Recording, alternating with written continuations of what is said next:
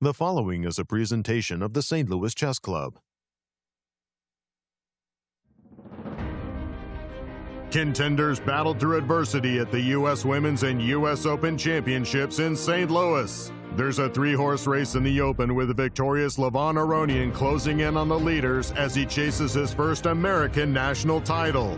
Queen Alice has a nice ring to it, and her first reign seems inevitable, increasing her lead with another win. The rest days are over and players are locked in for the final stretch. Day 9 of action-packed chess. Coming up next.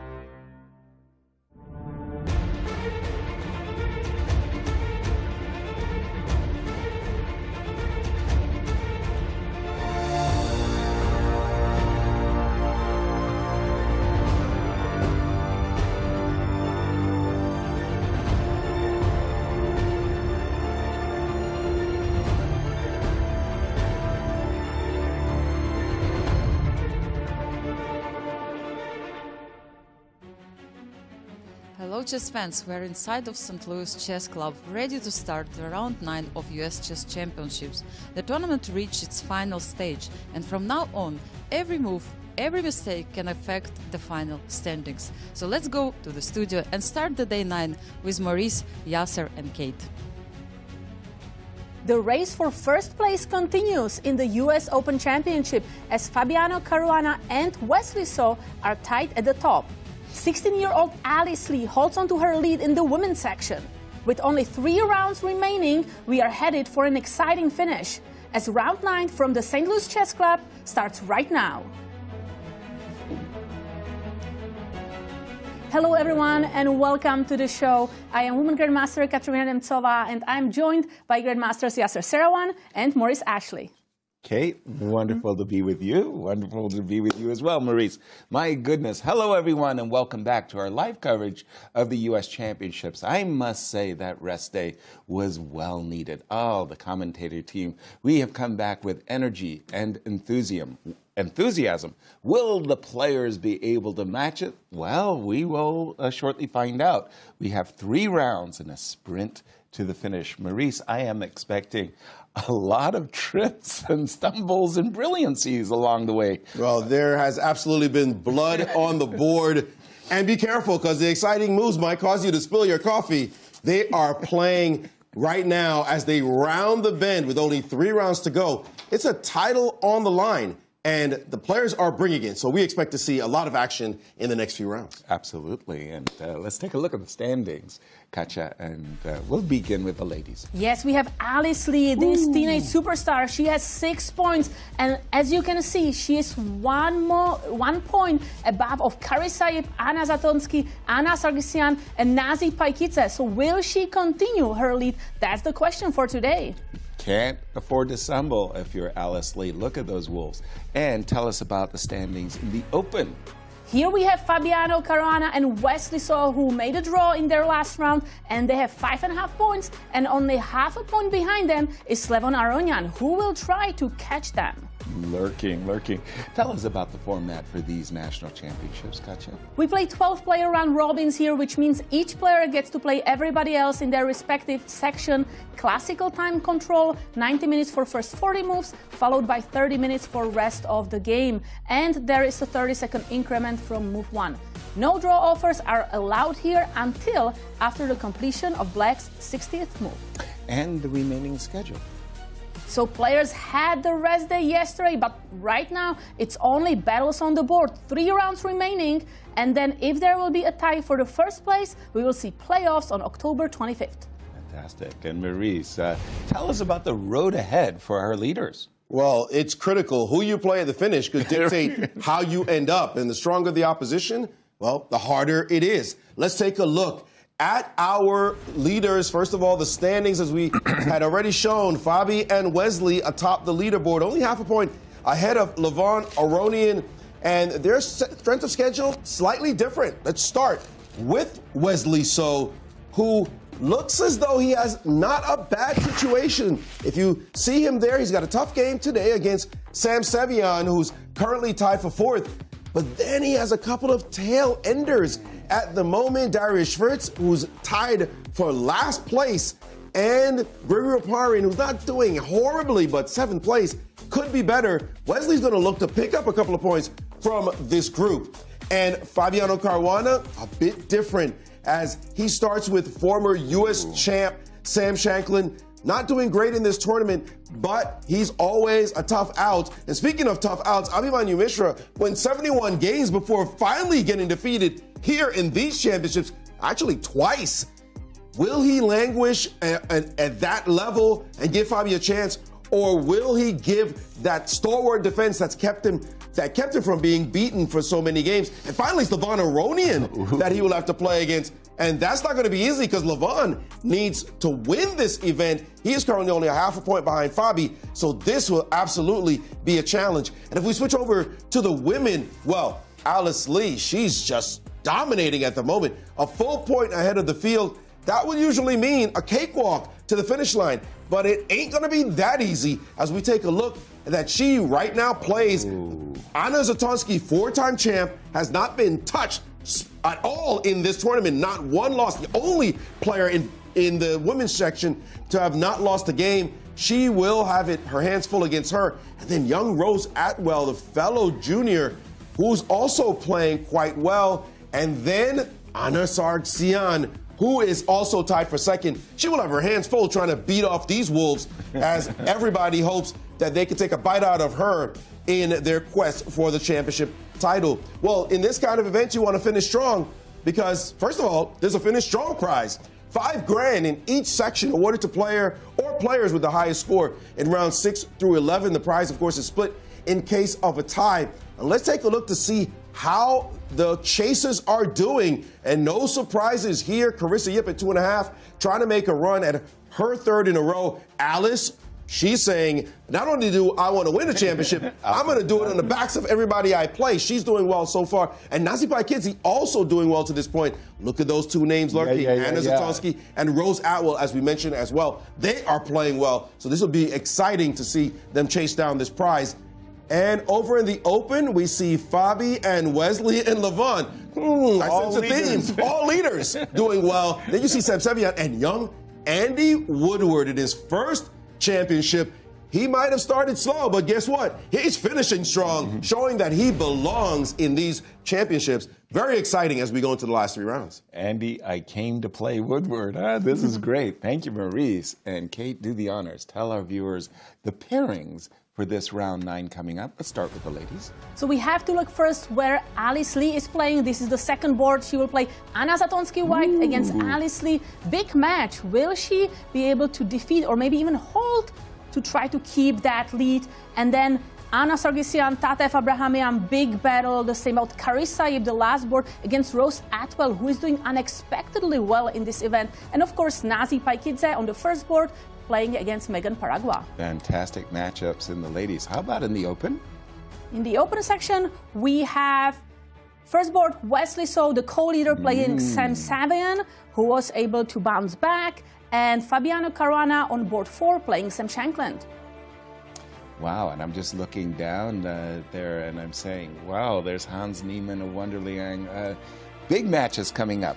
And they're fighting hard for the national title, but also for big prize money. Yeah, this is a big tournament, the most prestigious tournament in the United States. And in the ladies section, total prize fund of $152,000. First place earning $35,000, second place $30,000, third place $20,000. All players receive prize money. 12th place $4,000, and there is a winner's bonus.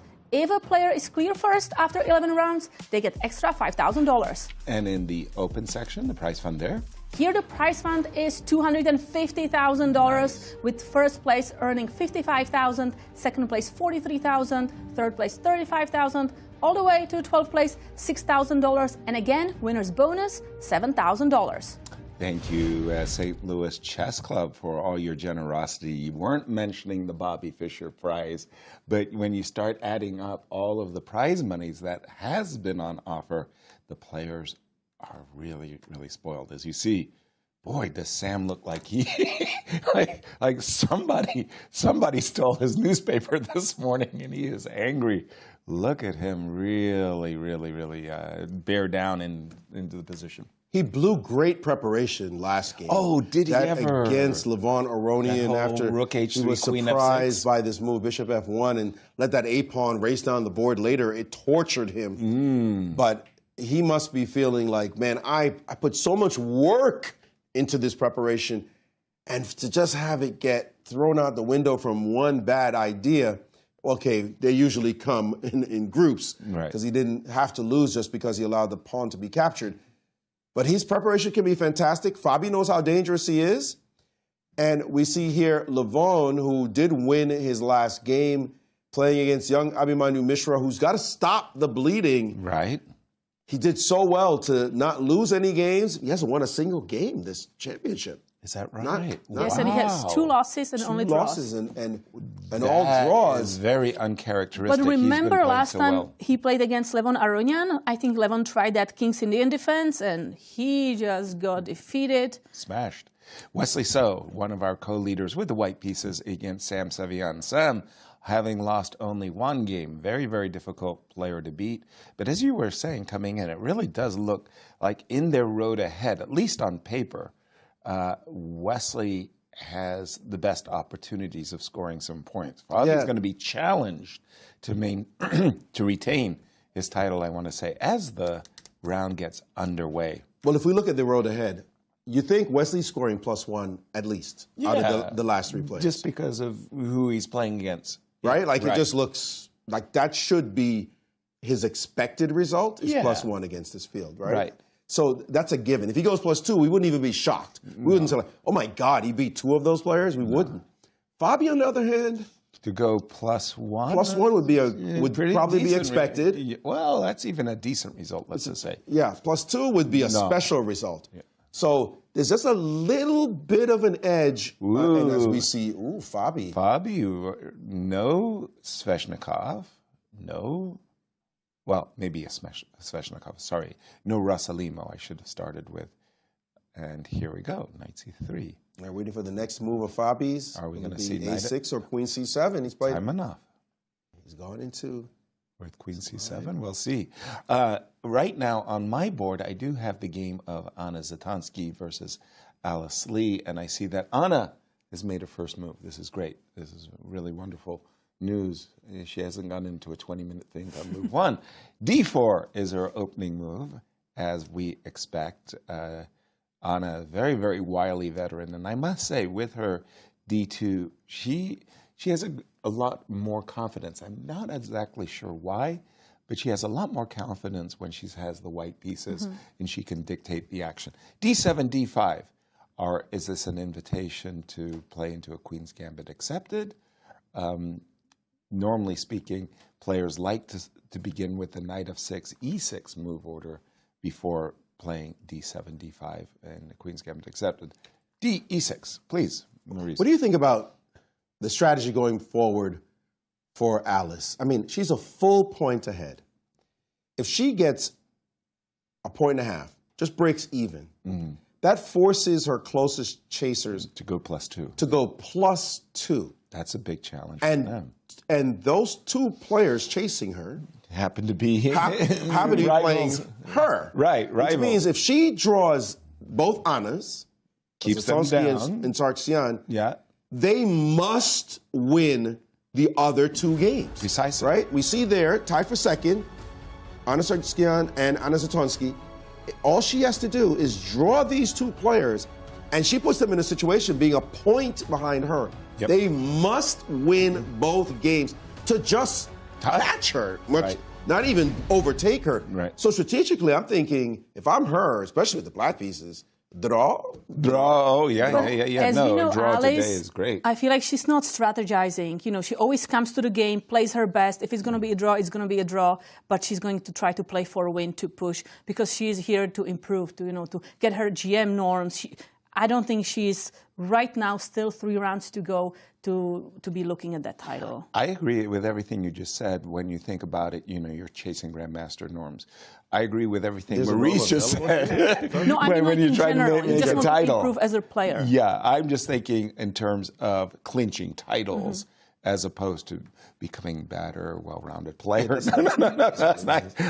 Just give me my title, please. We can do that next tournament. Next tournament, I'll improve. But I'm thinking in terms of titles. If Anna is in a must-win game today. Mm-hmm. If she does not stop Alice today, and I thought we might see Queen's Gambit accepted, but then the unusual bit is the inclusion of the move e7, e6. Let me just go back for a moment. If you play takes exactly at this moment, and we play e2, e3, we can transpose right back into a regular Queen's Gambit accepted with a pawn on e6. Mm-hmm. Conversely, if you take, and I play the move e2, e4, considered by many as the only equalizing move, other players have played knight f6, is the move e7, e5. Mm-hmm. So when you've committed the pawn to e6, you are costing yourself the ability in this position to play e5. Like that's just off the table now. So e2, e4 by Anna asks, well, what exactly are you going to play? Are you going to play c5? Are you going to be playing the a6 variation? So Anna's going to go into a think, I'm sure, because I don't think she expected to have this opportunity of e4. And make this point because Alice played the move, takes on c4, and got up immediately. Because she knew she was surprising her opponent. Exactly. Yeah. And she wants, more than anything, you want to get Anna Zatonski into a long think. So Anna could be sitting here for the next 20 minutes trying to figure out what the youngster has prepared. Through the database. I mean, look at her. She's all the way over there now. There you see Alice away from the board. I got this. She's like, there's no need for me to sit there. Might as well go take a stroll, check out other boards of interest. Because my opponent traditionally will sit here for a long time. We'd actually be surprised if Anna, we're only on move 4? Yeah. And we'd be surprised if Anna spent less than 10 minutes, 15 minutes to make her next move. Exactly. And I just checking my database. In case of the move e4, like by far the favored response is a c5. Now, I played the Queen's Gambit accepted literally my whole career, and I did not like this position as black. I just thought, and there was one game in particular, Tigran Petrosian won a game as as white, which was so absolutely overwhelmingly convincing. I thought to myself, no. Well, look at this. I don't want to play this. The most aggressive move, as you mentioned, coming actually quickly. Oh, whoa, didn't expect that. On the board. Quickly. So Anna's saying, I don't know what you prepped, but I know some old school Tigran Petrosian stuff. Right. You're going to have to be ready for it. Exactly. E2, E4. I did expect that move. I just didn't expect it quickly. And look. C6? No. Yeah, I was about to say C6 makes no sense. But C5 on the board. And we will expect Anna to proceed accordingly with the move D5. And again, just consulting, I'm just going to play the most common opening sequence according to popularity. E takes D5. Queen takes D5 has been played. E takes D5 has been played, but everybody loves outpost. Knight takes D5. According to my database, Knight E7 is considered most popular. Bishop takes C4. Knight takes D5. And again, if I've got it right, the Tigran Petrosian game I'm citing is Queen takes D5. Bishop takes D5 is by far the most popular move. Bishop E7, and let's say Knight F3. Am I getting this right? Yeah, sir. The percentages say that white wins this 46% of the time, black only 12%? That's right, because it's just, I don't think it's a very attractive game. When you talk about 3-result games, right? And, I've got my trumps. So you're happy about your trumps, I'm happy about my trumps. So I will reveal that, to my way of thinking, white's trumps are absolutely clear, immediate, and obvious. This is a really beautiful bishop in the middle of the board, and you're trying to neutralize it with the move bishop e6, which, well, first of all, blunders a pawn. Second of all, if you force me to take, I'll get a pretty nice pawn structure. Yeah, you destroy the pawn structure on the king side. I've got a majority in the center king side. You've got a majority center on the queen side, but I'm seeing bishop e3, rook c1, and I got a lot of happy moves. What do you got? Excuse me, Alice is not playing this line to make her opponent happy. Let's be clear. She did not whip out these moves to say, yes, you're just going to have a nice 42-12 edge on me. Right. She's got something prepared and waiting for her opponent. I'm going to be very curious to see how she handles this position, because there's just no way she's walking into an inferior position as fast as she's playing with this much on the line. I'm sure she is prepared knight a6 and playing to challenge this bishop. Now, the idea, the move queen e2, is to meet the move knight f6 with a bishop retreat and keep the pawn on e4 protected. So I'm expecting something like this, and maybe Alice has got some souped-up engine that is telling her, don't worry about this ending. We see d5 on the board. We'll find out very quickly, was she prepared for this move or not? Does she feel the need to play instantly against what is just standard fare, grabbing space with d5? Right. She couldn't have played c5 and thought, d5? What? No. She's ready. And here it comes. No, knight no f6. Capture. Here, something's afoot. She is trying to remember. What was that preparation? It does look like she's trying to remember, but then the funny part is that she's the one who initiated this with d5 takes e4. Why would she be trying to remember? And again, I want to consult my database, because while in this game, in this database, we have 183 games from this position. By far, 107 of those 183 games, black has captured on d5. Only in 67 of them has black played the move knight f6. Bishop takes c4 has been the automatic go-to. E takes d5, again, in this case, 240 games captured. The position's kind of transposing. Yes, exactly. It does look like it's just a way of transposing. All right, we're going to keep an eye on this one. Intriguing. Let's go to the open section, because it feels like Sam Shankland prepared something new against Fabiano Caruana. All right, let's do it. So we're going to go switch. Ooh, even. I got the wrong position on the board. You got yesterday's position. Yeah, I'm just working, the angles here. Going down. Sam Shankland, you say. I'm off to Sam Shankland. Whoa. Okay. This is kind of, for me, this is really, really extraordinary. And it goes to show what a great difference modern chess players have over, say, the Bobby Fishers of the world, the different generations. When you were black in my time and you specialized in a defense, doesn't matter. You specialized in the dragon variation. Tony Miles would play the dragon variation like a religion. That was what your specialty was. And very, very few players had two specialties. Mm-hmm. A dragon of French, you're asking a lot. A dragon French and Petrov, okay, you're a rare bird. You're elite. Fabi is all over the map. I mean, he can play Rossalimo. Petrov. Sveshnikov, Petrov, Berlin. I mean, what doesn't this guy do? And now, today, he's trying to surprise Sam Shankland with a Taimanov variation with Queen C7. Again, we could talk about Mark Taimanov. I mean, this bears his name. I mean, he specialized in this. He had a career at the Soviet championships playing his variation, Queen C7. And a short castle is the main move here, right? Instead of Queen E2. Yep, this is by far the main move. You just castle short side and then you develop. But Queen E2, I'm not that familiar with this move. I'm seeing that it's not a novelty. It's not a novelty. No, but in this position, we have about 3,500 games, and the castle was played 3,100 times.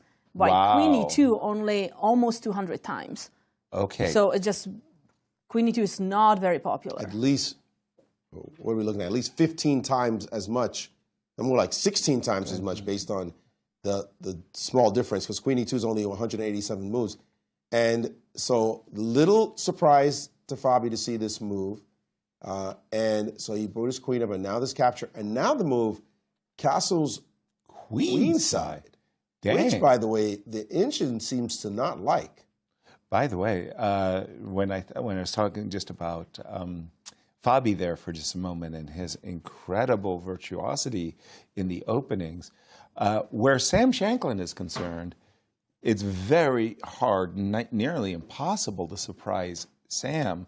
So Sam has his answers to this, and his answer to this line of the time on-off appears to be Queen E2 and Castle's Long, which to my eyes, Maurice, begs a question. Can I win a pawn? B4. But there are some ideas with knight d5, right?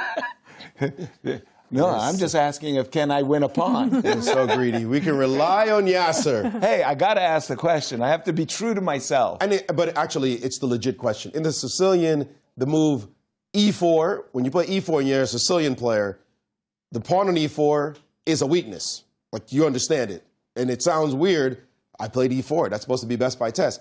But a Sicilian player will say, you play the open Sicilian, the pawn on E4 is a potential weakness. And it happens again and again in just about every single Sicilian, unless you play the move F3, just to say, okay, I got it. I'm not going to let this pawn be a weakness. Even Bent Larson himself said, I don't understand how you play the open Sicilian because you just weaken your e-pawn. Right. And so that is always a salient question, as you mentioned, Yas. What is happening here? Are you giving me a pawn?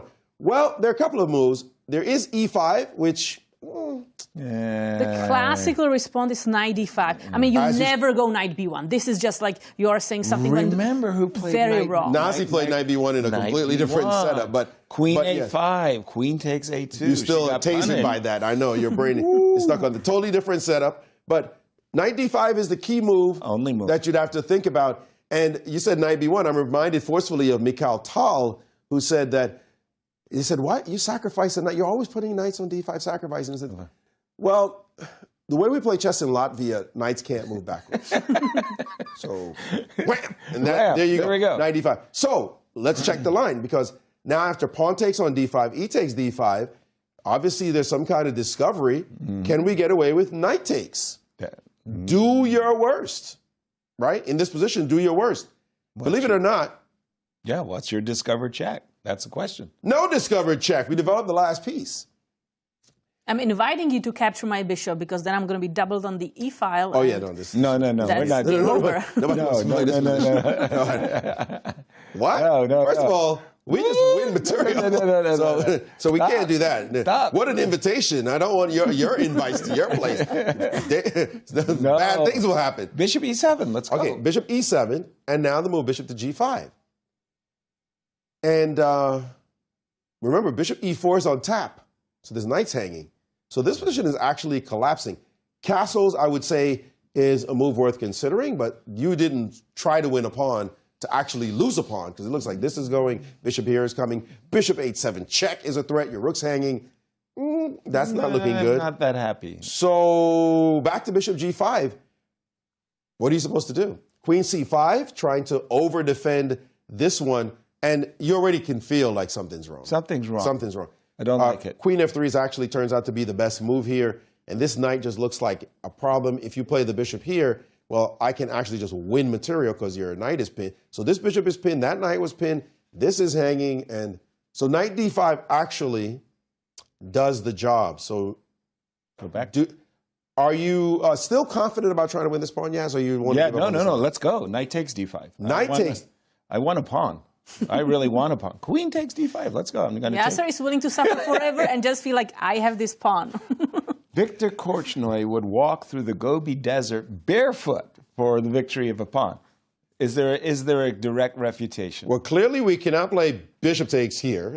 Please open your king. What? Look at the bar. The bar went to Antarctica. Like, whoop. Queen A2 is a simple one, but also bishop A6 completely refutes. No. You can't win the pawn back. No, we're not going to do it like that. No. No. So we're going to start by just playing chess. bishop to c4. Now, what do we have as white? We've got nice castle king. Yep. No argument. We've got connected rooks. No argument. We've got there. both bishops developed. We've got the queen developed. Yep. What do you got? But you got a pawn. Congratulations. Yasser, do you want to take another one on g2? No, that one I'm not interested in. Okay, so this position is not easy for black. Now I'm going to start playing top moves. This move can be met by this. Now, you want to play d5? No, I don't want to open up the center. No, you don't, because we're sacking as soon as you do. No, this is not happening. Now it's going to be bad. This is not what we bargained for. So now you're going to have to move your rook. Could I have gone back to, say, c6 after the move bishop c4? Or maybe even, c6, let's just say. Yeah, certainly you could. And I see the engine really likes white's position. Well, because there's a crushing move here. Not bishop d5. Please don't tell me it's bishop d5. Okay, I won't tell you. I mean, we need to open the e-file because the other rook is going to get I'll there. just show you. Conversation, you and I. Forget about Maurice. Yeah, no. Bishop d, I saw it coming. Oh, yeah. Bing, bing, bing, bing, bing. I mean, tricks like this start to erupt immediately, of course. Now this check. And this is actually I have to go queen e6. Only move. And rook e1? I love how the engine gives rook d-e1 over rook h-e1. What is that? No, rook h1 is a natural move. Of course Who it doesn't? is. It's insisting don't play this one. Don't play this one. Or in Like you get to play rook takes on d5 too. Like what are you doing? This looks marvelous for white. It's better, definitely better for white. Marvelous. Do you still want to win your pawn or not? Not anymore. I've been cured. Oh, wow, that's a big progress. But look at the road ahead for Fabi. If he gets past Sam, then he's going to play Abhimanyu, who is not having a great tournament. In the 11th and he's place. going to have white pieces against him.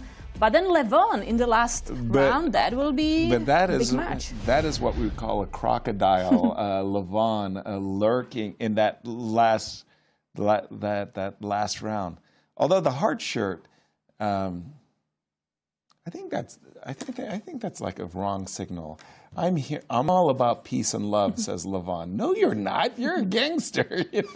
What the heck? So, b4, bad move. What should Fabi play after this castles by Sam Shankland?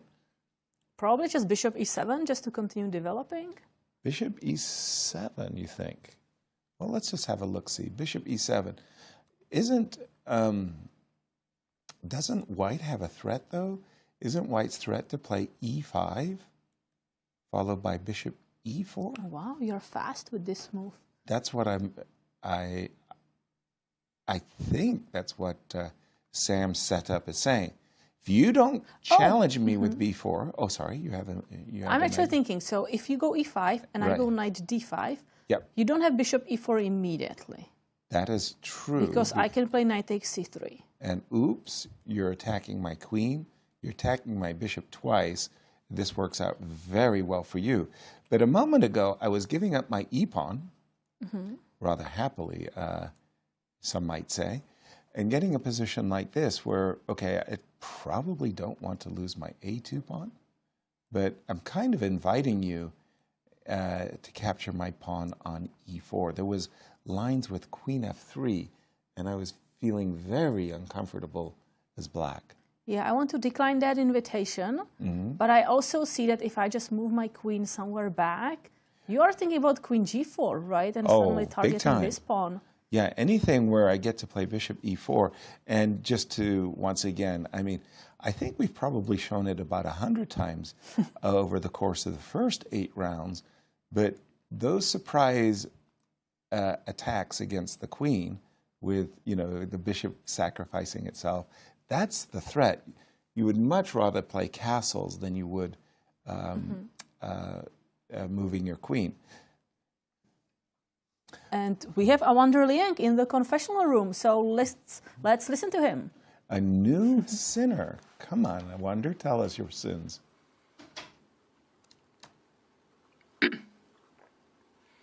He's reading the menu of what to say and what not to ask himself. Well, all right. So the arbiter Chris Bird let me know a couple of days ago that users of the confessional booth have never lost a game. So I'm looking to break that streak. Yeah, Yeah, I woke up today. I played 2 hours of video games. I'm getting really into GeoGuessr. And so I have no idea what I'm doing. This is the first time I played the Berlin endgame. Never analyzed it. Never even looked at it in my life. No one even plays it anymore, except for Hans, I guess. So, yeah, hopefully I'll lose fast and then run it back for another 8 hours of GeoGuessr. And hopefully that'll just be my plan for the next 4 days. It's a good time here. The training of a true professional GeoGuessr, for those of you not familiar with the game, the idea is you get tossed into the middle of nowhere, and then through various signs, the topography, the soil and stuff, you get to guess if you're in North America. You can walk around literally. Yeah, and you can see whether you might be, if you see a sign in French. I got introduced to this game, by Eric Rosen, and he's so accurate. He was like, oh yeah, this is probably Bulgaria. No, this is like South America. And I'm like, you see a street and a shop, and that's it. And yeah, these guys are like world travelers. Get out of here. By the way, we do have a move by Fabi, and I just wanted to catch us up. So no b5, b4, and we didn't spend that much time looking at it, but there's no question it's dangerous for black to go pawn hunting. Instead, Fabi said, look, I have development in the opening. Bishop b7, isn't this marvelous? I'm on this diagonal. And I'm just being told that this is a novelty, Bishop b7. Why? Because if you didn't play Bishop b7, I'm thinking the move e4, e5 is really scary. And so I can imagine previous players playing a move like d7, d6, arguably even queen to c7. But Bishop b7 kind of throws down a challenge. But I understand the idea as we are saying that, I was trying to play before this move Bishop e7, right? Right. But this bishop is then weakening or no longer defending this square, so the queen maybe in the future can go there. So maybe Fabi is thinking like, you know what, I'm going to keep this here. It's doing a good job. I will try not to really open the e-file, but I will just go Bishop b7 and maybe even Rook c8. And just finish the development on the queen side. Novelty or not, Sam Shankland had his answer ready. He just played King b1 like, yeah, I got this position at home. This isn't the critical position. Let's hurry up and get to what I think is the critical position. King b1. And now, by the way, the funny part about the move b5, b4, he just took away his square b1. So if you were thinking about the move knight b1, you no longer can, and he will play the move knight d5. So the inclusion of bishop b7 and king b1, and again, Fabi is sitting here saying, okay, should I treat e5 seriously, or should I play your move bishop e7? And Maurice, let's toss it to you and get the oracle's insight. Yeah, just looking at this line, I've got to say I'm a bit confused as to what's going on, because actually king b1 does have a flaw. The flaw is that this black king is actually able to castle queenside at some point. So now at b4, knight d5 simply doesn't work. It's a piece. Give me this and give me this. You have no real discovery in this position. And your quiet little rook e1 move, remember we played that before? When the bishop was on c8. The bishop was on c8 a second ago. We could just castle. We could also play the move, believe it or not, this ridiculous move, I didn't want to suggest it, was the move queen to e6. Also playable. But castles is a piece, like you say. But castles is a major question. Well, what did you sacrifice for? Well, bishop takes a6. You can, and then they move. And bishop b5. And bishop to b5 allows queen back. And we move back. And now... And I don't have bishop f4 or queen I c4. have seen Sicillian, open Sicilian players as black suffer much more worse consequences. Much worse. Than this. I mean, yeah, the black king is... Okay. It's only one pawn. Let me try rook d4, because I want to go rook c4 and I want to play bishop f4. Absolutely. Two of my goals in this position. Bishop c5, rook c4, d6. Remember, the pawn wasn't on d5 or d4. And now, the extra piece is starting to feel, Knight is waiting. you know, Someday.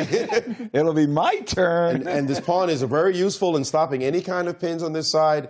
You have no easy breaks. You're This just is lost. good for black. This Okay. is just good for black. So now He must be thinking e5. he has to play e5. So from So- the current position, You play king b1. If b4, B4. let's go back. b4, you have to play this position. And now takes, takes. and takes. Okay. Now, first, Yander is bishop to d4.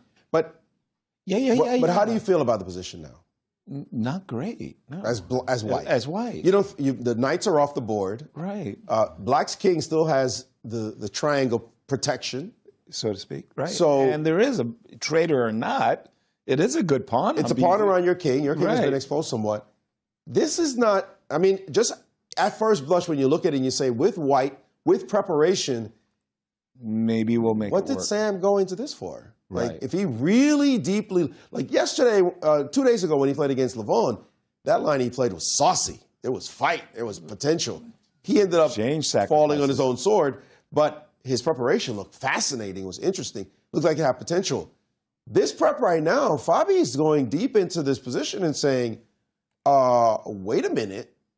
Fabi is saying, that's not my first move. Yeah, what is this accurate? Am I missing something? Can I just equalize? And the thing about players at this level, they don't say, let me just completely duck the preparation.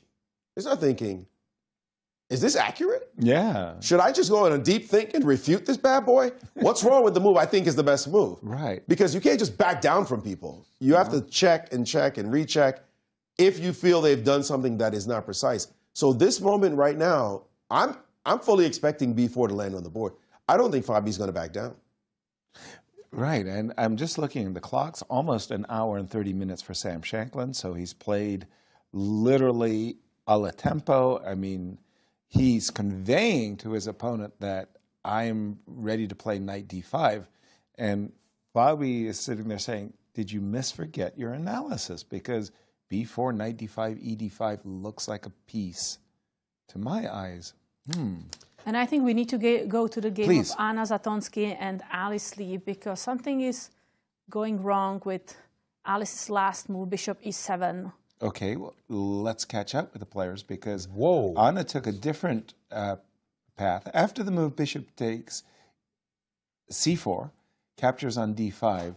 Again, influenced by Tigran Petrosian, I didn't like knight takes d5 when I am black.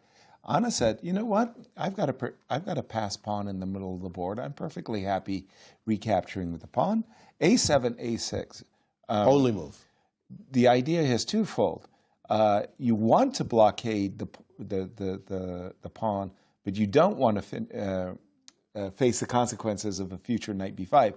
But you also would love to play the move a7, a6, and b7, b5 to drive the bishop away.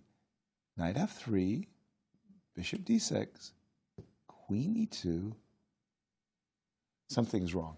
Yeah, I mean, you You're go right. to d6 and then you retreat back. I thought maybe queen e7, that was the plan. No, this... Queen e7 was clearly necessary. Forced. I mean, yeah, I don't know exactly what Alice was, well, afraid is a strong word, but you're right. You've played the move bishop d6. Now you're saying, I'm going to play bishop e7. Sorry, but this has one of those moments where I look at my opponent and I go, wait a minute, you've erred very, very badly. I should be able to kill you now.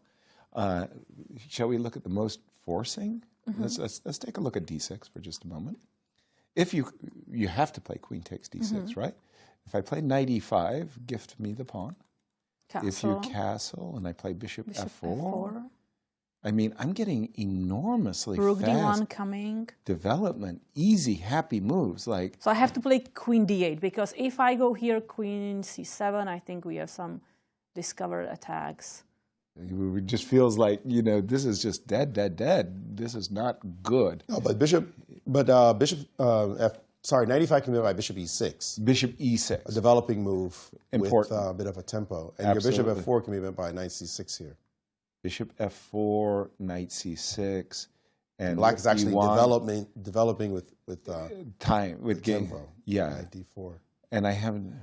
No, but actually, Yeah, but this is actually, so just a second, just remind everybody why this game is so critical to our standings, because it's first and second are Exactly. matching up. Alice Lee, she's clear first with 6 points, but Anna Zatonsky tied for the second place, 1 point behind Alice Lee. So she wants to tie that. Of course, Maurice, jump in. Yes, I'm going to tell you right now, I'm stunned by the preparation or mispreparation by Alice Lee in this moment. Let's go back to the opening moves after knight to c3. You played e6, as you mentioned, Yas. You committed the move e6, so you decided e5 is off the agenda after knight c3, taking on c4. You're going into a queen's gambit accepted without the ability to play the move e5. Right. You insisted. That's what's going to happen. So after e4, now you start challenging the center right away. White hasn't done anything. White just pushing, developing normal. So White says, a break? Yeah, of course, this is a normal break. I don't give you the break. Like, I'm just not going to let you open up the position. Let me get a passed pawn. So now you play knight f6, and White develops a piece. It's very natural. You take, I take. I have a great passed pawn. By the way, knight takes is the standard or most popular move in this position. right. But nothing wrong with e takes d5 as well. So White's playing normal moves, got some space. It's all good. It's all good. Now, it's your turn to play chess. You got to be careful, as you mentioned, bishop d6 is not a good move here because queen e2 check, and suddenly you do have a problem because this move can suddenly be met by knight b5. Right. And what did you do to yourself? Right, you're in trouble. You're in trouble. There's a trade here. There's a knight takes d6 threat. There's a knight c7 problem. So that could not be done. So now you have to be careful as black to start playing some accurate moves. a6 play, knight f3, bishop d6, also a great move. Or key move, only move. You got to stay in the game. Now this check tests you.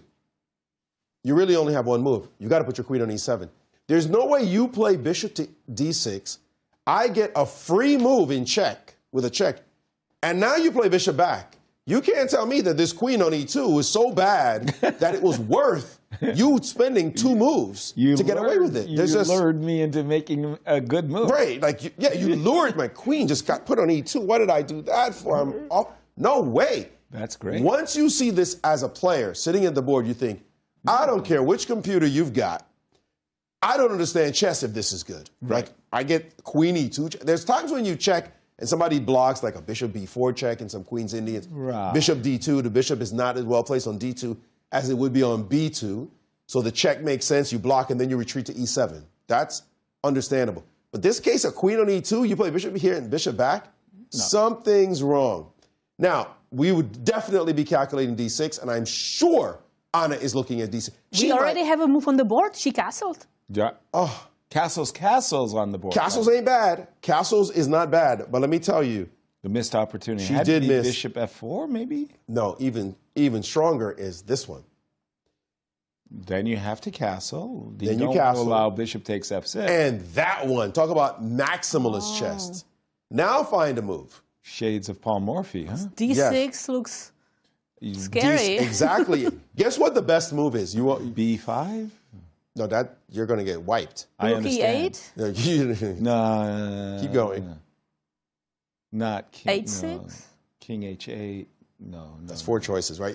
You guys don't want to play the move. No. That the engine's insisting is the best Bishop move. D6. Bishop back to D6 to stop D6. No way you play this line so that you can play this position. No way. This is ridiculous. That's The ridiculous. reason why, as you look at this position here after castles, you can't play B5 because this move is coming. And it's coming with force. Now when you take, thank you. Rook Play takes chess. D6. I mean, your position just absolutely collapses. This is move. Horrifying. This would have been move 13. She would have been facing down the barrel of a gun in this lost line. in a dozen moves. Amazing. Terrible position. Bishop G5, and it's very natural. I Bishop must say. G5 castles, and I wanna castle the play other way and D6. say I'm threatening D6. What do you do? Right. This is just. Oh my goodness. I think this when people play moves like Bishop E7, you've got to go into punish mode. Like this is right. Like Can't be. it can't be right. Like you cannot play chess like this. I got to give away my GM card. You're getting away with this? And yeah, but she castled, which is obviously a good move. A good move, not as much as it could have been. And castle, so she's going to try to work her over here. By the way, after Rook E1, guess what the #1 move is again? Bishop D6. I learned my lesson. I'm putting my bishop on D6, and I'm keeping it there with both hands. Wow, Maurice, Alice Lee does not look like a tournament leader playing a solid game. She looks nervous, and she did something. She messed up her prep. She sure did. And the game she lost in round 1, she also looked very shaky. At Bishop D8, Bishop C7. Right, something was in wrong the opening, there. and she got off the board. So looking shaky with the black pieces a second time. But will she be able to hold? Because I think Anna just moved a little bit too quickly, assuming she had a good game. I mean, she does.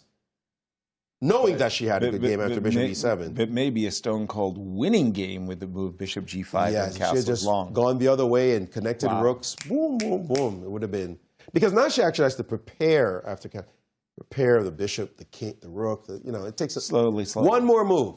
You had to go down the punishment line first. Even Bishop F4. I'm curious, when you said Bishop F4, right? I was curious about this particular move. Bishop F4 castles.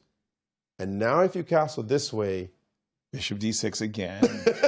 I mean, there's nothing else There's to nothing do. else to do. You challenge the bishop on this square. Right. So that's why you want to put the bishop on G5, castle, prepare D6, and ching chong ching.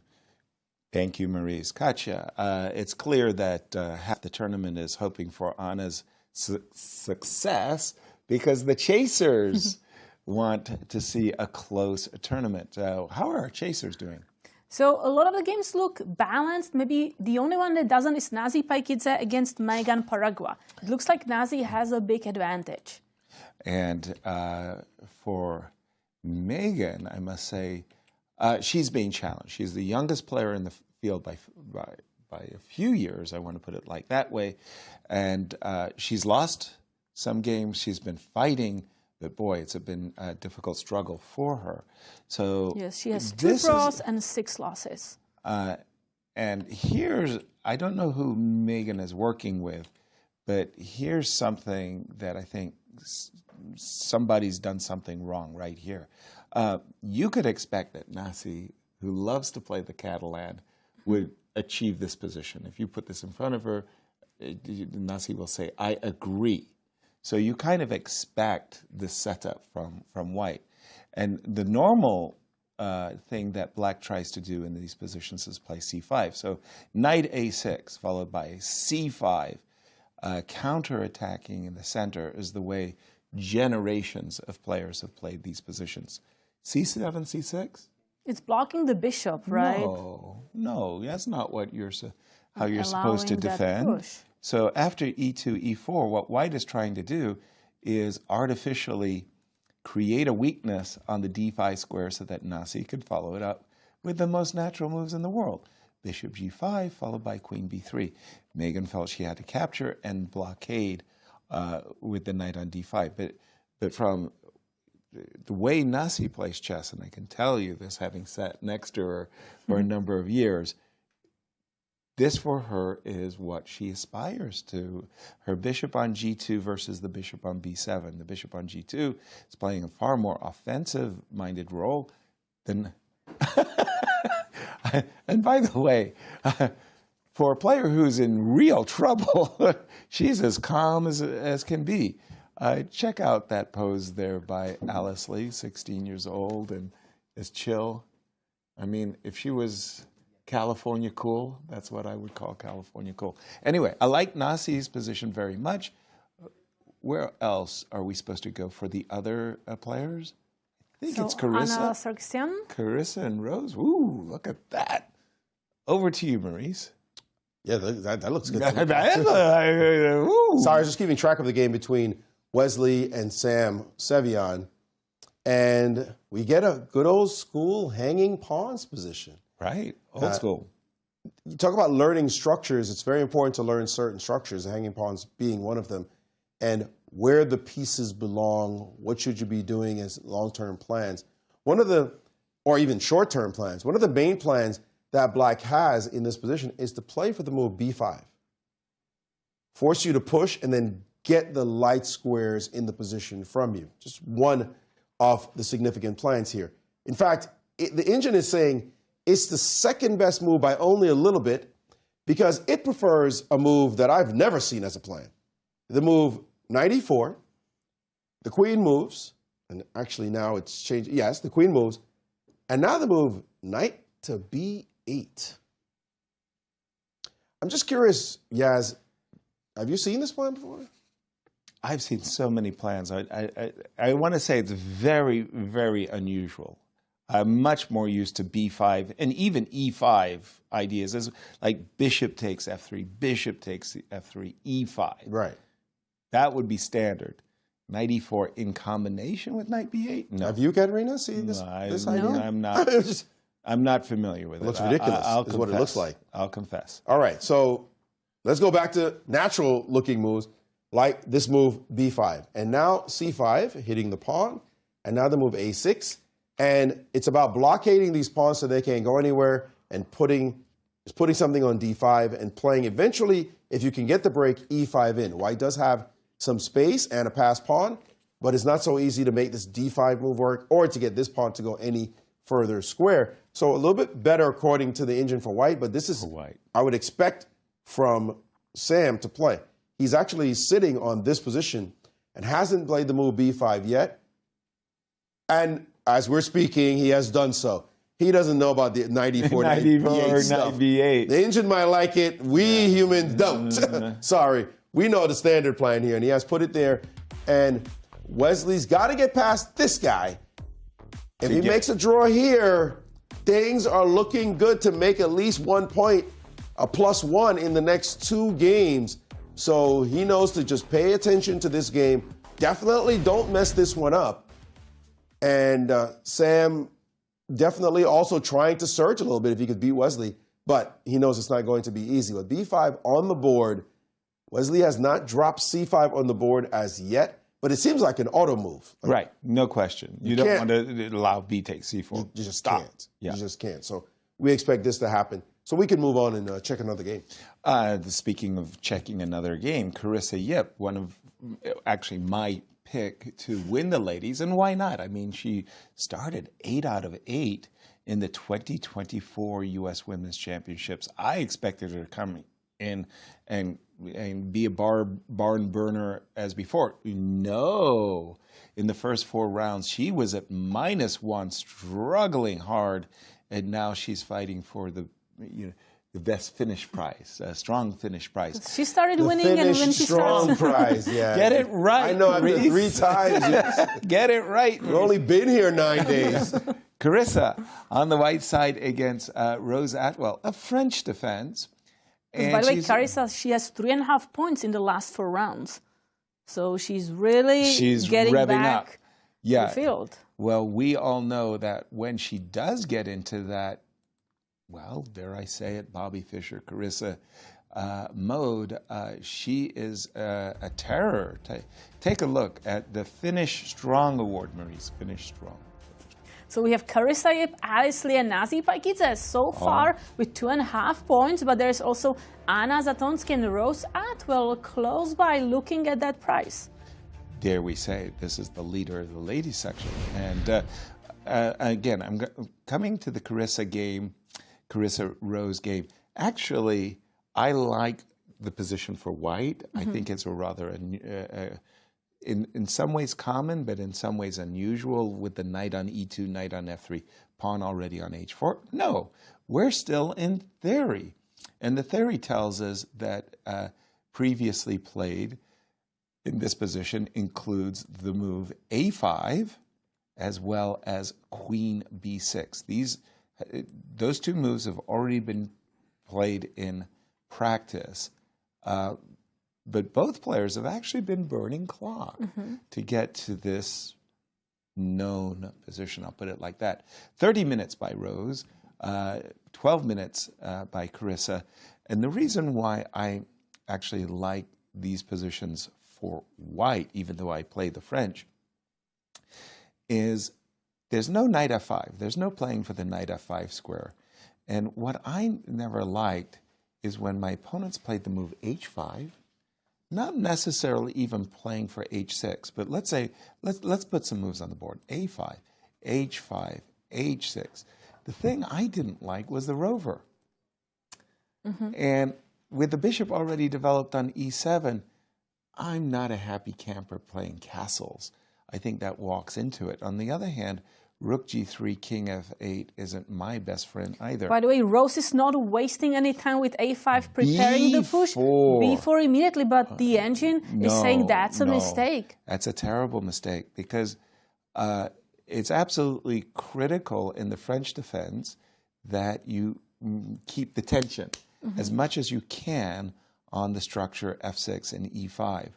So the move b4, a, b, a, c, take on b4, take on b4, you take away the pressure on the d4 and e5 pawns, and that just gives Carissa a free hand on the king side to go knight f4, knight h5, h5, h6. I don't like this move at all. Do you think Rose is considering after a takes b4 to capture on d4? How do you like that No, move? I don't. I think that there's going to be a very, very horrible reckoning, like a tactical reckoning here, that something is going to go especially wrong for Rose. I've got some ideas of bishop b5 check and knight c6 planned. You can't play f6, right? Bishop here. I'm not 100% sure where this is going, but I have enough experience to know, like, this is not what I wanted to do. So I think Rose's idea was, in her mind's eye, she wasn't unhappy because she was thinking, oh, look what I've done. Aren't I clever? I will bring my knight to c4, and there'll be no b3, to stop me. So that was what's on her mind. But I think that positional nicety gives white too free a hand. And I'm just looking at the cameras there. I'm looking at Carissa. Carissa's thinking, what did Maurice just say about my Grandmaster card? If this position isn't good for white, give me, I lose my Grandmaster card. Did you see a refutation or not to this? I don't see a refutation, it looks terrible, but it doesn't feel like black is okay here. No. I agree with you. It feels like there are a lot of open diagonals. The knight is not strong in the center. It can be kicked away. And just because you've put your bishop on e7 already, I mean, this might not be the end of the world if the bishop was on f8. With the bishop on e7, you're literally obliged to either play bishop d6 or bishop f6. And again, I just feel like white is the one. Oh, is there some line with queen h5? Oh, so you think like starting with bishop b5 check? Right. Bishop d7 only move, because if you lose your castling rights, no, that's... Forget about it? That's over? Yeah, I was just... I had some vision, maybe it's just wrong, like this, in mind.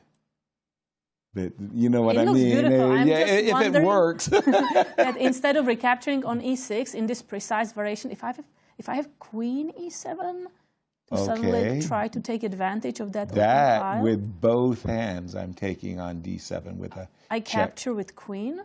Oh, then I move. So I'm very happy. Now I just want a pawn, and that's all I asked. Okay.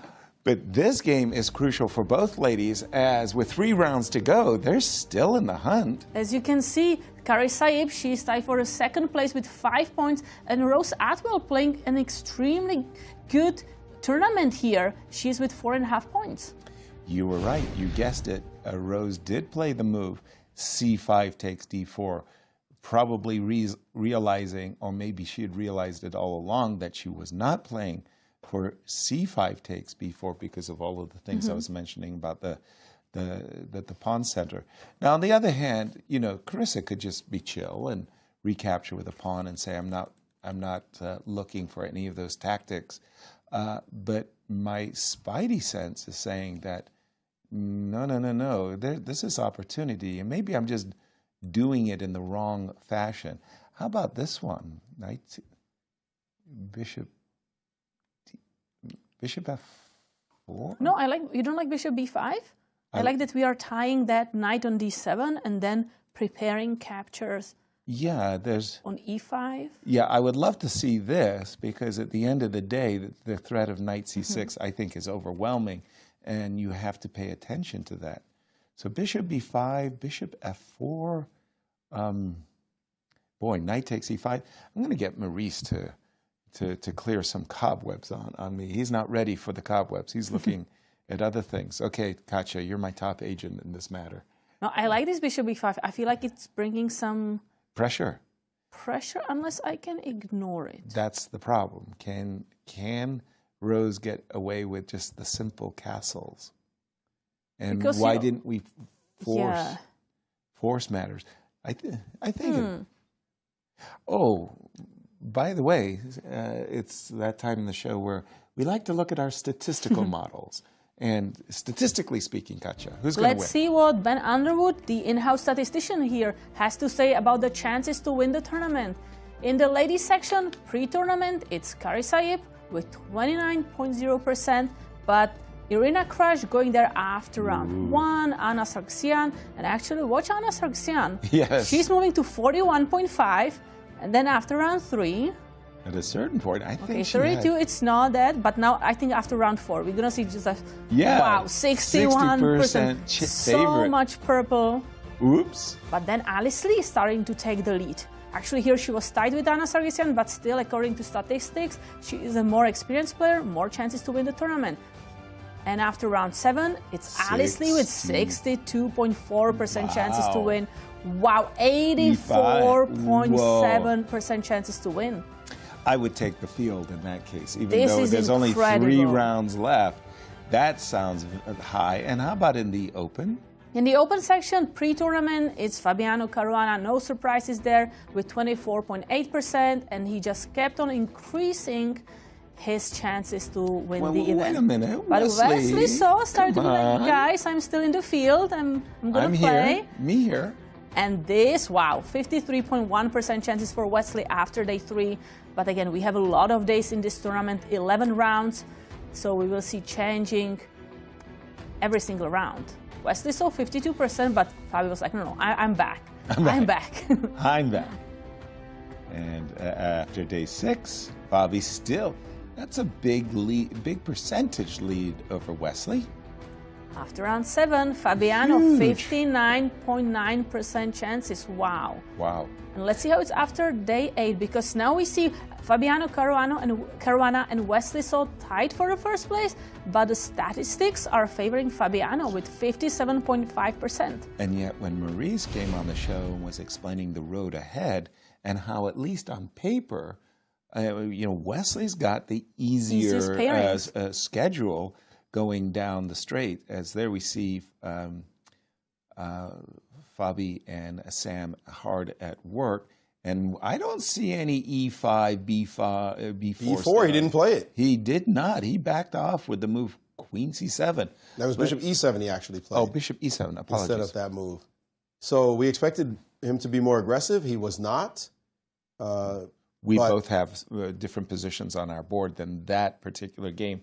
So go ahead, Maurice, if you don't mind, and just finish your thought about Atusa and Arena. This is a game I just want to show you something dramatic happened in this Kevin setup. And right here, Irina showed her class, her knowledge in this position, because G6 played bishop to D3. Obviously, let's just first make a point. You don't want to take this pawn. Good not point. Even Yasser wants to take that pawn. No, this is not. No, that would be punished. Put it on the board. Okay, so G6. Now the pawn, you do want to take that pawn. So bishop D3 defended, and now the move, knight to H5. Okay. Now there are other moves. You can play A5 and going for B4, typical stuff. Right. That B4 move we saw in Fabi's game. It's Sicillian. The E pawn is weak. Ben Larson said the e-pawn's weak. Other things can happen when your e-pawn's weak. We said move F3 can hold that pawn together. Yeah, that's English attack territory and stuff. But this position features something very specific. And here, the move Queen F2 played. Now, Queen E3 might have been a little bit more accurate to give the rook a chance to capture here as well. But guess what landed on the board? Bam! Knight takes on F4. Now, you might say, well, start counting. I'm glad for your tactic. I win a pawn. But, okay, I'll give it to you. What's the big deal? What if I start taking and taking? Do you trap my queen or something special? Is there a trick? Well, oddly enough, the agent says, there is no trick. It's just the bishop that's going to land on D6 is going to be super powerful. And I got to tell you, I got to agree. This bishop is a monster.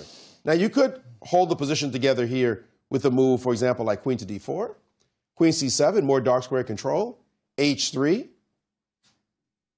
Really accentuate. If you play this move, G3, there's potential target, and this bishop is also a monster. So all we have for black is compensation. There's no pawn you're winning back. It's not coming anytime soon. White is up a pawn. It's this one, which is kind of weak long-term. And there's potential that a rook is going to land on D8, so I can play it actually right now. Your queen's going to leave, most likely. Let's just play a random queen move. And now this queen could shift diagonals. And my move was really random because it moved queen E5 and its mate. And now you start to feel, where is white going? This pawn's going nowhere. But black has clear dark square domination. And the two bishops will show their teeth in a position like this one. Usually, Irina doesn't make these kinds of industrious pawn sacrifices solely for compensation. It's a theme that she has seen, no doubt, and she understands. I have comp. How are you going to handle the position? Captures on E5 is not forced. After the move E5, she could move the queen somewhere. Let's hide it. And now takes, and play this position. And now it's a very different type of position. This bishop has still got potential, but right now it's being curtailed behind the pawn structure. But still, it's the dark squares. You can just look at white's position and say, dark square, what dark squares? Don't let this be here. That change would be dramatic for the structure. So this is a sharp position, a very instructive move. Knight takes F4. Thank you, Maurice. Just going to take a quick gander at Anastasiya's game versus Alice Lee. Such a crucial game to our standings before we take a break. And what did happen is both players castled, and Anna said, you know what? Rooks belong on open files. Let's make it as simple as we possibly can. Give me the bishop. If the bishop was to play itself to the square d6, and we've seen that bishop wasting a lot of tempi, well, Anna doesn't have to be asked twice. Her intention will be to pin the knight to the queen and quickly follow up with the move knight e4 with bishop takes f6 or even without the move bishop takes f6. And as we go on our break, it looks to me like Alice has some challenges ahead of herself. Very uncomfortable position for black. As she holds a 1-point lead with everything to play for. As we go on our break, let's check in with our friends at Q Boutique and see what you got for us for today. Any 5% discounts, friends and family? I don't know, but what we do have is a very beautiful wooden chessboard, which is signed by the entire field of the 2025 U.S. Championships. Again, this is America's most prestigious and strongest of these national championships. Get yourself a piece of history. All the signatures of the players. You can find out all about it at QBoutiqueSTL.com for all your chess shopping needs, or if you're in the Central West End, come in personally and take a look at our wares. As we go on break, are we asking ourselves a salient question? Yes, there's Stump the Commentators. And the question today is, how many unique U.S. champions have there been since the tournament format began in 1936? Okay, you can't just throw out an answer right now. You got to actually think. That's a lot of years. That's a lot of years. And the tournament wasn't held every single year. The World War changed that. That's something to think about. Could I get your pen, please, so I can start working on the answer? 1936. Okay. Jeez. Okay. It'll take all the 10 How many minutes. years we got? Entire break to figure this out. Exactly. And as we go to break, Yasser sat down with U.S. Chess Federation's Executive Director, Renee Bartlett, about her accomplishments. Enjoy, and we'll be right back.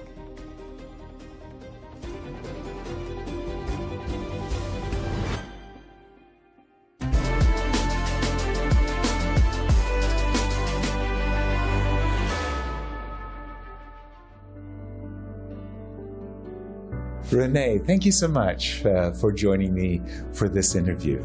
Thank you for having me. Now, as Executive Director, tell us your experience and what you have accomplished as the U.S. Chess Federation's Executive Director.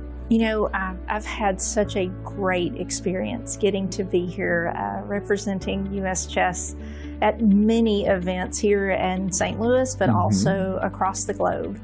And so it's been very rewarding to get to be an ambassador for chess. And now I'm having to transition out of the position. Right, because you are transitioning to become a mayor. That's right. Wow. And you're handing off your position to Frank. We were very fortunate to have someone who is so well known and so well respected as Frank Guadalupe to act as interim executive director, and we just made that announcement this week. I can't believe it. We're losing Renee, and they're bringing you back as the interim director of U.S. Chess. I owe so much to U.S. Chess. You know, I love U.S. Chess, and yeah, I will help you guys, or I will step in, I shall say. So I did, and I start officially on Monday until on or about 15 January for 3 months or so. Thank you so much for joining me and sharing your history. Good luck. Absolutely. With the challenges ahead. You're going to need it. You're absolutely right. Renee has done a great job, so it's going to be hard to replace her. Yeah. We wish her the best as mayor of our city. Yeah. There are many people, including me, to some extent, that will continue to make chess and U.S. chess better. So. Absolutely. Frank, thank you so much.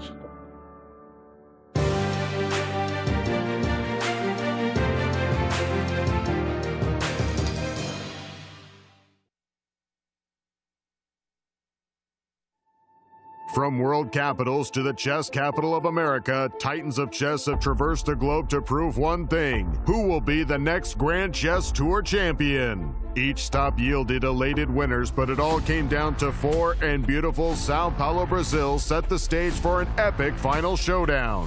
After a tense first match, Fabiano Caruana and Maxime Vachier-Lagrave emerged victorious, but with the title bout deadlocked after classical, it all came down to rapid and blitz. Once the dust settled after a stunning comeback, only one man was left standing, and Fabiano Caruana was crowned the 2025 Grand Chess Tour champion. Following a decade of impeccable events, the tour looks to the future and all of the excitement that will unfold on the 2026 Grand Chess Tour.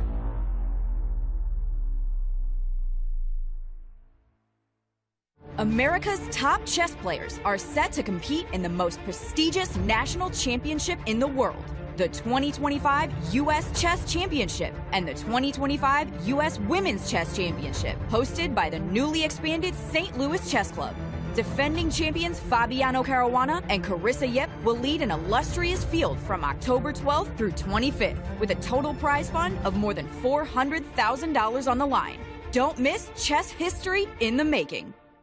Clutch Chess Champion Showdown is here, and four superstars take the stage. World number one, Magnus Carlsen, Hikaru Nakamura, Fabiano Caruana, and reigning world champion, Gukesh Damaraju. With more than $400,000 on the line, daily win bonuses, escalating point values, and the one-of-a-kind Champions Jackpot, every game could change everything. It all unfolds October 27th through 29th, live from the brand new playing halls of the St. Louis Chess Club. Don't miss a moment of chess history in the making. The matrix board, collinearity, the cross pin.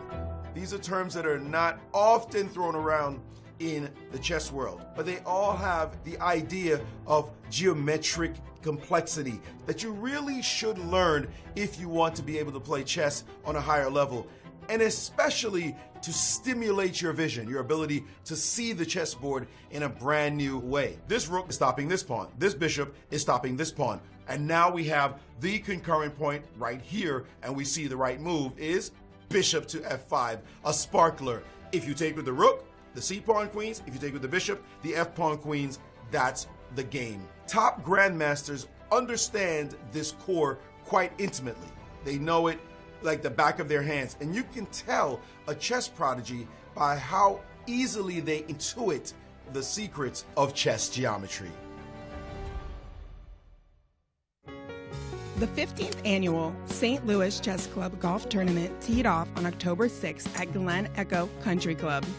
Over 100 golfers participated and helped to raise funds in this terrific event that united chess enthusiasts, community supporters, and golf lovers for a day of friendly competition on the green. To everyone that attended and helped support chess education and outreach programs, thank you for your generosity.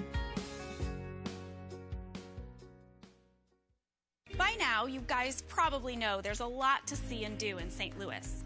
But when it comes to the art scene, there's more here than meets the eye. From Laumeier Sculpture Park and the City Garden to the stunning Cathedral Basilica, one of the largest mosaic collections in the entire world. So if art is your thing, St. Louis is on display all year long. Ooh, now that's an exhibit. St. Lou is always exploring. Hi, my name is Brian Woods. I am the music director for classical programming at the World Chess Hall of Fame and Galleries. It is a monthly series that we put on featuring performers from the St. Louis Symphony, from Opera Theater St. Louis, Winter Opera, and some of the finest freelancers we have here in the St. Louis area. Every live performance is completely different. So when you come to a concert here at the World Chess Hall of Fame, you can expect infinite possibilities all within this rubric of music. We're the Manos! Welcome to our show! Go, go, go!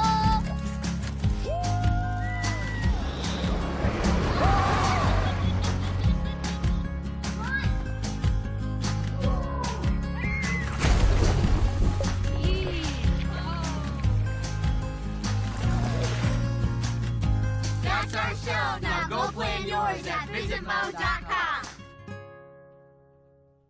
When you visit St. Louis, you'll probably want to watch the Cardinals or the Blues. What about after the game? Heading back to the hotel would be a major error. Instead, boogie through the city and discover the music that gave the Blues their name at the National Blues Museum, Broadway Oyster Bar, or even the legendary Blueberry Hill. So whether you love the Cardinals, the Blues, or the Blues, come play with us. Hey, you guys know I can't play this, right?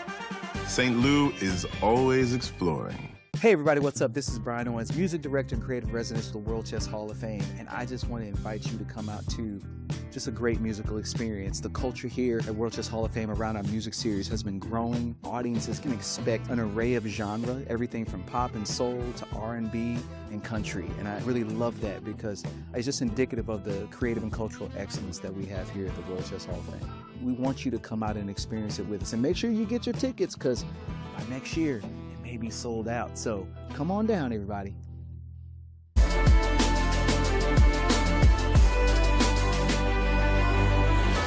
Welcome back.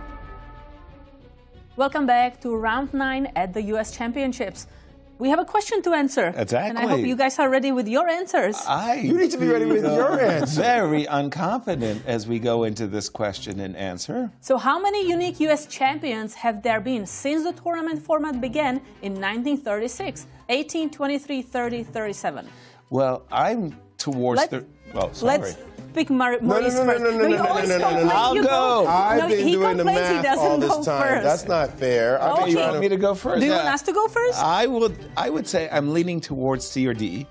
And because there's been many, many ties for first, I'm going to go with D, 37. Okay. But I didn't do the math. I'm like Maurice. I didn't do the math either, but I'm going to go with 23. Okay, so I got D, you got B. There's only one little tricky part about this. Unique champions. like they won by themselves. Is that potential meaning of unique? No, I think they mean...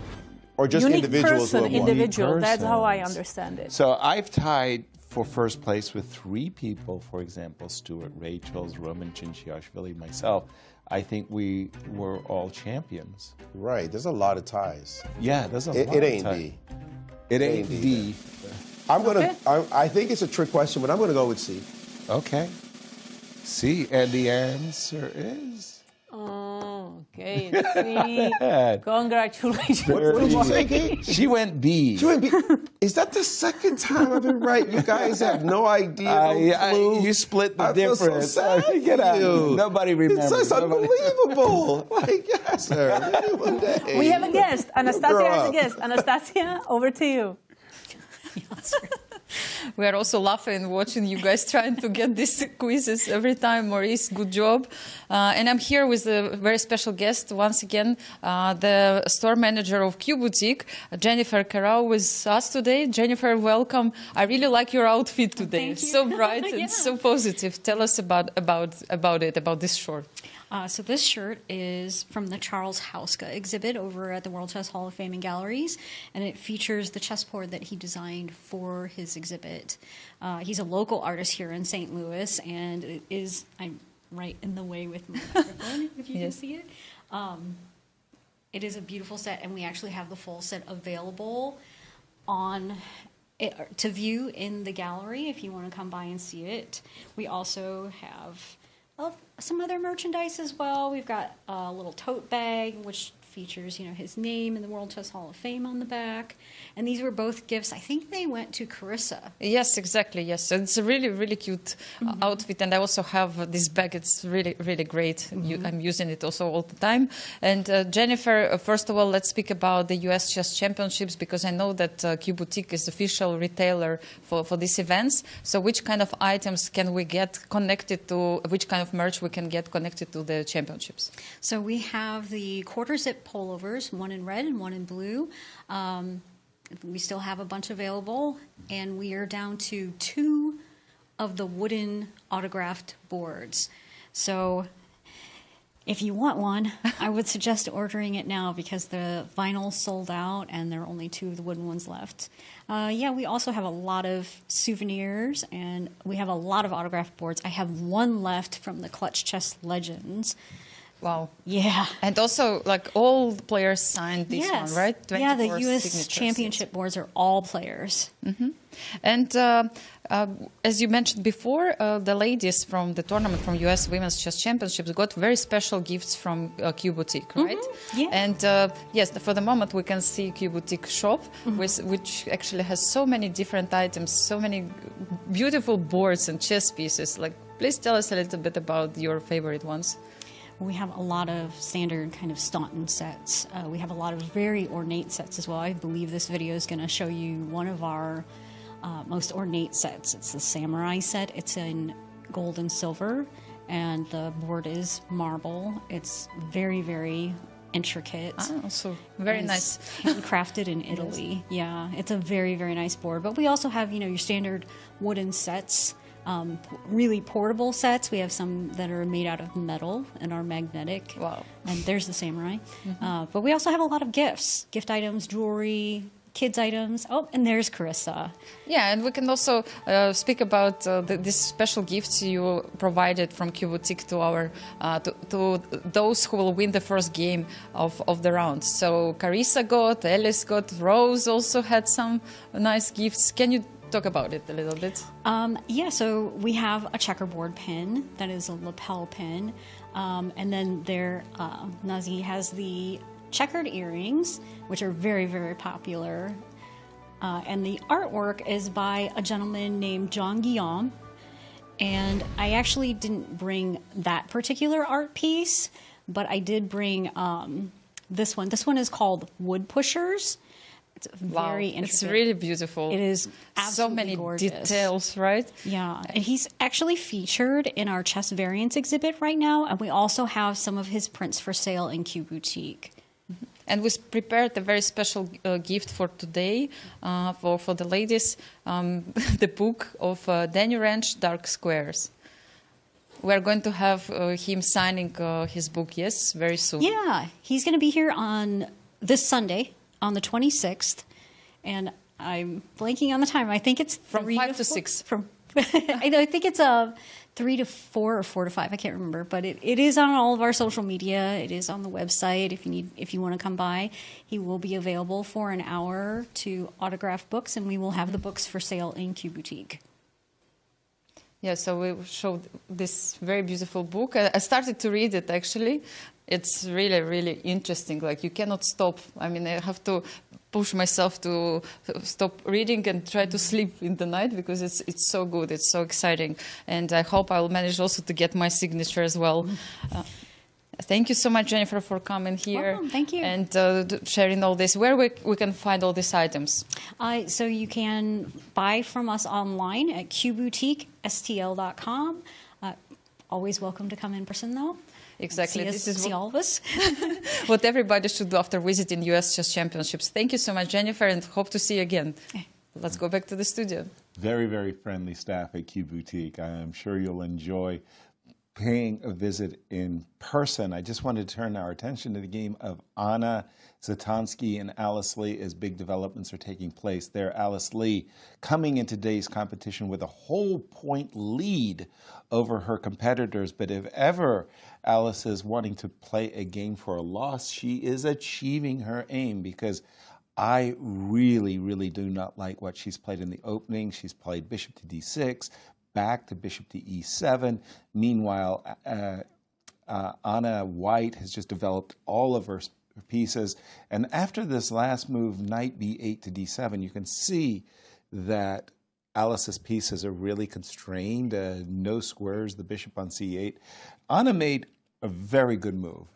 She's played the move a2, a4, shutting down any potential of playing the pawn to b5. But the question I had for her is, why not play the move knight e4? When you're ahead in development, normally you want to strike, and the threat is as clear as a bell. You want to play the move d5, d6, chase this bishop away, take this knight, and win the rook on e8. And you could think that black would want to simplify, like I take, queen takes, knight f6. Yes. But the problem is, again, I can take on f6. Precisely. And you cannot recapture with the bishop, because that's right. Here is, of course, a battery on the e-file, and there's going to be background checkmate. And if you take with the pawn, you don't have to be a genius to find the moves d6, rook d1, bishop takes f7 check, queen takes h7. I mean, this is just... That's just crazy good for... Play queen c6, if you don't mind, in this exact position. Bishop f7, king f7, queen h7. And again, you don't have to be Michael Tal to understand, knight h4 is going to hurt, big time. So there was this opportunity for Anna to play knight e4, and that, in my opinion, looked really promising. She took a more positional approach with the move a2, a4. Again, I really like her position. I think Alice is in big trouble. Another player in big trouble, actually, has been playing very well to get herself back into contention, and that's Rose Atwell. Rose started with a loss against Anna's Sicillian, but today against Carissa, it's all gone badly. And she's in a French defense position where, frankly, Carissa's got just about everything she could want with the white pieces. She's got the two bishops, fabulous, and great center control. Yeah. So I really like Carissa's position. And by the way, this was from that whole variation we were looking at, knight takes bishop f4, knight c7, knight c6, big time move, knight takes e7, knight takes f4, I think runs into a problem. The problem starts with knight takes c8, I believe, and queen to g4. So Rose very, very reluctantly found that she had to recapture like this. And everything is wrong here. I mean, I can go pawn hunting, bishop e3, queen d4, give me this one or give me this one. You could just play bishop to d3, very, very nice, and keep a position I really like. Carissa. White has everything that you can desire in such a position. It's an open position, you have the pair of bishops, you have developmental advantage and a lot of prospects. Another player in the second place position, that's to say a point behind, is Anna. She's up against Tatev. Let's see what's going on in this one. This looks like one of those Caro-Kann knight d7. No, it was also a two-knight Caro-Kann, yeah? Knight d7. Okay, so this is one of those standard positions. Well, I must say, I kind of like what... I think Tatev has tricked her opponent ever so slightly, but nonetheless, I do think that Tatev's for choice. Queen b6. Okay. Queen b6. Queen a5, right? Looks well, like queen a move a5, rook e5. Oh, so... Yeah, sorry. Yeah, you want to encourage your opponent to capture on f6. This would be great for black, finally. This is, right. You got what you... But I think it's rook e5 is off-putting. That's the thing that you... And if you play queen b6, maybe, well, b4. B4's... B4 looks like a good move, right? We are stopping. Yeah. And it pushes with c5, although I don't think black necessarily a5, wishes to play that, but wanted to meet a5 with b5. It. But what I really want to do is I'm waiting for white to castle short so I can play the genius. Bishop takes h6 and sacrifice. Ha! Not much of a sacrifice, more like a sham sacrifice. So queen b6 on the board, b4 nonetheless. Ooh, a5. Not for nothing, but the moment you play a5, you're not castling long. You're just not castling long. Correct. And because his bishop on g5, you know, you have it in the back of your mind that you might want to castle long. So I don't know if Anna's playing with fire here for a moment, but we can expect b5 to be played. Let's imagine, and then we take, yeah? Or why else did we play a5? Yeah. Right? And we play rook e5, yeah? So ideas of rook takes b5 as well as bishop takes b5 abound, yeah? And we get ourselves here, and then we say, okay. We can also, can we think about playing knight d5, but maybe that's, I thought about trying to trade, but now I see maybe, am I going to get in trouble with some sacrifices and possibly? Because if you trade... Well, even this is nice for white. Bishop takes check. Don't reach for the knight. I'm going to go here. And... not that easy. Wow, not that easy. Rook takes e6 is... Again, I'm just a natural-born headhunter, you know, I mean, just feeling it. Yeah, but Tatev looked like she's about to play b4, b5, and go on a rampage. Maurice, I'm going to toss it back to you as we keep an eye on the ladies.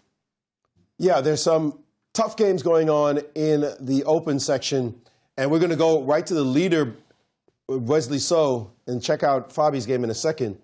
As we see, b5 was played and c5 was necessary, given an exclamation mark here because it's the only move, not because it's such a good move. Right. But c5 played, bishop to c6 instead of a6. This was not necessarily as accurate because a6 followed soon after. And now knight e1. The problem with white's position is that black has such a beautiful blockade of these pawns in the middle. So this knight is making its way maybe to the b4 square, for example, where it can start to challenge some of these pieces. But black's got to be happy looking at these pieces on the back row, and it just looks like they're clustered together. How do you take advantage of it? Well, he played the move bishop to e4. You don't want to give up, usually when you have hanging pawns, you don't want to give up minor pieces, especially not your bishop. So this bishop move is a bit annoying. Wesley took some time before playing the move rook to a1. And now the move, very surprising move, knight to b6. Now, I'm going to back up. In this position, you can play a move like this one, for example. You can change the diagonal of your bishop. And the key is this move e5. You want to play e5 and break up the team. And then at some point, grab this pawn on c5. So that would have been an interesting way to play.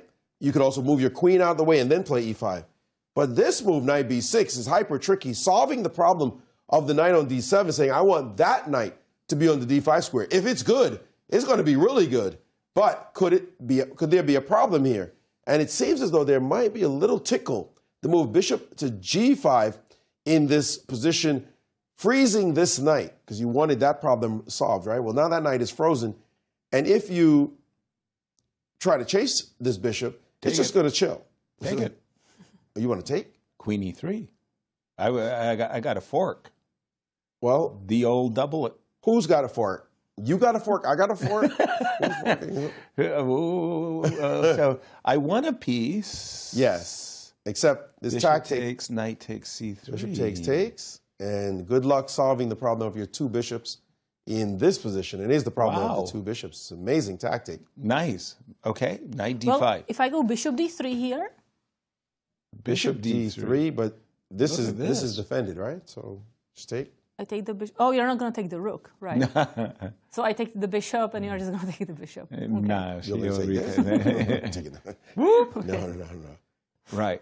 We're not going to be nice. So you have to back up after h6. You just chill. Like, okay. And now you move this one, and I guess Sam is figuring his position is okay here. There is the problem of this knight showing up now on the square e5, which will start to improve his pieces. The bishop is kind of floating in this position. And there's also the problem of this move at some point. So white is starting to get a little bit of play here. This is where, when funky things start to happen, where Wesley gets dangerous. Because he starts to smell like, I was chilling for a while, seeing what the position showed. But now that you started to really test me, let me see if I can find something sharp that can hurt your feelings. Now, I extol the virtues of these top players, that they try to punish you when you make moves they don't really expect. But maybe let's take a look just for a second where these players are to see how important this game is. I say it's very important. And you are right, Yasser. Wesley So, the co-leader for the for the lead in the tournament, and Sevian tied for the 4th place and 1.5 points behind Wesley. Yeah, and Maurice finished. Yeah, so we got to this position and we switch now to the game with Sam Shankland and Fabiano Caruana. We saw this position where Sam played the move king to b1, and we had anticipated that Fabi would play the move b4. It does lead to equality and some liquidation, so maybe Fabi's willing to go into more complex territory to keep the game alive. He's the one in great form. Sam hasn't shown fantastic form just yet, especially coming off a loss against the Aronian. So it makes sense to keep the game murky if possible, but you got to only play that only for so long. So he decided not to play with that move, played bishop to e7 instead of b4. And here Sam had the opportunity to play the sharp, the incisive e5, stopping what's going to happen next. And I'll show you what I mean. a3 was played, queen c7, bishop d2, castles. He again had the opportunity to play here e5, stopping what's going to come next. But he instead played h4. And the engine does not like this move because of this next move, d5. And we know in the Sicillian, when black gets to play, already played c5, gets to play b5, b4, and gets to play d5, if you're not punishing black immediately, then usually black's just fine. Like black's like, I'm good. What is wrong with my position? Now, pawn breaks, there are 3 ways to handle a pawn break. 1, leave it alone, don't worry about it. 2, capture the pawn. And 3, push past. Usually you want to push past if you gain a lot of space. And here it makes sense to actually advance and keep the game complex. This position would be a big challenge. White has the move f4, which would be my automatic move. Just, what's wrong with f4? The engine points out that bishop g5 is actually playable here. Ooh. Don't touch that because you're going to get creamed on h7. Matter of fact, if takes, it's already announcing mate in 6 after this capture. Because, yeah, you deserve to be punished as the file opens, the queen shows up, and you bleed. So e takes d5. So e5 knight d7, bishop g5 was a saucy way to play. Right. But he opted away from that and actually just took. So Fabi said, okay, what you got? and bishop to c3 now played. And this position is definitely fascinating from the perspective of the last move, because now black has the chance to play this crazy move. Draw. Maybe not so crazy. Bishop takes, hitting this piece if you capture back, and it looks as though white is forced to take a draw. Yeah, draw. Bishop h7. Wait, not that fast. What if I go like rook h3? Okay, which you mean after bishop takes a3? Yes. Because I just want to go rook g3. You want to play this And move? if you play b4, then I have, I think, bishop takes g7. Well, what if we go back and stop you from playing that move? And now queen 8. No? There's no. Okay, but... Okay. But you have your draw. No. Show bishop h7, bishop g7, and then we have a draw in our pocket. Now we can talk about rook d3 or rook h3, the old double bishop sacrifice routine. And now this is the perpet, right there, right there, right there.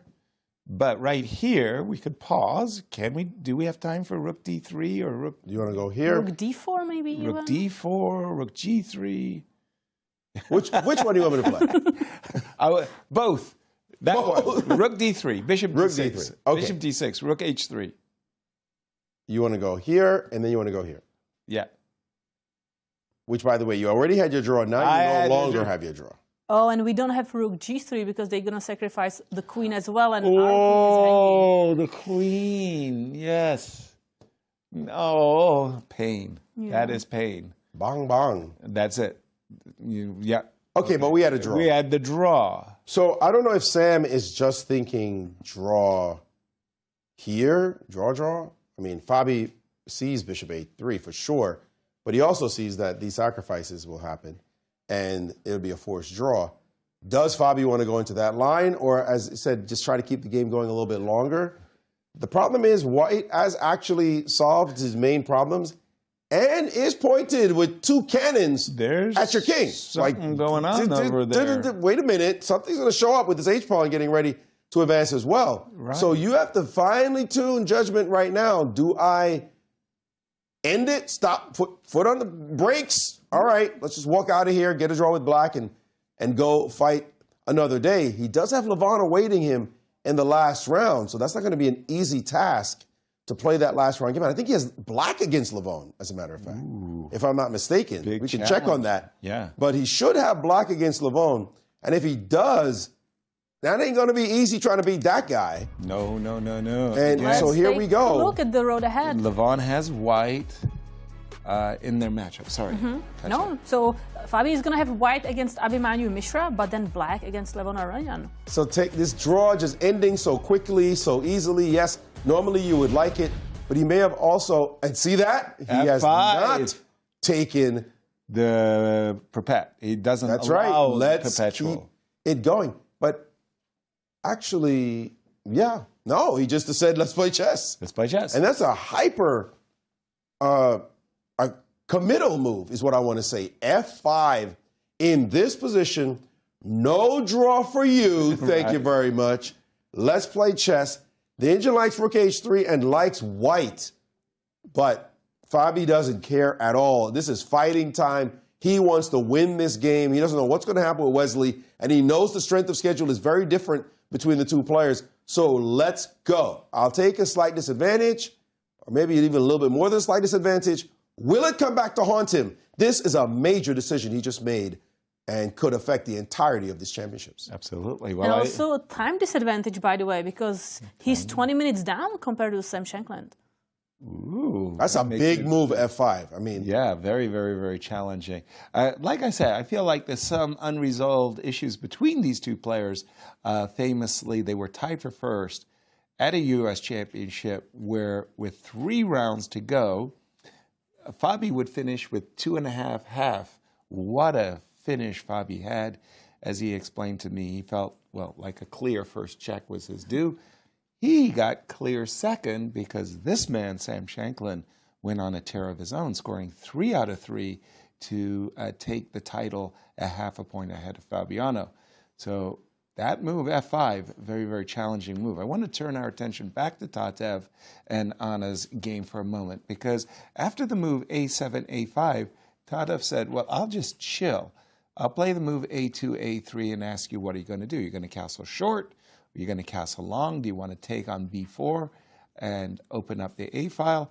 Anna said, I'm going to play Queen A7. And that was very, very confusing to me, as Tadov said, well, wait a minute, B4, B5, and how are you going to handle your business on this move? This is a very difficult move for Anna to face. For example, if you play C5, you don't want to take on B5, and there's Rook B1 to begin with as a challenge to Black. Like, okay, I really want to play B6. I can play B6. And if you play B6, well, this is not a nice position. This bishop is going to show up on a very beautiful diagonal one day. I don't like Black still has Anna's position. This king in the center, and of course doesn't want to commit to the castle Not here. at all. Castling on the queen side doesn't look great either because this pawn is already so advanced. But keeping the king in the center, the rook's disconnected. Black, it seems like Black is waiting to see what White's going to do, but White's going to just push. Exactly. B5, and I like Tata's position. I'm going to go to the game of Anna Satansky and Alice Lee because it was this move A2, A4. Those joining us late, we do not like Alice's opening. She's messed up. There's no other way of putting it. A2, A4, H7, H6, Bishop H4. The bishop went to D6 originally, back to E7, back to D6 now, and we've been seeing this kind of oscillation of this bishop attacking the queen. Queen takes E8. It's a possibility. Is a possibility. Simply trading off queens and rooks after queen takes E8. Anna said, look, when I have my opponent in a cramped position, I want to keep pieces on the board. She's played Queen C2. And again, a very nice positional grip for White. This pawn on D5 makes it difficult. And over to you, Maurice. Yes, this game did start off very critical game. First place against tie for second. And Anna needing to defeat her young rival in order to vault into a tie for first. She got a fantastic position out of the opening after major slips by her young opponent. And this cramped position by Black is so bad that Anna should strike, hit hard, hit fast, and punish her opponent for playing this kind of loose, reckless chess. But she did not. And she's continuing to play in a very soft positional style. Yes, the grip is somewhat difficult to break, but she could have just broken her back immediately if she had just gone for it. The first mess up was here, playing with the soft A4, holding her opponent down. In this position, she could have played the move knight to E4. Go for it. Move. Knight E4. Remember that move. Because after A4, H6, in this very position, her advantage is so big that she spent a move playing this move. She gave her opponent a free move with H6, and right now she could still play the move knight to E4. A remarkable move in this position. You take this piece, you're down a full piece. Your position is so good, you're down a full piece that you can calmly play this move, D6, and now tell your opponent, guess what? Your position is completely busted anyway. If in this position you try to just drop back casually, here comes, bam, bishop takes on F7, sacrificing yet another piece. And now big trouble for Black. If king takes, knight check. You could have also played queen C4 check. This king is being flushed out. Queen C4 check is coming with nasties. Don't go back home because you're going to find that there's angry wolves waiting for you. So queen, knight, king to G6 after knight takes G5. But then there's the problem of this check or this check. Your king has to go here to avoid the fork. And now we're going to come in here. There's a queen landing on this square. Your king is done. This game is over. That was the second chance she had to play the most aggressive line. We can start looking at variations to see if there's any other way for her to survive. But after this position, she's just busted. This is just huge. But instead, after H6, she backed up with this move, allowed the bishop to go back to D6, now queen C2. Still a good position of course, for white, but not the same position, not the punishment. There's got to be a book. Punishing your correct. Yeah. Punishing your opponent. Right. They make some kind of crazy move. Yes, and transgression, good word. And you can see it right away. When you go back and forth with your pieces, you're hesitating, you put your king under attack. That was your transgression. Now we have to... punish you is what we have to do. If you go back for a moment, Maurice, not queen c2, go back, and not bishop h4. If you could go back to... I saw a line that went d6. You have to take, I assume. Bishop takes f7 check. King takes f7. Queen c4 check. Now, I saw king f8, knight h4, and I thought, ooh, that looks really good. You have to go king g6, I thought. No, I mean, knight e5, rook takes e5? That's what you want? What? Knight e5, yes, knight e5, rook takes e5. But rook takes e5. So the rook takes, knight check, king moves. E7, king e8. I'm escaping. Let's take a look, if you don't mind. I mean, knight e5. You have to take it. For certainty. And then rook takes is forced, because bishop takes, this is your point. It's the point for me. Yep. So rook takes is forced, and now you have a check. Check.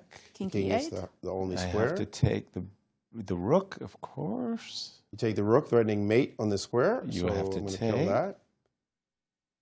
You kind of ran out of firewood. Yeah, rook queen d4, and I'm going to try to force straights. Yeah, I was thinking that the king was in the center, bishop f6, and rook e1. And you give up a pawn and a piece. So I can, even if I had to return this piece, but your bishop is hanging, so it doesn't quite get there. Okay, from the current position, Alice is in trouble. We got that part. Yes. How does she... what should she do in this position? Because clearly, she's already answered my question before you could. Knight e5. Yes, knight e5 is what she played. And I'm going to tell you, Anna is going to kick herself for missed opportunities. For the number of missed opportunities she had to play aggressively and to punish her young opponent for the kind of transgressions, as you mentioned, that she performed. And you will not believe that I'm looking at the position now after the move knight to e5. In order to maintain advantage in this position, the best move is knight d2. Wow. And that's not a... I'm not playing knight d2. I mean, it would take me a long time, and I'd be deflated. Right. By the time I got to knight d2, yes, I guess I have to play this way. I would be deflated. I would have been feeling something went wrong. I'd have to try to get the ghost of this punishment I should have executed back before in my mind. What? You have to play this? No, that's not why we played a4. No, not acceptable. Yeah. It's still better for white, but it's not human. It's just not. We're not going to retreat our knights like this. But you may just have to do it. You're keeping pieces on the board. To keep pieces on the board, because after knight to e5, your bishop's under attack. So you could play this move, but suddenly this knight that was just stuck over here shows up on g6. And now we're pushing your pieces back. Your bishop went back. This bishop's a problem. If you play against knight g6, you play the move bishop to g3. You with two hands. Woo! Free. Eyes are free. Liberation. It was in the game. No. Now everything's connected. We have a position and a fight. Anna Zatonsky has recognized now that something has gone wrong. She played it too casually. And Alice Lee is now crawling back into the game. Lovely. Thank you, Maurice. In chess, there is a thing called chess etiquette. You're very polite to your opponent. Etiquette or etiquette? Etiquette. Chess etiquette. And one of the things you aren't supposed to do, there's no rules against it, but you sit on your side of the table, I sit on my side of the table. You don't come behind the player and look over their shoulder and say, how are we doing? Well, Mishra, unfortunately, has a bad habit. He tends to look at the position from his opponent's perspective, and Levon found that to be less than amusing. So Levon said, please, would you like my chair? If you don't want my chair, maybe I could sit on the side of the board. Mishra found this to be rather intriguing, as Levon says, what the heck? Look at these young boys. We're going to take them to school. I talked about this with Levon yesterday, and he was saying, I don't mind players do something like this. I'm just going to fight back. Like he figure it out. Sometimes they're like talking, and once he actually started to bark at them. Bark? Woof. Woof, woof, woof, woof, woof. Yeah, that's very, very, very funny there. That's hilarious. I wanted to stay with the game of Anna and Alice for just a moment because, okay, the chess engine is telling me I should play knight d2, and as I was saying to Maurice, that's just not a move that I would easily entertain. I would be looking at takes, Kate. I don't know about you. I assume you want to recapture with the bishop, and I would just play bishop g3. And I'm assuming you want to take on g3, h takes g3. And in my world, I'm thinking, okay, I've got a pass pawn.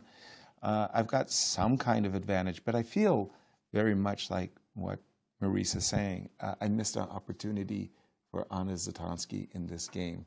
But I'm not sure if I even have to recapture on g3. Do I have queen d6? Of course. It's absolutely, completely legit. I mean, at the end of the day, I think we're both getting the same position. That is to say, I want a position where I have a passed pawn, and I'm making the claim, rightfully or wrongfully, that when I play the move bishop takes e5, my pawn on d5 is the most salient pawn in the position. Not that black has a bad position at all, rather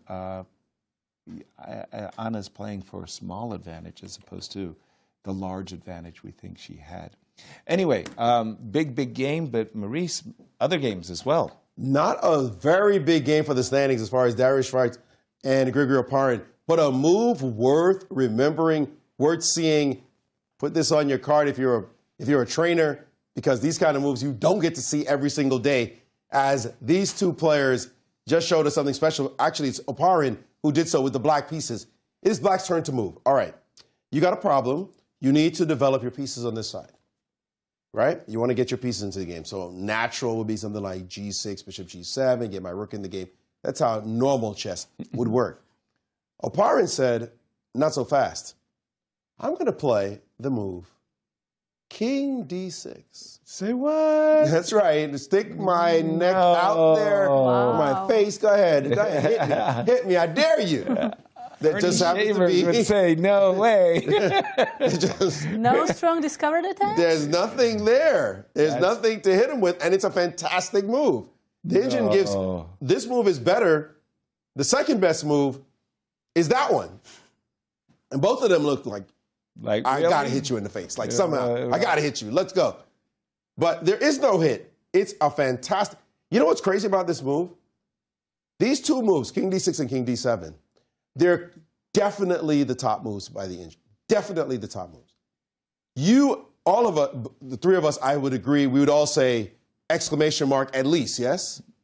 If it's actually good, if it works. Yeah. Well, then it's double exclam. Then it's double exclam even. We'd be like, whoa, that's awesome. You can play that. Star move. That's a world-class move.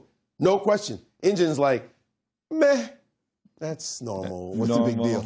Heck no, this is not normal, sticking your king out there like this. Knight c4 check, king to c7. And now you look at the position, you go, oh, I get why you did it. Yeah, now your bishop comes out, your rook comes out, your king is guarding the knight. No kind of issues there. e4 played, and now the engine is saying we could play a move like b5, get your stinking knight out of there. We could even play g6, but black just easily develops now. What a great move. King to d6. It's maneuver king to c7. It's one of those moves, if you get away with it, it solves all your development. All the problem. You get to play b5, c4, bishop c5. But you also have this feeling that while you're playing the move, if there's a refutation, I'm busted. I'm going to get knocked out.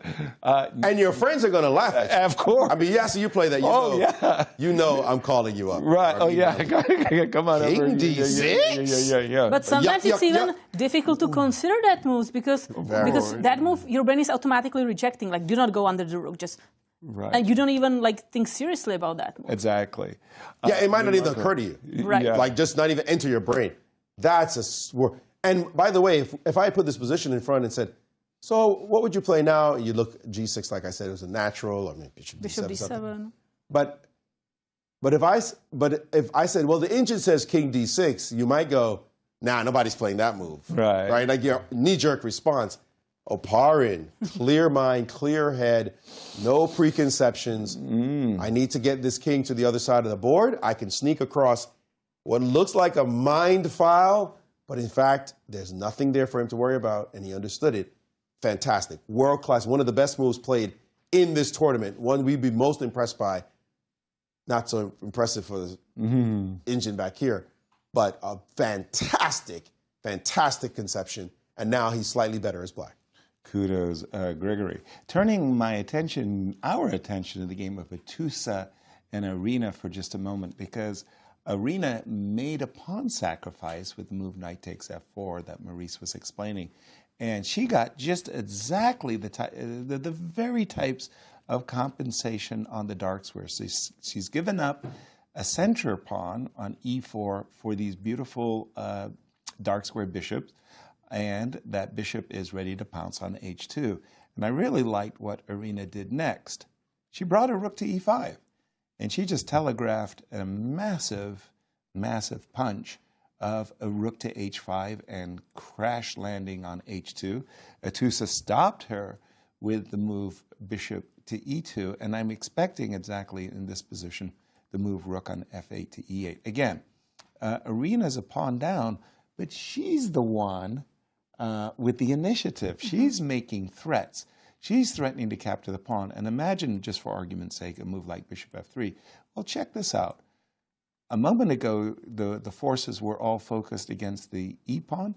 Now, Maurice has been saying to us, once you get the bishop to e5, and thanks to the natural Sicillian pressure that you get against the pawn on c2, I think Arena has a very easy game with the black pieces. Is it that strong if I go rook d3 here? So I go bishop f3. Bishop f3. Here. Oops, not there. Not there. That would be too sad. Right. Rook c5. Yep. Rook Bishop d3. Bishop e5. Bishop e5. More or less, this is the way we want to set up. And again, White's the one a pawn up, but White feels like she's trying to keep the dynamic black pieces under tap. I'm thinking, though, if black has to capture this with the bishop, okay, then yes, my pawn structure is going to be damaged, but I am a pawn up. Right.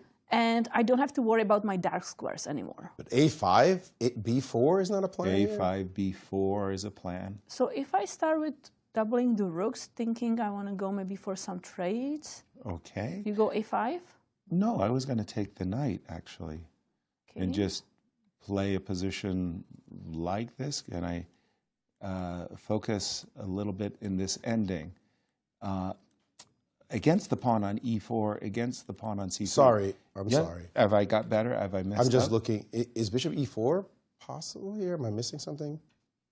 There's always rook d8.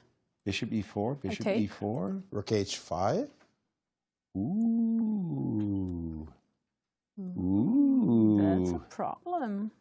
And check that out. The bishop was defending the h5 square, and I mean, you have to play like, is rook d7 the only move or something? Like, rook d7, I can at least take your queen and take the bishop back. No, that's this is a problem. So if I go back, and I will first go rook d8. First rook d8, that makes much more sense.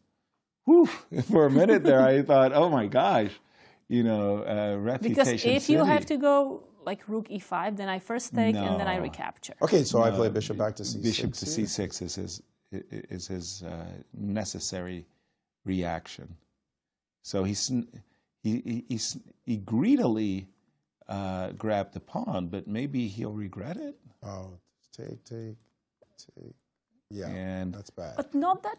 Oh, okay. There's rook d8. I thought even queen e7. Yeah. Because here, I mean, this is winning. This is perfect. I was thinking if even this works. Ooh. Being extra fancy. Maybe you don't need the fanciness, but this works too. Okay, This so is go winning. back. So bishop takes e4. Does it actually fail because of rook d8? Not surprisingly, because that's the one thing that white has is the double rooks on the d file. So it's not surprising that there's a vulnerability to the back rank. Yeah. Anyway, I really like what Arena has done, and we'll keep an eye on this one. And Maurice, I'm going to toss it to you.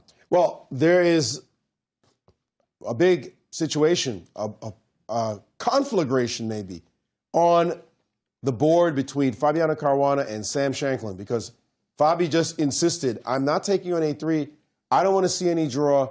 I am still playing, and I'm insisting on us playing this game, even if I'm slightly worse. And maybe I don't even believe I'm slightly worse. And so he played this move f5. We were just talking about that. He could have taken on a3, but he said, no, you're not going to sacrifice and check and open this up and get some perpetual. Nothing of the sort. I'm going to play the move f5, and let's go. I don't know what's going to happen next, but let's make it happen. Sam said, okay, I'm going to line things up, bring my pieces over to that side, and a calm developing move, and g4. And now you know something's going on. Like this, it just got sharp. It just got wild. Threats on this square, opening up this line. 2 rooks are going to show up. Fabi said, okay, I'm going to trade off your dark square bishop since I understand it's all about the g-file. Trade, trade, trade, trade, and we have this position in front of us. Now, white has made a major commitment trading off here, has weakened a couple of pawns on this side, but Sicilian players don't care about that. What weakness? I just want to attack you and see if I can break your back on this side of the board. He's stopping to think. The most natural move here is rook g3, trying to make some pressure here. Anytime you play g6, h5 is going to happen. So what does black do here to defend this position? I'm going to tell you I'm a little scared for Fabi. I don't like the engine's top move, which is queen d6, which looks like the king d6 move from before. Putting your queen on You're walking the file. all kind of, whoa. But apparently That's there's cheeky. No big deal, because if you move your rook, then you lost the point of this queen being necessarily bad on this square. But queen d6, but I'm still curious, if I play rook here, now g6 is still not for choice because h5 is just too good. Right. So rook to g1, looks like black has to play a defensive move, rook d7. And again, these moves are funny. What is this and this? And you don't really get anything. Wow. Man, it's one of those, I'm still just... How did I come out empty-handed? I mean, I feel like I got to have something. Right? Again, one of those stick your finger. What? Whoops, no. We're going to start rope-a-doping in a second. This is strange. This is fun. Yeah. Actually, he played the move rook to e3 instead. Okay. Switching up. I kind of like that move. He's got rook e7 on tap. Maybe follow with a queen e5 on a good day. You're back. Not played, by the way. Rook e7 now can be met by a queen move of some kind. But show why rook d7 would be an issue. Rook d7 walks into a nasty combination. We want to do this. Yeah. Blah, whoop, whoop, whoop. No. This one, you're safe, actually. No way, really? I thought this bishop c4 in the 7th rank. Oh, you just made a fancy way of trading on pieces. But it was fancy, Yasser. Well, thank you very much. I respect. I mean, come on. I mean, it was really a great hustle. No, much stronger is that one. And then we do hit you in the face as your back rank becomes a major problem. Your queen is being hit. Much better. And queen takes is met by check. Ouch. And that wins a pawn. And at least that's all you want is a pawn. Yeah, flush you out. Love it. Sorry, I wanted breaking news. The Anna Zatansky game, Alice Lee, just blowed up because Anna thought that she has a combination in the position. After the move knight e5, she knew that young Alice Lee had transgressed and had messed up her development. And Anna said, D6, when you have a lead in development, open the position. So she's sacrificing a pawn with ideas of queen to G6 on her agenda. And Alice said, well, I don't believe you. Let me take the pawn. By the way, do not touch the G5 pawn because that now queen that F6 queen G6 is really severe. The queen takes D6. And the strangest thing is that after she sacrificed the pawn, her opponent took it. Now Anna's going into a think. Like normally you just respond immediately right, because that's the most natural was move. You give up a pawn, somebody captures it back. I assume Anna's intention, whether it's right or wrong, was to take on F6. Mm-hmm. Now, you can't take with the bishop. Obviously, that's a pin on the E file. You can't take with the pawn because that's queen G6.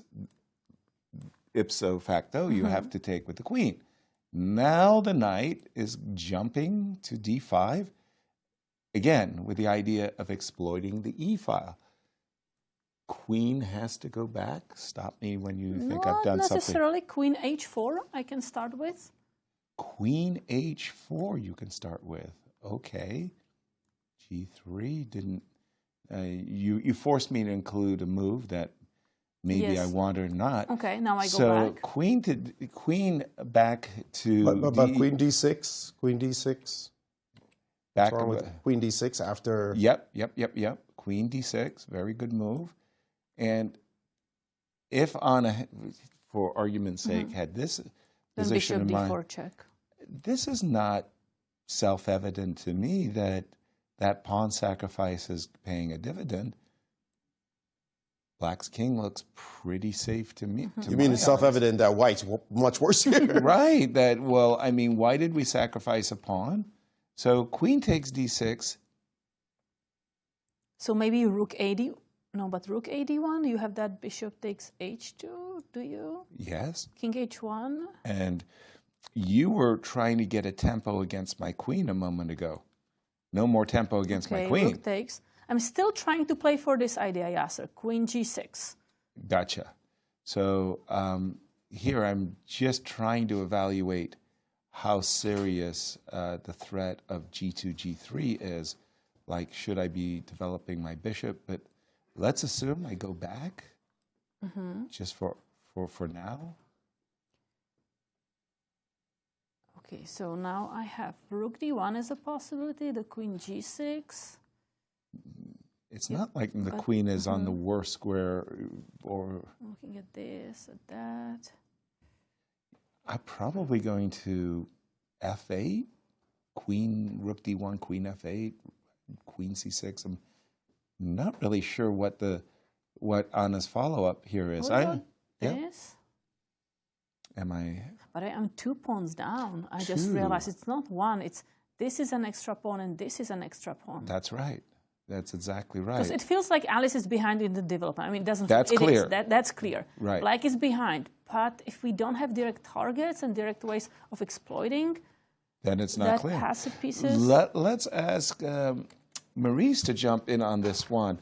The move D5, D6 was unexpected, and even more unexpected was Anna's follow-up, which was not to move. You know, normally when you're sacrificing, you can't wait to get in, and now she stopped. Why did she stop? Why did she sacrifice a pawn? What's her idea? I can't tell you because... What, is classified? Because I don't... I mean, there's multiple moves here. You could attack the queen. You can do what you did with bishop f6. I can't read her mind, and neither can the engine. Okay. So don't ask. Well, it was her idea. Right. You only can ask, was there something powerful, or is there something powerful? Was there something powerful on the board? And the answer to that question is no. No. The answer is no. There's nothing. So now, she's chasing a ghost. She does have, I mean, you look at this position and you think, I have some space, some play, something maybe, but it's a maybe something. But it's a move. So we were looking at bishop takes h2. Yes. King h1. Yes. Takes on e1, takes on e1. Yes. And Yasser went back bishop e5. Okay, now you do that. Stuck. Now we're talking. Now we're cooking with gas, actually. Really? Yeah, now we're excited because now we're going to trade off your one last good piece. Okay, I have to take. And then queen takes. And now we've got queen e8 on our agenda. Oh, yeah, we got your bishop hanging. We've got this move coming. And you still have these puppies sitting back at home in the kennel. So that's not what you want. Nope. Good point. So this right here, right now, is when you have to actually come up with a move. And you have only one move to come up with. So she could actually go down this line. Okay. And force Rose to find... Pardon me, force Alice. Force Alice, excuse me, to find the only move. Well, then it's not intuitively obvious what that only move is. Exactly. Bishop d7, bishop g4. Bishop f4. You guys just said a lot of moves. It's actually bishop here. Bishop g4. Okay, now, development is good. f3 runs into bishop g3. No, but g3 sticks your bishop in a coffin. Yeah, but maybe bishop check, knight g4 check, g5. All. Now the very strange queen d4. Attacking the loose guy on c4. All the moves are strange. Okay, obviously if you take this, you take... Let's save this piece for the moment. Okay. Bam. We're rossing. And we're down a piece. We got some pawns. But now actually you have to even be careful because here, and now that is closing in on mate after this move. And suddenly, ruh-roh, and it's black who's attacking. Now that's a lot to see and to expect your opponent to see. So it's very specific. White is perfectly fine, actually, after rook ad1. Okay. But it's a second pawn, and it actually is a no-risk position, this one. This one, king h1, rook e1, rook e1. This is a no-risk position for white. 2 pawns, I'd call it a risk position. I know, except you don't have a move. Like bishop f4, for example, this knight is the key. If I kill it, I'm in the back rank, I'm home. You don't haven't developed yet. I like white in those cases. Right? So you don't have a waiting move, but g3 is real. G3 is a real threat. So you bishop g4. So bishop g4 is necessary here. g3, and now you have to start finding moves. You actually have options here, but still, it's not totally intuitive. Let's put it that way. No, not at all. Especially if I kill this piece. Queen g4. Like, what if I take queen this d4. now? What happens? Sorry, I just played g3. Queen d4. There's moves like even rook e8. How cheeky is that move? Takes. And if I take this one, g5. You're going to play g5. You're going to trap this piece and say, I'm going to get it back. I'm currently up 2 pawns, so you can have this. Wow. No, this is not easy at all. And that's why Anna's spending so much time. She has only 20 minutes left to make the next 23 moves. And Alice is currently up a pawn and 1 move away from completing her development. I'm going to tell you, I'm starting to like black here. Well, the crazy part was that Alice had such a terrible opening. She was coming out of and suddenly with this d6 sacrifice, if there's no concrete follow-up, the move d6 forced black to develop her pieces, so she gets to catch up in development. She brought her queen out of the pin, and her very next move, she intends to win a second pawn. So, wow. And again, for those of you joining us late, huge matchup between Alice Lee, who leads the field by 1 full point over her nearest rivals, including Anna Satansky. Anna had a great opening out of a Queen's Gambit accepted and missed some earlier forcing tactics, which we think would have netted her victory. She's now chosen this moment to sacrifice a pawn and try to take advantage of her edge in development, that Alice is fully back in the game and likely the trend, if you will, is in her favor. And the worst part about it, Anna's clock is ticking down. Maurice, over to you and action in the open. Yes, Sam Shankland trying to do some kind of damage against Fabiano Caruana. Fabi played a little bit riskily in this game, but looks like it's paying off for him, as Sam did not find the most incisive continuation in trying to hit the G line.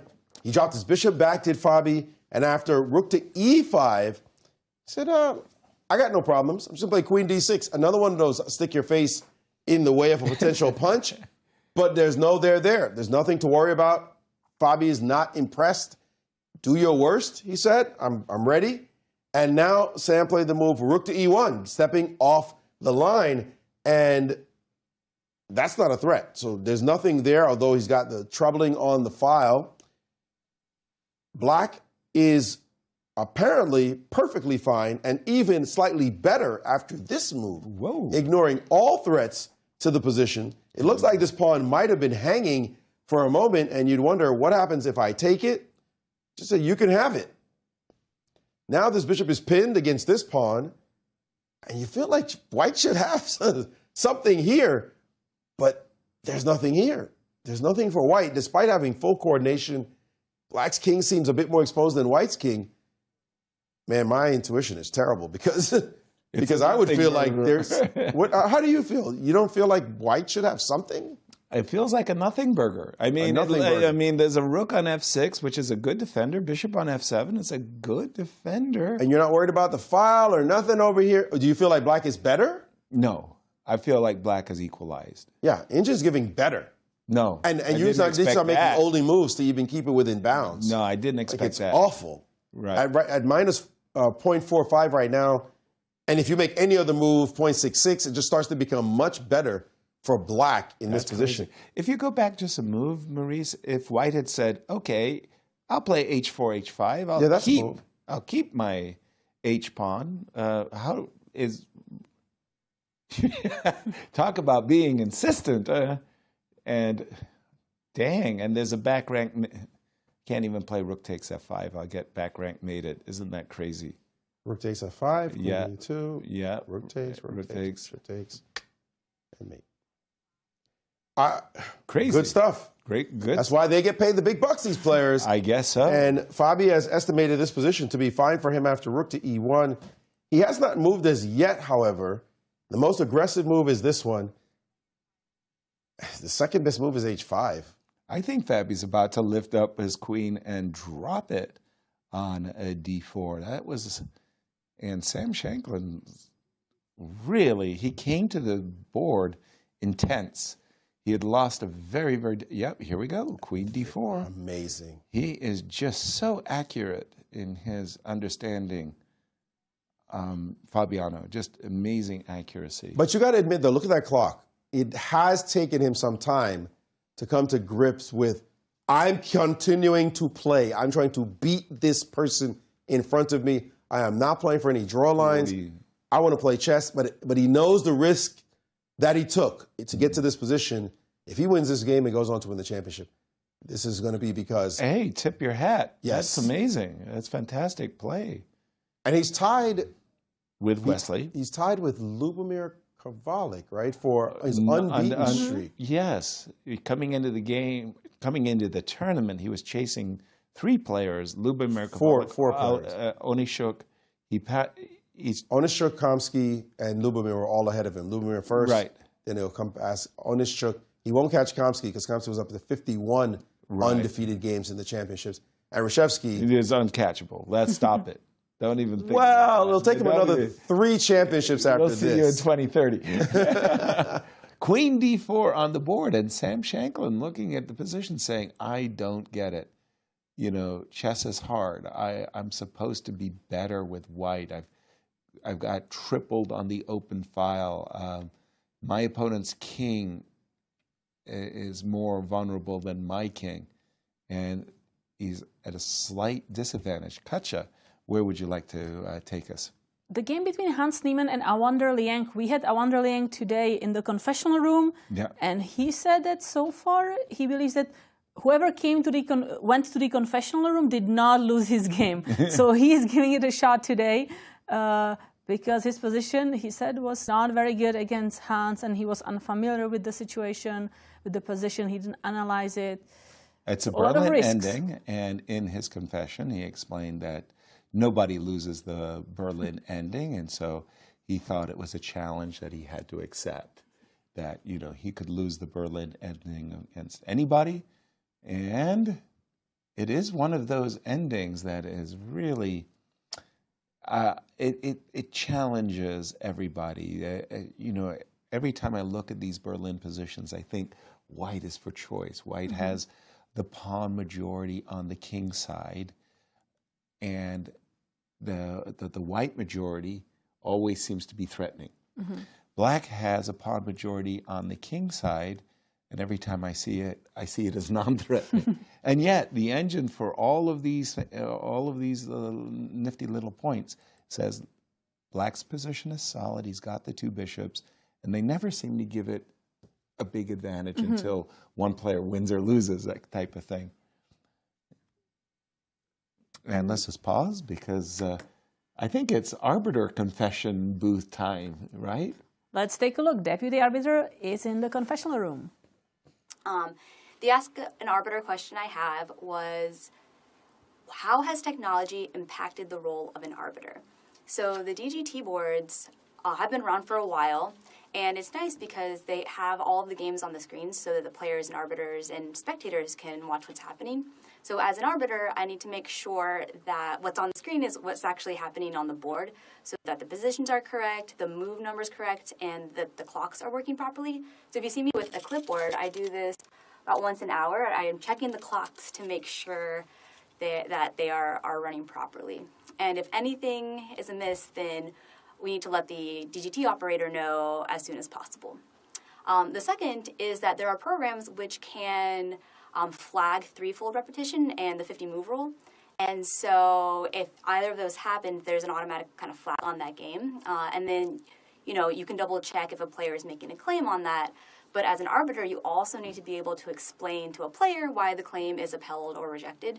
And so you need to have knowledge about that and not just rely on, well, the computer said so. And then the last is anti-cheating. And so we use wands before every round on the players. But also there's a pretty sophisticated scanner that's also used before the round starts. And then after the round ends, all the games are sent to Ken Regan for statistical analysis, and he reports to us he gives us the full report and if there are any irregularities. So yeah, those are some ways that technology has impacted the role of an arbiter. Well, I always feel like when Kathy comes in and gives us a confession, I always want to ask her, so what is the most common mistakes that arbiters make? Because she's always telling us about the players. And believe me, arbiters do make mistakes. We're going to go on break. For arbiters. Yeah, I'm going to put that on the menu for the arbiters to consider. Question. Katya, what do we do? And the next day would be, what is the second most common? And as we go to break, Yasser asked the players how this tournament differs from other events they have played. Enjoy, and we'll be right back.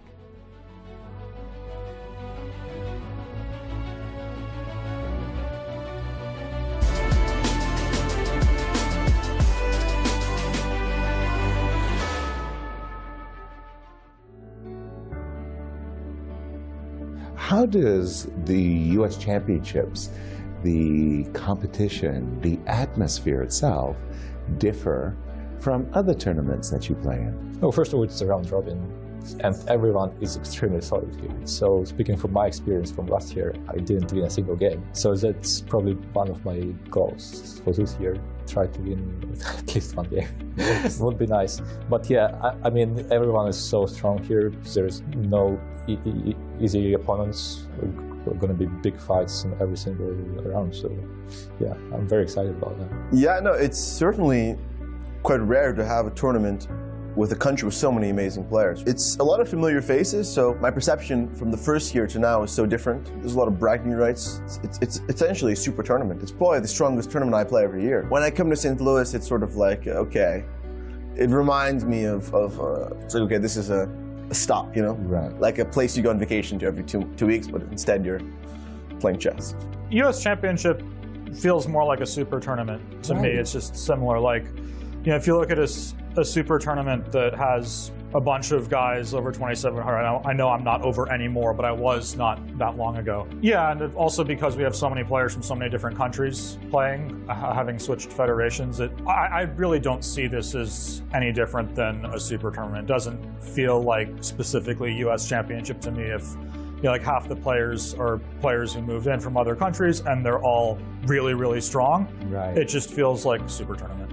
Yeah, the U.S. Championship is like one of the strongest, like I guess, like national events. Like definitely in the U.S., I don't see another like event that's as strong as this. And it's always quite nice, like coming back to U.S. Championship, because you know that everybody is quite strong, and you know that you'll definitely get 11 quality games, and that's what I love about this event. That I don't have to worry about anybody like this, like trying to draw me from move on here. This is like heaven for me. So I mean, U.S. Champions is definitely such a prestigious tournament.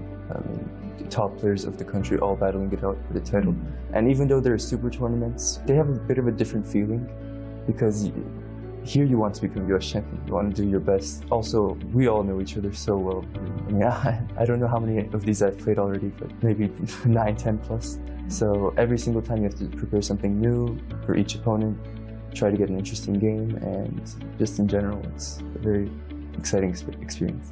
I think, like for me, it's always very motivating to play this one. I think mostly because it's the strongest national championship in the world by a huge margin, and that in itself brings great prestige. So it's super prestigious. Also, I take pride in winning it if I'm able to, just because the challenge is so great. The last 3 years have gone my way, and hopefully I can play well again. For me, the biggest difference is how they treat the players, and for me that really shines through in the extensive snack bar. Yes, very important, very extensive. You know, I have to say last year that actually cost me a couple of games, because I was too busy like chowing down on the smoked salmon, you know, the capers, the baguette. It was just lovely, and I think I cleared out an entire plate. I come back to the board, I'm in a losing position. So, pluses and minuses, but lovely snack bar. That's the biggest difference for me. I mean, it's a unique event, of course. It's one, like you said, it's one of the strongest, if not the strongest ever, basically of a tournament. I don't know what could we compare to Sinfield Cup, maybe. Yeah, I got a chance to play it once. It was amazing. But you know, the idea that it's a national championship, of course, adds spark to it, sort of. So yeah, it's very exciting. For probably the last many years, the US Championship is often the strongest event, just because we have so many of the top players in the world. I do get to play some other tournaments, like I played the Grand Swiss just now. Sometimes I'm playing like the World Cup or something, where obviously they'll have most of the top players in the world there too. I guess the difference is here, I'm definitely going to play them because it's a round robin, whereas in a Swiss event or a World Cup, it depends like how well you're doing. Well, it's the strongest national tournament. I know how tough it is, but I think if you are representing a country, you should be playing in this tournament because you give a chance to the young players to play against you. And I am a firm believer in that if you want to make the world a better place, you should start at your own country. So I like to play against the players, and I like to advise them sometimes, and I like to beat them.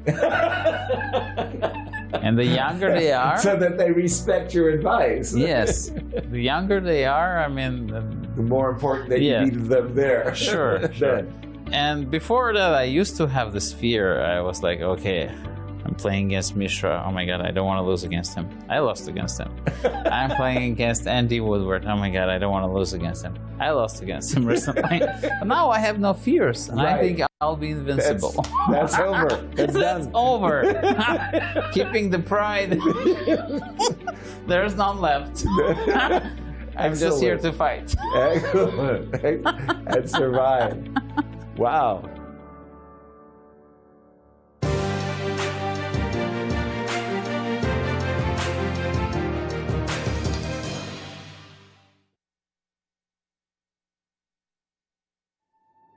From world capitals to the chess capital of America, titans of chess have traversed the globe to prove one thing: who will be the next Grand Chess Tour champion? Each stop yielded elated winners, but it all came down to four, and beautiful Sao Paulo, Brazil set the stage for an epic final showdown. After a tense first match, Fabiano Caruana and Maxime Vachier-Lagrave emerged victorious, but with the title bout deadlocked after classical, it all came down to rapid and blitz. Once the dust settled after a stunning comeback, only one man was left standing, and Fabiano Caruana was crowned the 2025 Grand Chess Tour champion. Following a decade of impeccable events, the tour looks to the future and all of the excitement that will unfold on the 2026 Grand Chess Tour.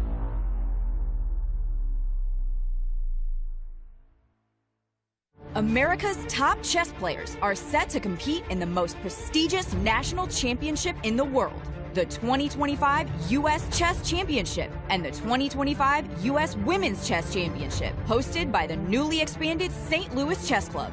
Defending champions Fabiano Caruana and Carissa will lead an illustrious field from October 12th through 25th, with a total prize fund of more than $400,000 on the line.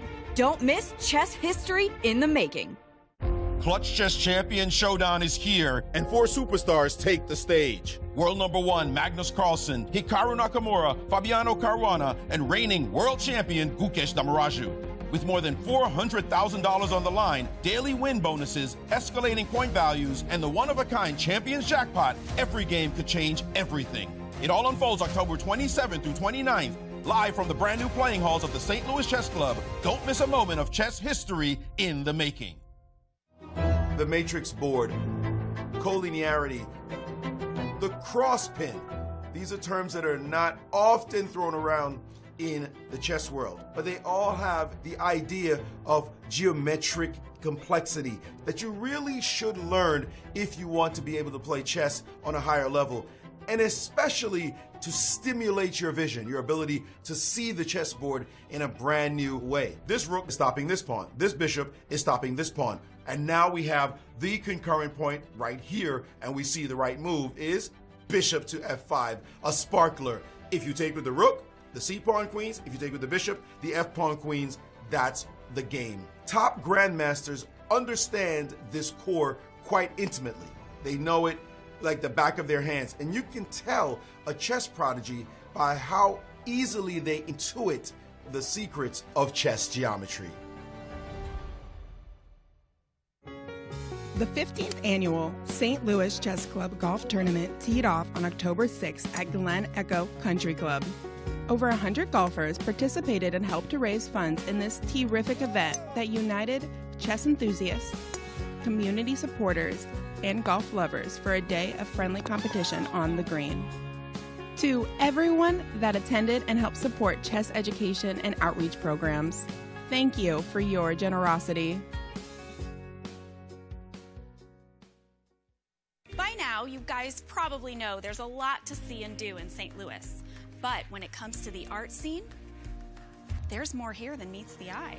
From Laumeier Sculpture Park and the City Garden to the stunning Cathedral Basilica, one of the largest mosaic collections in the entire world.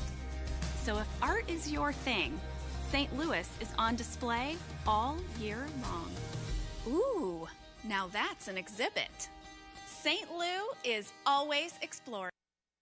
Hi, my name is Brian Woods. I am the music director for classical programming at the World Chess Hall of Fame and Galleries. It is a monthly series that we put on featuring performers from the St. Louis Symphony, from Opera Theater St. Louis, Winter Opera, and some of the finest freelancers we have here in the St. Louis area. Every live performance is completely different. So when you come to a concert here at the World Chess Hall of Fame, you can expect infinite possibilities all within this rubric of music.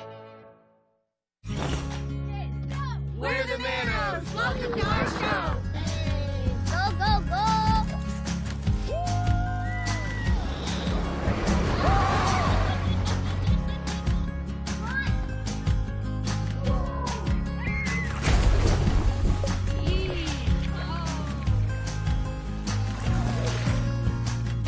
That's our show! Now go plan yours at visitmo.com! When you visit St. Louis, you'll probably want to watch the Cardinals or the Blues. What about after the game? Heading back to the hotel would be a major error. Instead, boogie through the city and discover the music that gave the blues their name at the National Blues Museum, Broadway Oyster Bar, or even the legendary Blueberry Hill. So whether you love the Cardinals, the blues, or the blues, come play with us. Hey, you guys know I can't play this, right?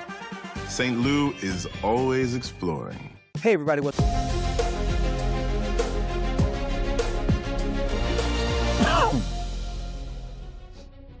Welcome back to round 9 at the US Championships, and we have a result in the open section, so let's take a look. It's Dariusz Swiercz who made the draw against Grigoriy Oparin. But it is the game between Anna Zatansky and Alice Lee that has our attention and talk about being gripped.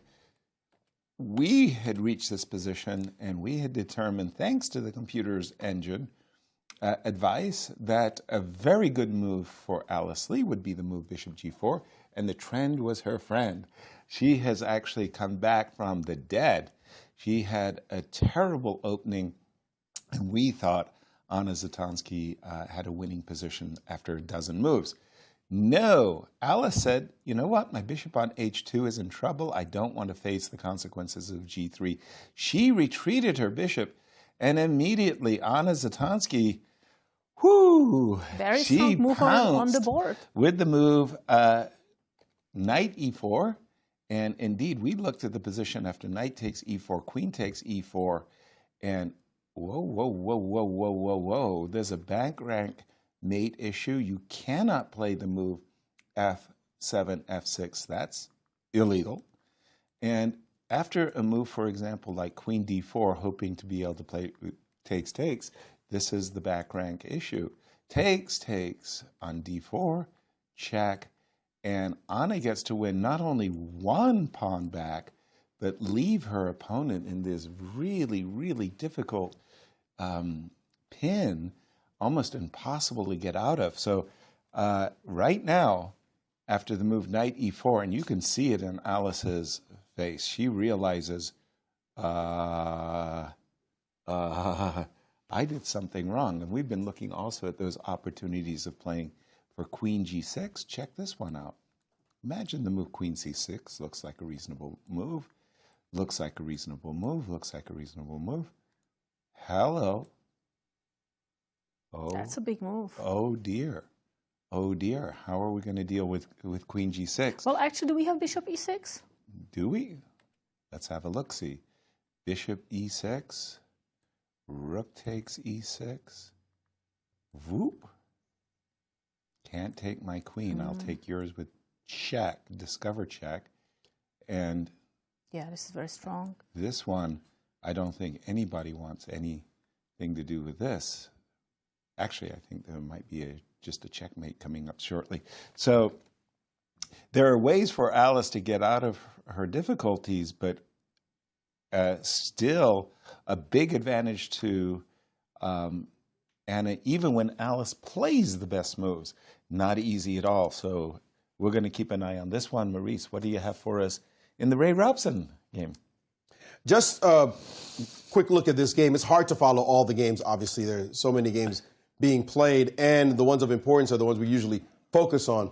But just a saucy moment in the game between Ray Robson and Andy Woodward. And if we take a look here, you see that this move, knight c5, is attacking a pawn. And the youngster, that is Andy, decided in this position, I don't care about no stinking pawn. I'm just going to keep my pieces very dynamic. You want to take, I'm going to have potential discoveries with my bishop sitting here against your piece. A very, very sharp position indeed. Against this move, his opponent said, I'm not going to take that pawn because you get too much play. I'm playing knight e5. And now bishop takes e5, d takes e5, and now bishop takes on g2, which is purportedly the only move. It makes a lot of sense. Trade off this piece. Except Ray said, you're up a piece, but I don't care. I'm going to play the move e6. He gets a double exclam only because you're down a piece for the moment. And here, there are a couple of ways to respond. Rook f1, followed by defending with rook e7, was the engine's top choice. Secondary choice was the move queen to g5, chosen by Andy. Now this, of course, allows for a move like h4 to potentially happen. How did my pawn? Okay, that's cool. That's unusual. I don't know how I did that, folks. I didn't even know this was possible to do, to have a pawn just floating between two squares. There's a glitch in the matrix, and somehow, sometimes I play Morpheus from time to time. Yeah, I see. But that's crazy. All right, let me see if I can back that up. Okay, I fixed it. And there we go. Now we got h4. Could I repeat that? I want to see if I can pull it off again. Nobody can do it twice in a row. Nope. See? No, see? Just once in a lifetime. All right, so this, then queen g6 gets played, and this pawn is defended. You could keep this action going with the move e7. I don't want to take your bishop just yet. I lied. I am going to take your bishop.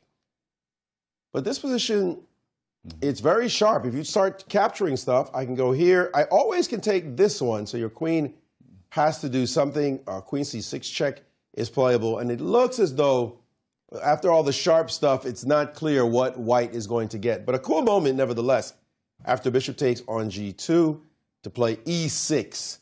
And we have queen g5 on the board. Sorry, queen g5 on the board here. And the position is still fairly balanced. More importantly, however, we have two games going on between two co-leaders at the moment. It looks like, by the way, Levon and Abhimanyu are going to draw their game. There's not much going on this board here. Dead even is 2 against 1 on this side. Not much progress there. Hans Niemann and Awonder Liang. Awonder was in some trouble, but Hans didn't manage to find the best moves. And we have the third game, and this one was a draw between Dariusz and Oparin. So the two games that are real consequence are the leaders. And Fabi has traded queens in his game. We do have a 2 against 1 on this side. It may be a slight edge for black as he tries to milk something. He's going to keep trying to milk because why not? He's not worse. And he'll see if he can maybe pull something off here. But it's not the most exciting position in the world. How about the Wesley game? Much more interesting is the game with Wesley. And that game, he and Sam are going at it. Sam Sevian, that is. And here, Wesley has found a little purchase somewhere when this position, no, let's go back here.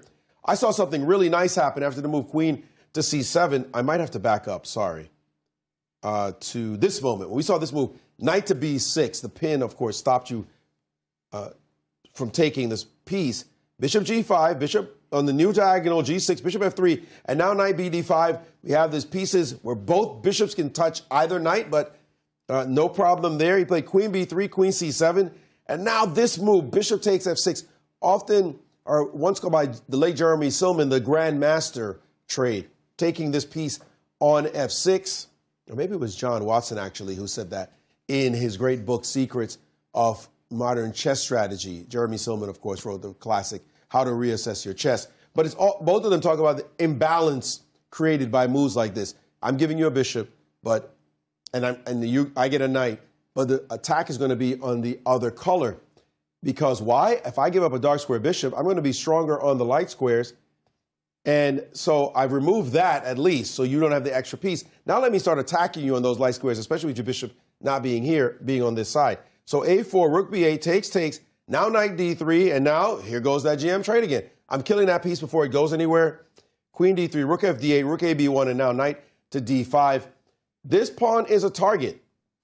Not something you could take right now. You'll get indigestion if you pull that one together. So that's not something you can take. But it is a target that black will have to continue to defend. So Wesley having the upper hand at this moment. But Maurice, I wanted to stop. I think we have a guest with Anastasiya to catch us. Anastasiya, over to you. Thank you, Kate. Yes, I have here Dariusz Swiercz, who just finished his game against Grigoriy Oparin. The game finished in a draw. Dariusz, tell us a little bit about the game today. Well, nothing too interesting. I think relatively quickly we drew the game. I didn't get much of the opening, but actually I wanted to say that my opening choice was actually partly partly because of Daniel Naroditsky and him terribly passing away.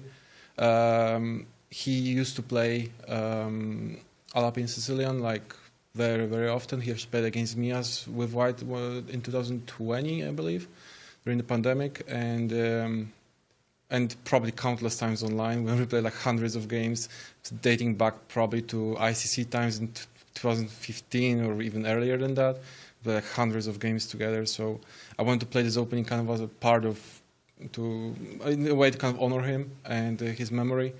And yeah. Yeah, we are all going through really, really difficult times because, like, such a beloved person for all of us and friend and a great chess player.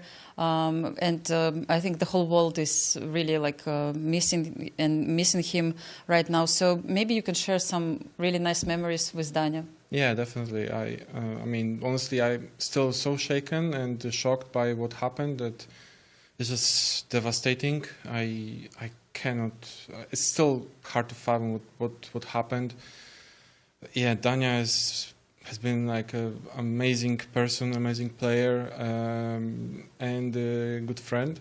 And I've known him for like, I don't know, 10, 15 years. I cannot really keep track. In a way, we are the same generation of players.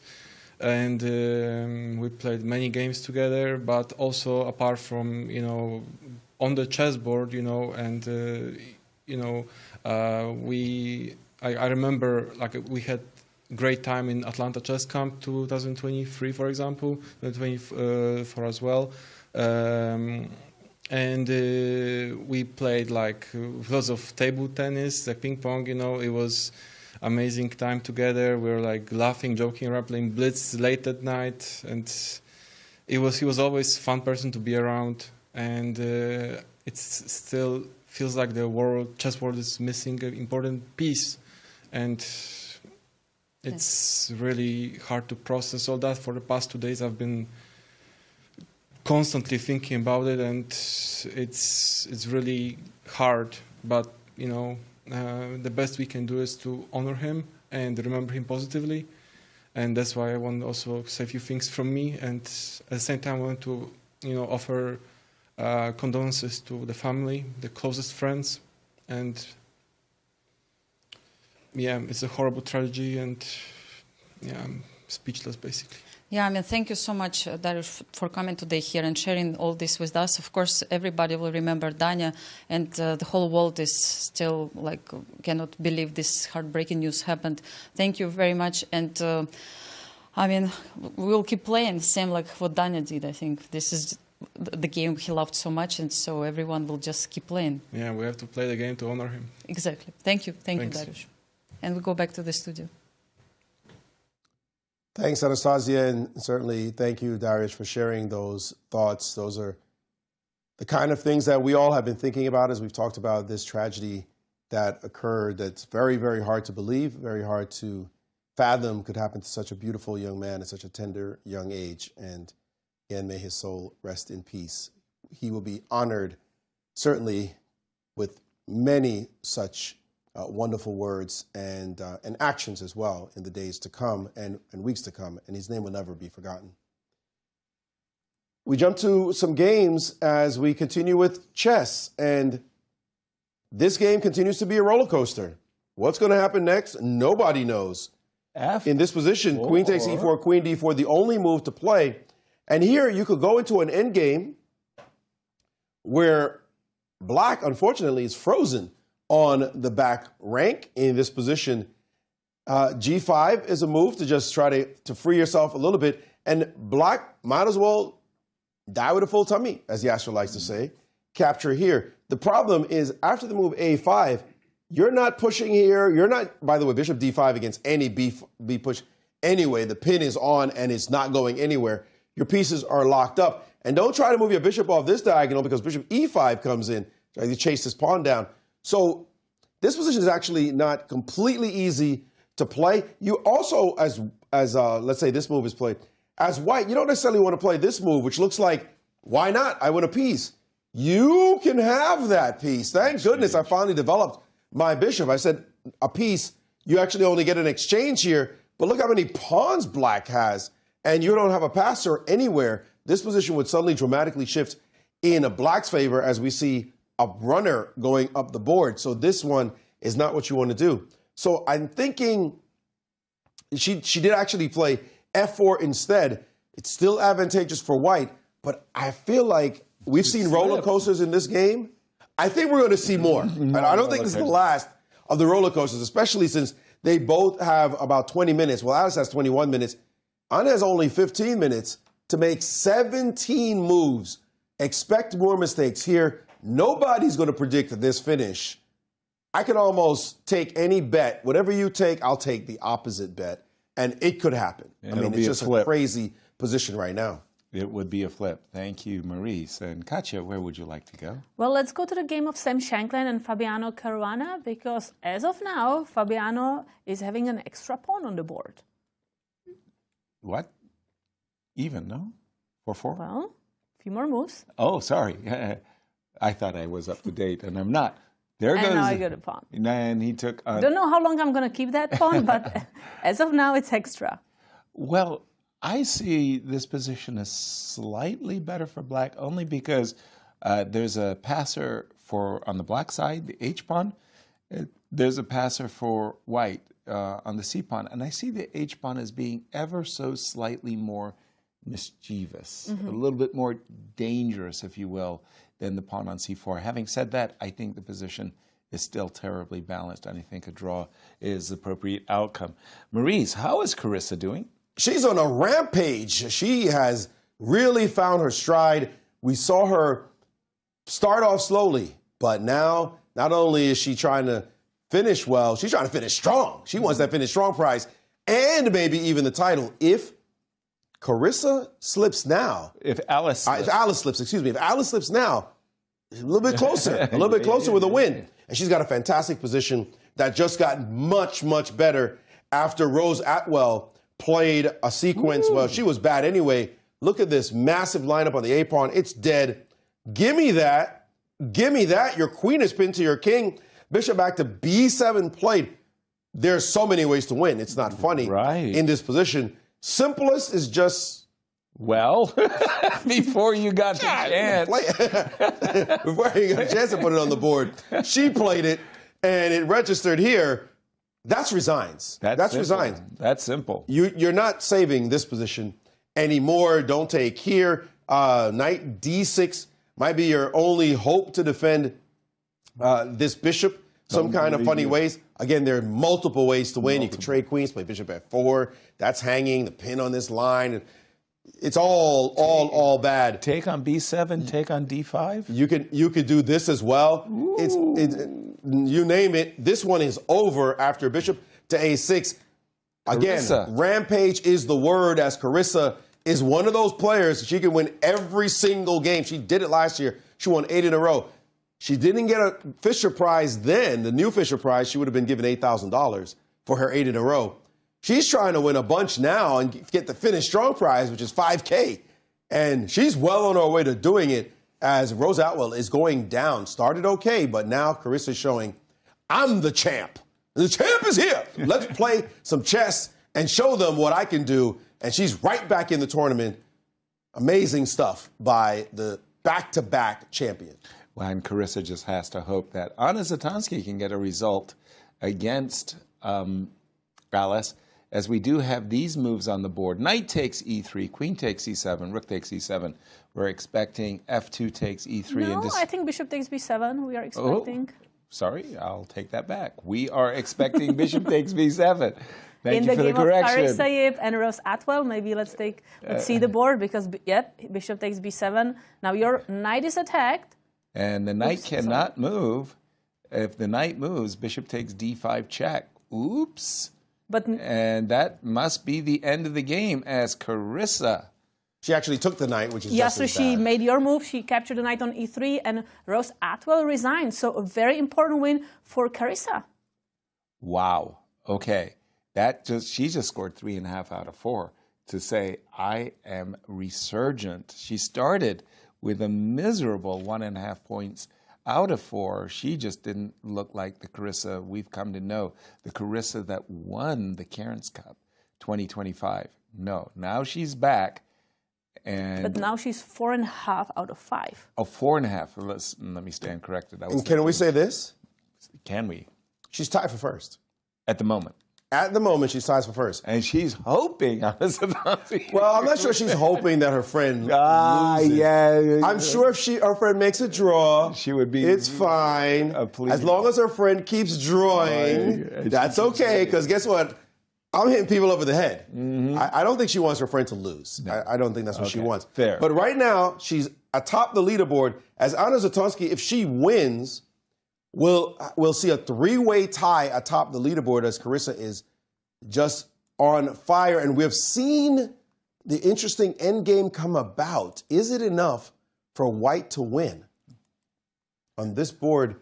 Whoa, that happened fast. After the mistake, F4, nonetheless, Anna Zatonski was for choice. Anna Zatonski against Alice Lee. She got the same bishop takes F7 with the inclusion of F4. And so she has, Anna's a pawn down. Let's be very clear about that. But this very, very nasty back rank pin means that it's Alice struggling to save the position. And you can't, the desirable B5 is usually met in these situations by bishop to B5 attacking, and we keep chasing you down. And eventually we take that bishop, there's crying to be heard. Now, you don't want to play bishop to E6 too early because Black happily sacrifices the exchange and says, I've got a passer. But in the meanwhile, it's sort of like you're not playing with this bishop, you're not playing with this rook, you're not playing with your queenside structure. And if White puts her pawn on A5, you never can play bishop C3 takes A, because whoop, there will be a bishop F6 sighting and your king will be in a mating net. So Alice is the one in trouble on the position. And usually around these times, Anna has 2 minutes on her clock. And that's not the case. She's playing a good game, and she's playing it, she's managing her time so much better than has been her norm. I'll put it like that. Are we expecting a move like King G7 now? Because as you said, it's just, if I can play B5, maybe I can just centralize the bishop. Let's give it a look-see. King G7, bishop to D5. And again, it's just one of those positions like I'm freezing Black from, making a turn, if you will. So on a good day, White's idea is as simple as it look. I want to play A5. I want to play Rook G8 check. So let's make a bad move. Yes, Bishop C3, A5. So I can just at least demonstrate the position I'm aspiring to achieve. Yeah, this is the position. So I want to play Bishop F7, and I want to play mate. So this is more or less what Anna has in mind. And we have bishop to D4 on the board. That doesn't stop Anna from achieving her goal, A5. Let's see. Just stopping, and it pushes with this pawn. Exactly. And for the moment, it's not that clear where this bishop belongs, but I can tell you that moves like bishop to F4, bishop to C7, bishop to B6, just locking the king side down absolutely does, go through your mind. And Maurice, over to you as you tell us about the game of Hans Niemann. Yes, and I was thinking Carissa doesn't want to see her good friend lose. No, but guess who of course not. Guess who does? Who does? Everybody else. Everybody else. Everybody else. Beat her. It's a five-way tie for second place. That's right. A bunch of us chasing her down. Beat her, please. We don't need a draw even. We'll catch you after you beat her. But right now, we're rooting for her. And actually, before I can get to this position where a huge blunder has actually taken place, we do have Anastasiya with Carissa. Thank you, Maurice. Yes, I'm here with Carissa, and we were also checking the game right now on the screen. So, Carissa, what do you think about your victory today, first of all? Congratulations. Thank you. I am pretty happy with my game. I thought it was smooth throughout. Kind of surprised her early on in the opening, and I think she couldn't quite handle it well. And, once I got the bishop pair and open A file, weak pawn on A7, I was quite sure that is very good for me. Yeah. Did you feel it was like a game which was decided at the opening stage, basically?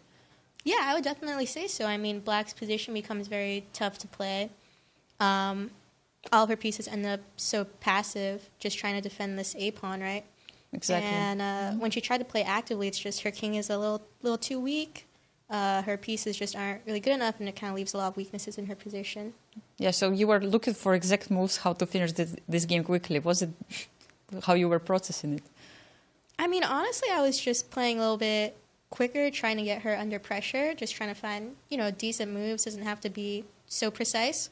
But, like under time trouble, you have no time to think about your position. Kind of like everything is starting to untangle. It gets very difficult. Yeah, and you managed to win this game, and of course you get the present because you finished first today. So today the present from Q Boutique Shop is...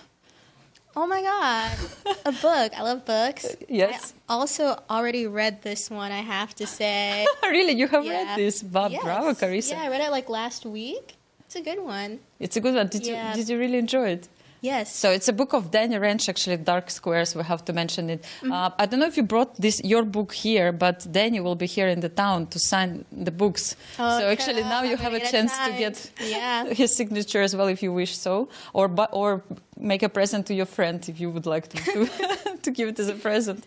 Yeah. So, but speaking about the tournament situation, Carissa, like now that you saw also the game of Alice, like what can you say? I'm not quite sure what happened. I went over, and then at some point it looked like she was in some trouble, and looks like her queen side just hasn't developed yet. Yeah, we can see it on the board. Anna has not played e5. Bishop d5 is still good, I think. a5 is, I think, better. But, I mean, they're both getting a little low on time now. Yeah, it's getting really crazy, so we will see continuation soon. My last question, Carissa, today, I saw that you were playing with camera. You took the camera from Leonard and you were trying to do some nice shots. So is it something you would like to try in the future, maybe to become a photographer? Photography? Actually, I usually like to shoot on film, but yeah, photography is pretty fun. Yeah, you never know, right? So exactly. Okay, thank you so much, and all the best of luck in the next rounds. Thank you. Our congratulations, Carissa, and we know that she can be a real boss in these championships. She's won back-to-back championships. She's going for a hat trick. Results, Katja. Let's review the women's section first, and here we have this win. Carissa won against Rose Atwell.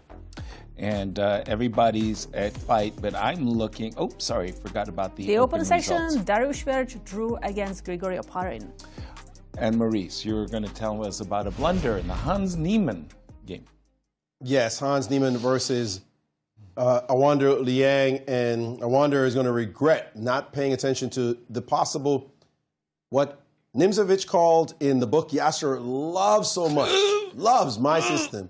What Nemcova calls the lust to expand. And that's the word he used, the phrase he used. The pass pawn, you always have to keep, he also called it a prisoner under lock and key. You cannot let it just go. At the moment, it didn't look like it was a big deal, but the move bishop f7 would have certainly curtailed his pawn's ambitions. But this move, which looks like a rook on an open file, come on, how natural is that? That's just beautifully natural. Maybe your rook will come down, start attacking stuff. That's a good move, right? You do that without thinking. Until the prisoner gets released, and e6 on the board turns out to be a massively strong move. Where now you have a big problem, because this knight is preparing to get to the f4 square. This bishop is going to be trapped, awful, nowhere to go. This piece is going to be much better, and you're going to have some serious problems. For example, if you take here, I'm going to play a couple of moves that may seem reasonable. Your bishop's hanging. When this goes back to this square, let's go pin it. You want to move up a square? Well, we have different moves. Play g6 and really bury your piece. You can also play this move, rook to f8, attack your pawn. You want to defend it? Guess what? We'll get the other rook to the file. Guess who's coming down? Look at this anemic piece sitting on the back rank, a straight target. And how do you defend? And by the way, if anything tries to come back here, for example, the move rook d8, rook down, now knight g6 is suddenly a threat as well. Black's position is completely tied up and busted. There's no other way to put that. He's just getting crushed. So e6 on the board, we're waiting a move. We actually did see a move, rook to d4, bishop c7, and now the magnificent only move, king g3. We're getting our knight to f4. You're not stopping that. This piece is going to be completely locked up. I'm thinking, I was about to say it, I looked over the engine, that you have to play f4 and get the bishop in a different direction. You just have to, but it's a terrible move. You're giving away a pawn. I mean, it's a terrible situation. You're giving away a pawn just to make sure this piece doesn't get entombed, and then you're just going to lose.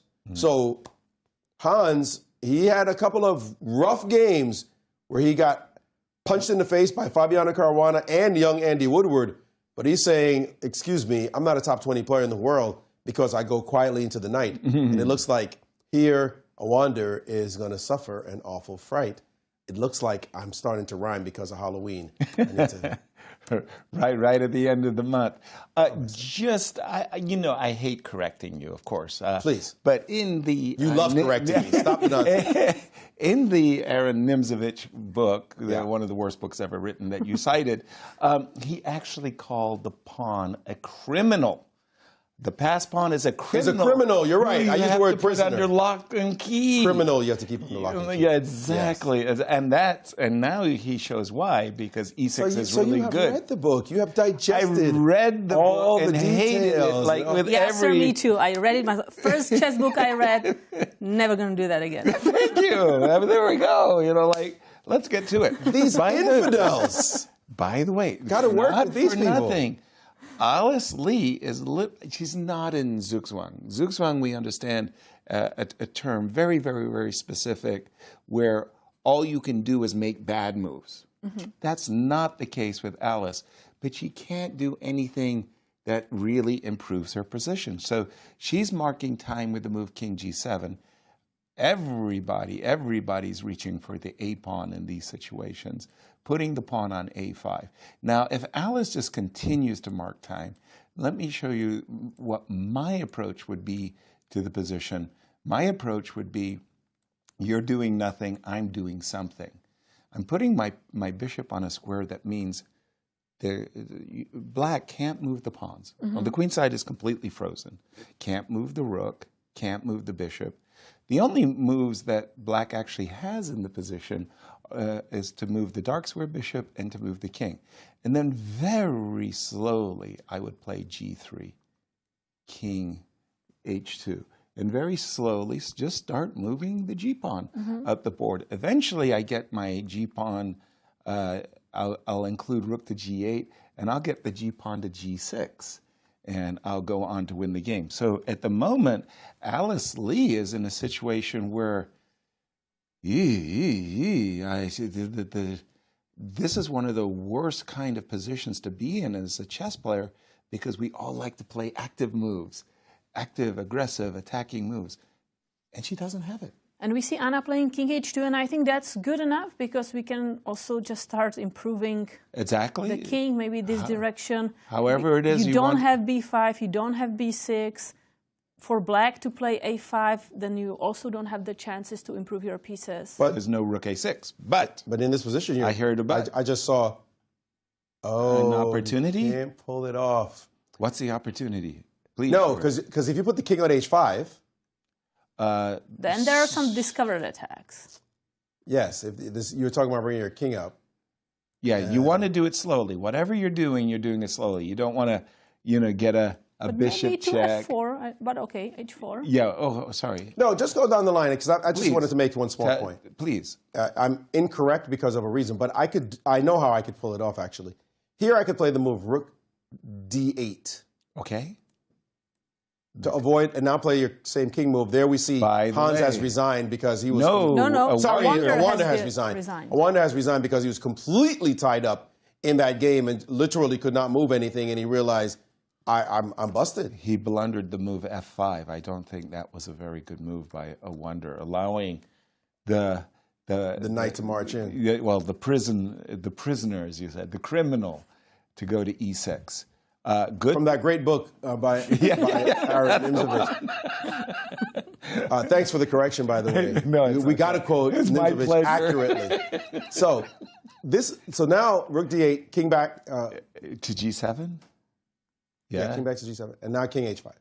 And the difference is that the desirable bishop check, you cleverly moved your rook from E8, where it wasn't protected, to a square a D8, where it's now protected, and you win. And so now we go back to this position. Yep. All I wanted to point out was when Kate was talking about moving the king off the board, that now the move B5, or let's say A5, or bishop A5. C3, any move you want to play, move. is met by rook. Oh, what I was thinking is stupid. I went all the way up the board to try to show something that actually doesn't even work. Because I was thinking I was mating on G8, but you have King H7. So you wanted something like Rook G8, and thanks to the king already guarding H5. Why did I need my king on H5? Okay, it's going to be a long tournament. It was genius. Eloquently, I was setting it up. So actually, the king needs to be on I6 is where it needs to be. If we could just have another I6. Yeah. Well, that's somewhere south of San Diego, I think. Yeah, for sure. But just to point out that your king actually is in a nice way setting up for different checkmates. Yes, I the so king on appreciate. Yes, I'm coming to your rescue, my man. And in fact, that's the mate I should have shown. That was a nice mate. Nicely that was the shown. One. That's what I meant. And back to you. Back to Wesley. reality and some hopefully good chess, because my brain is clearly not working. Look what Sam did, Sam Sevian, in the game between Wesley So and Sam. Yep. Wesley took. And won a pawn. And took. Not bad. I like it. Give me the pawn. Give me the pawn.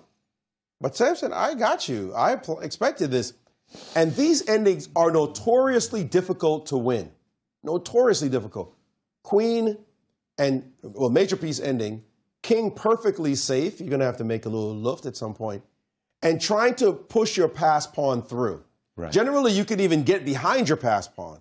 But if you don't have a secondary weakness on this side, you'll be protecting that pawn, and you won't be able to lift the blockade, or lift the blockade, get rid of the blockader that Nimzovich talks about in that great book, My System. We're having too much fun with this. But that's the biggest problem. You cannot get this pawn any further down the board, because at some point you have to move away the defenders.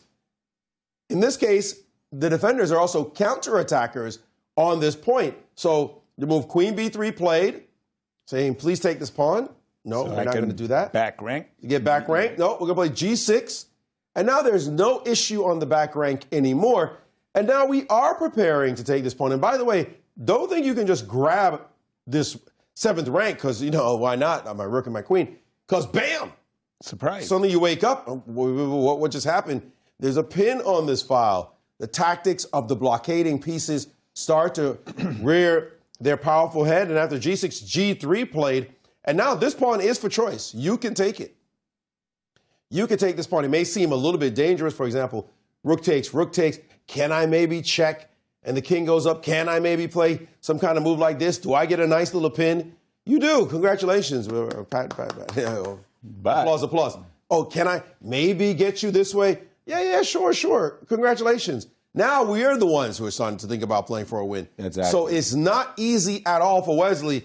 And I think did he get it from the board? Yes, he played rook takes d4, did Sam Sevian, and said, you're not winning this. I'm confident this ending is equal. Look at that posture. He's confident, the youngster against his elder. And we had another finish, and I mean, we have an interview with Anastasiya with Hans Niemann.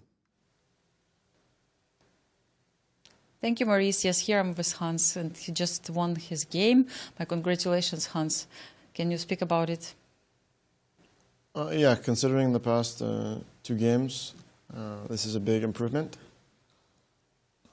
He just went wrong in the opening, and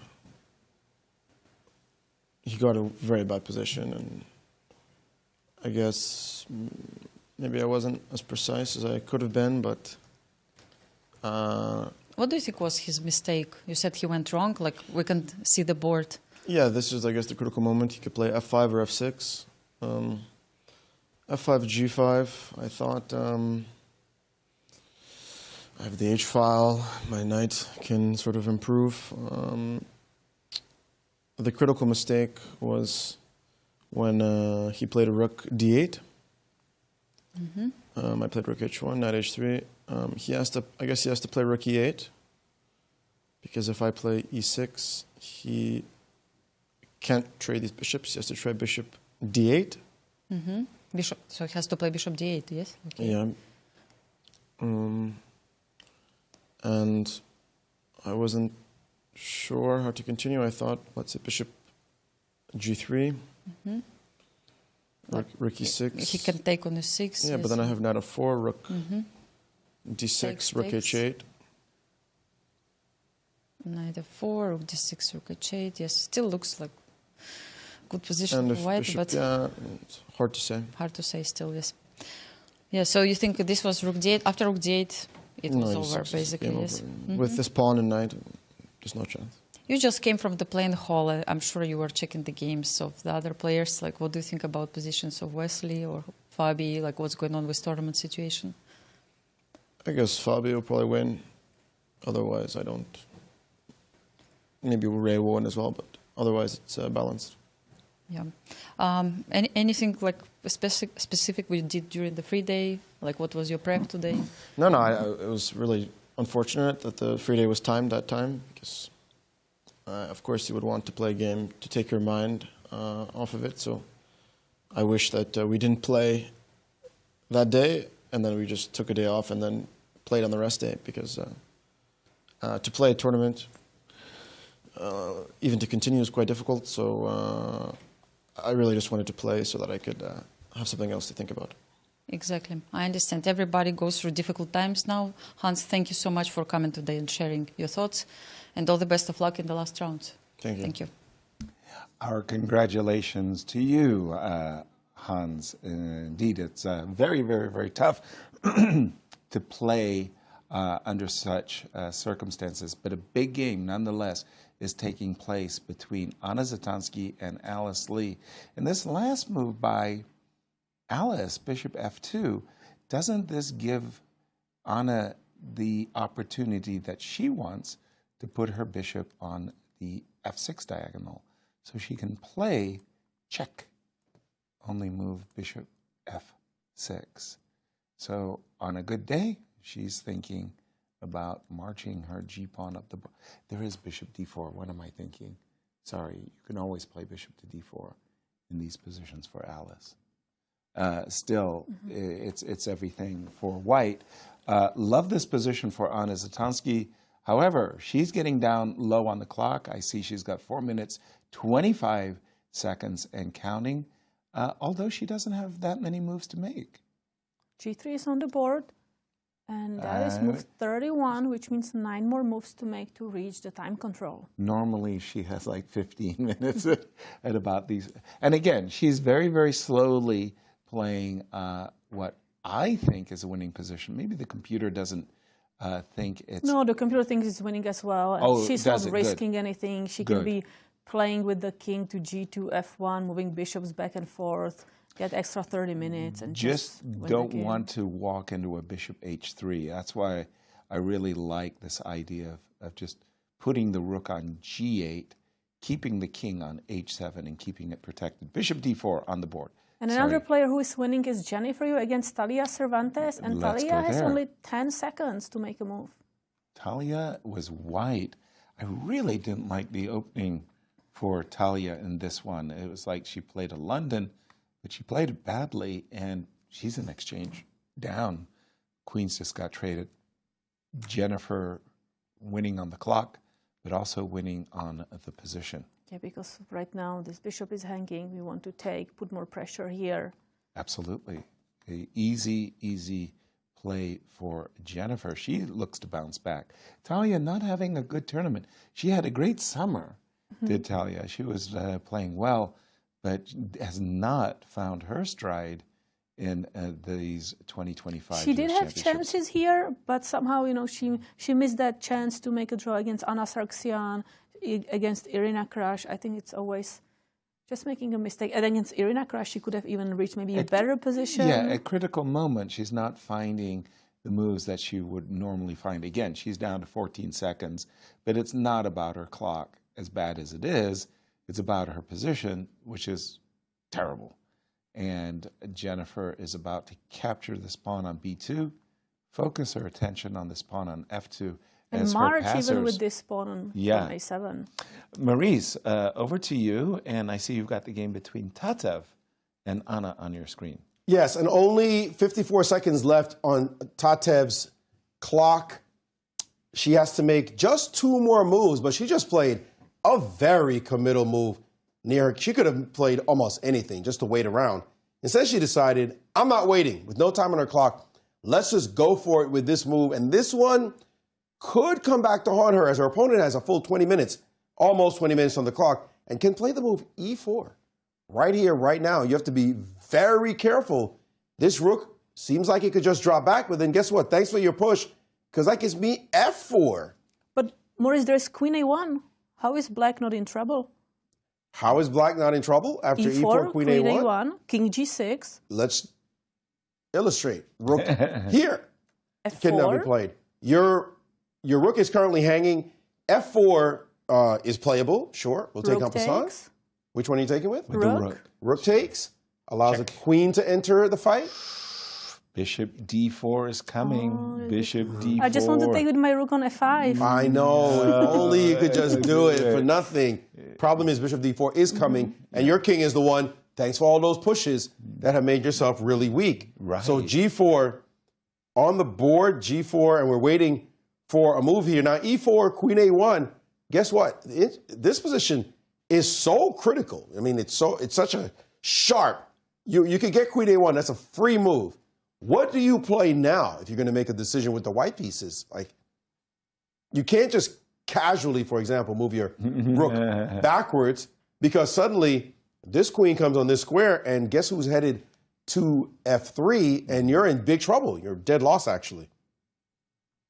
So what do you do? e4. If it's played, she will have 54 seconds to make a big decision here. But, okay, rook b3, queen takes a4, you take on f5, sorry, which is the whole idea of g4. You've got queen a2. Ouch. I don't have time for queen g4. Yes, that's the button that hurts. Yes. The news is bad. That is bad news. So this is a risky moment, of course, because if you play e4, as you're rightfully pointing out, it does expose that king. Yep. But she has time to calculate whether or not it's a good idea. Is it really working? Now, this is the tricky move to find, because here, to pin yourself, to pin your own rook, where have we seen that famously? I hate that. A player pinning their own rook in order to go for the win. Voluntarily? It's not usual. It's not common. Come on, our audience knows the answer to this one. A player famous... King d6, Grigoriy Oparin?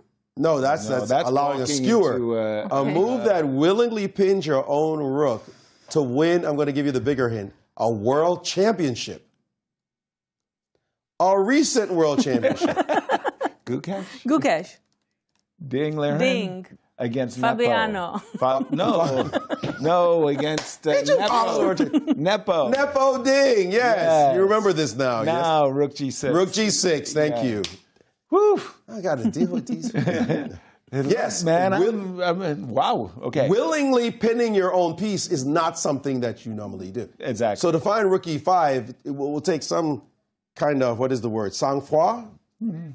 This one here ended up being a draw, despite all the whole things that they were doing, the machinations with the chairs and such. Nice. But here to play rook e5 is not easy. I mean, your normal instinct is just to move your king out the way. Right.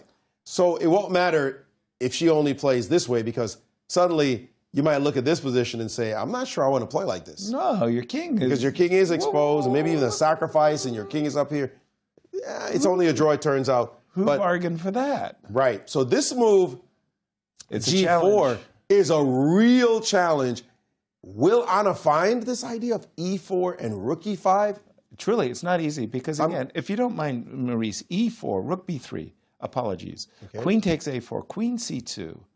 I mean, you know, the king on F6, you know, if I could play bishop takes E4, rook F3, I've got ideas.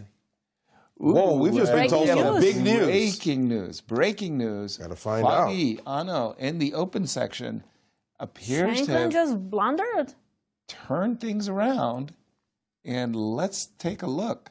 So we left it, we kind of thought, well, a draw is still a most likely outcome. Interestingly, when Hans Niemann came on to be interviewed, what did he say? Maybe Fabi will win. And it was like, well, talk about a prediction. Why?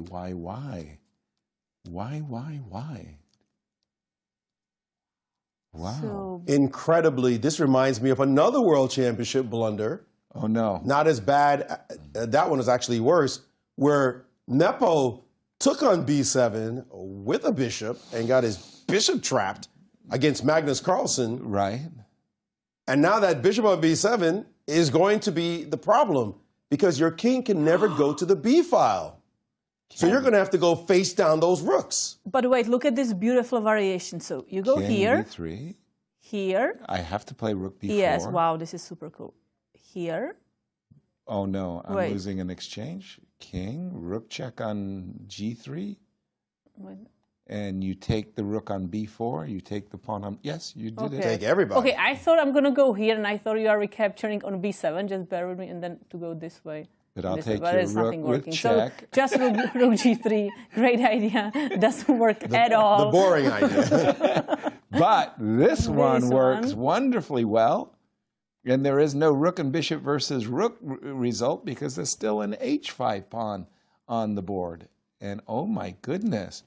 Oh, bishop You B7 could also just is play rook takes terrible. B3 check, by the way, in Yes, that line yeah, first. Exactly. And then you don't even get the A pawn. Nothing. What Bishop a blunder. B7, what's that, loose? And the problem Pieces? is also, by the way, if I Bishop go to D5 was just offering a trade and making sure there are no problems on the tricks. B file. That's right. But bishop B7, bishop G6. So if I go back, Oh my Whoa, goodness. whoa. Look at those Somewhere. rooks. Oh my goodness. this is The rooks are just ready. so. But I cannot do this. Just don't play rook G2. But that rook I like a lot. But that's. And by the that's way, just- black's king is perfectly chill. But if I go here, Take a pawn. Yeah, Give this me the is- pawn. It's also attacking the bishop. Yeah. Yeah, no, this is very scary. It's play on one goal. That's a checkmate. What's the checkmate? Show me No. the checkmate. Well, that's the plan. With the rooks to checkmate. And that is, yeah. You know the worst thing about this position? No, about what's this the worst thing? situation? What's the worst thing about this? It's move 39. This was move 39. And Sam had over 12 minutes on his clock to Fabi's under 3 minutes. Oh, dear. So he rushed his move. He rushed his move and just played a simple attacking move without looking at his opponent's next move, which was this check. Opened up the diagonal and said, just waltz right in. Where are you going to put And your king? Your king, Where are just you going to? now he's thinking about it. Oh, dear. And you can't say this was an extremely, extraordinary, difficult position for White to play. Is that, oh my gosh, what is the move I should play here? No, he had options here. Bishop D5 was easy enough. He could even put his bishop on A8, frankly. Just get it out there. Not to expose it on B7. Not to accept, but he put it on an aggressive square, and now he's going to pay for it because rook B6 will always be a problem, and it's only now that it is dawning on him the difficulties, and Fabi is well aware he's about to steal this game. He needed a win out of these next two because he knows he has Levon in the last round, and that's definitely not going to be not easy. No, So he needed to grab it. As Jennifer Yu has won her game against Talia Cervantes. As we expected, because she had a winning position. But this, in the open section, this is a huge, huge victory for Fabi. Should he get it? I just want to see how Wesley So. Can Wesley keep the pace with his colleague, rival, co-leader? No. Without a blunder, no. No. No, Just no. Wesley cannot. Wesley has the more dangerous pass pawn, but no, this is simply a draw. Simply a draw. Major piece ending, and this is a very good Equal blockade. material. Yeah, blockade. It's that Nemcova blockade. I mean, Have you ever won a Maurice, you have single to get game? over it. All I ask is a single game. This is a challenge. Nemcova was noted for a few things. Centralization. Who was Paul Morphy's blockade? Who was Emmanuel Lasker? What Nemcova brought was overprotection. This idea that you possessed a square in your opponent's camp, you overprotected that square, and thanks to your control of that square, you won the game. Have you won a single game, just one, due to overprotection? Magnus said no, he never did. I'm not saying that the guy had all Just the ideas. answer the question, Maurice. I'm just looking for a yes or a no here. You can give me You your act whole... like the whole book has to be perfect. I mean, This is his concept. This is an introduction to jazz overprotection. No, you know what? Listen. What Nemcova brought was a compilation of ideas that if you're not a good player, you can digest all these basic ideas that were brought into one volume, including, Emmanuel Lasker blockade, sure. But I don't remember where did Lasker write about blockades? He was the one who introduced the Berlin knight b7, knight c5, knight e6 blockade. And in those days, Emmanuel Lasker, come on, 19th century, 1926, chess books aren't as popular as they are today.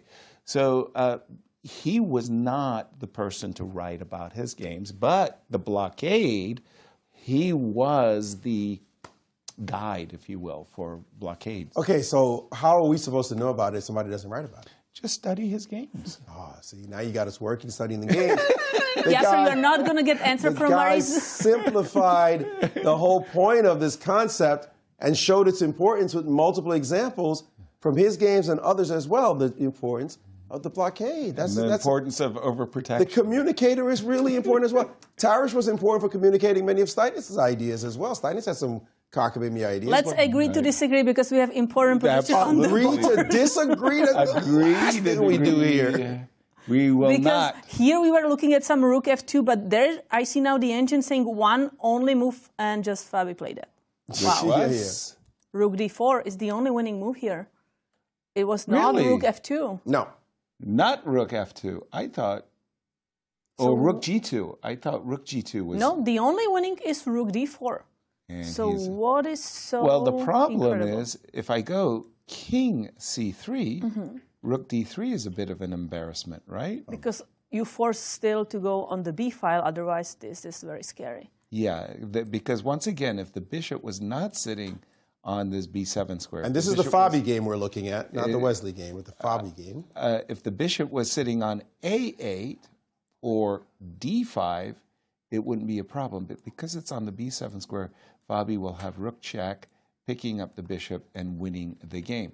But the problem is, rook d3 check, where can... And by the way, if you go to c1, that's a checkmate in 1. That's nice. Oops, here. Yep, that's a nice one. So now we know you cannot go to c1.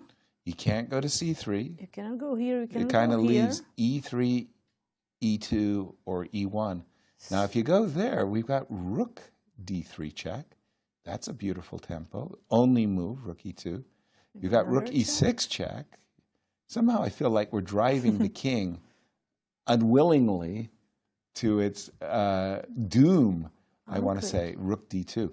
Let's pause our analysis and toss it to Anastasiya. Thank you, Yasser. Yes, I'm here with Jennifer, who just managed to win her game against Talia.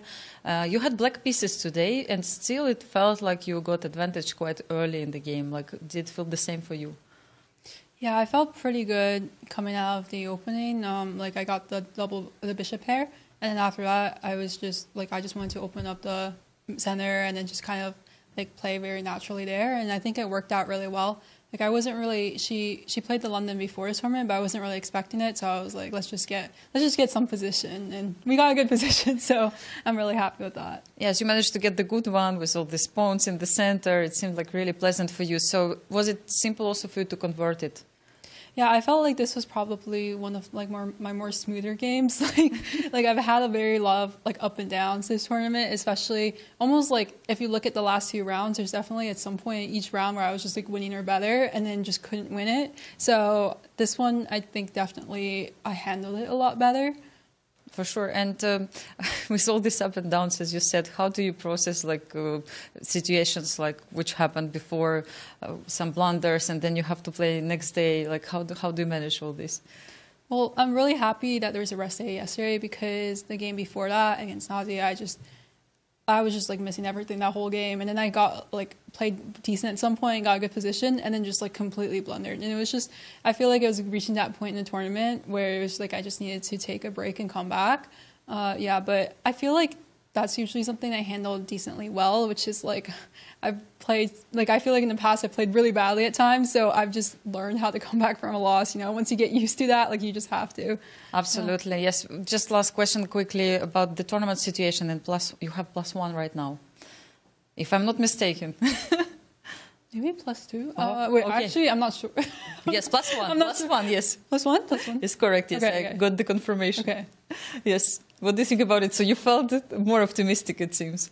Yeah, I mean, no, actually you're right. It's because I wasn't like, it was because last round I lost, and I was like, I was not expecting that one. But sorry for bringing bad news. No. I mean, also like I have not been checking the standings after, because I was just been so disappointed because I kept drawing games that were completely winning, and it was just like the same thing over and over again, which is like I will, you know, like maybe it starts out a little rocky, and at some point I start getting back into the game, and then I just for some reason sit there and then don't make a move, and then I run out of time, and then I draw, and I'm like it's crazy. Yes, Jennifer, I understand. So at the moment the situation is still wide open for everyone. Thank you so much for being with us, and all the best in the next rounds. We go back to the studio.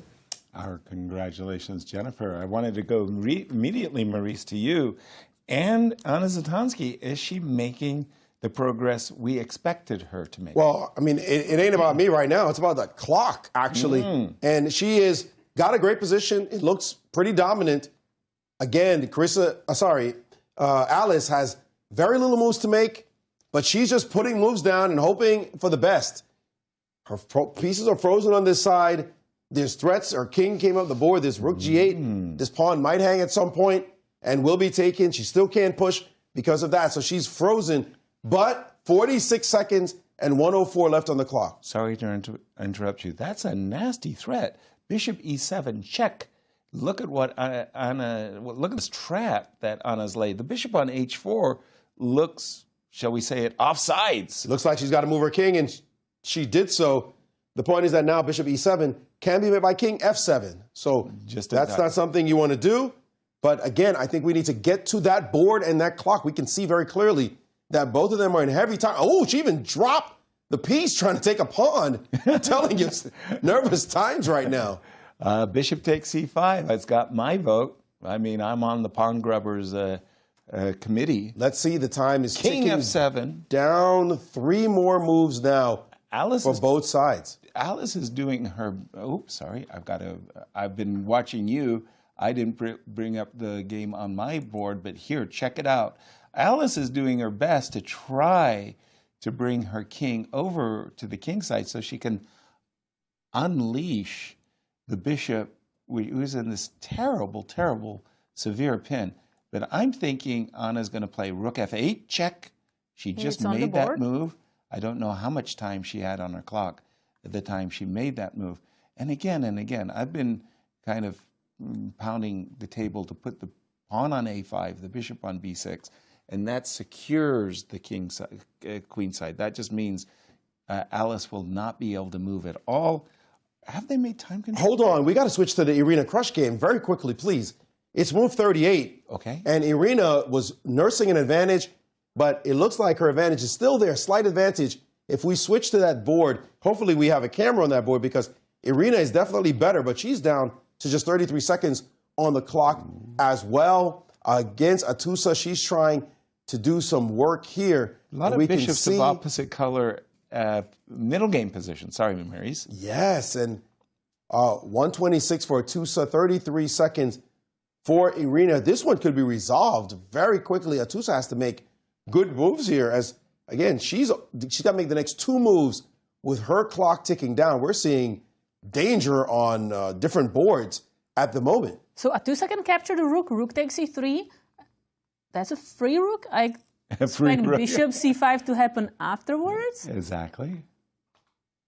I'm assuming so. And then we've got to give the rook back because, unfortunately, the desirable rook e1, f4. Well, wait a minute. Let me take that back. Rook e1, f4. D6. D6. You take d7. You can play king e7. You don't have to. So, in this position, maybe king h1. You got to take the rook. Yep. Now we take on f5. Take the pawn. I think we have to take with the pawn. I'm not sure. And now she took on no, she did not capture the rook. She started by immediately capturing on f5. Wow. Wow. Wow was right. Wow. That's unexpected. A very big surprise. 2 moves to time control, and it's Irina. What's Irina's clock time? 17 seconds, and counting fast. Wow. Is that the time? Actually, it's only 11 seconds. We see this taken on e1.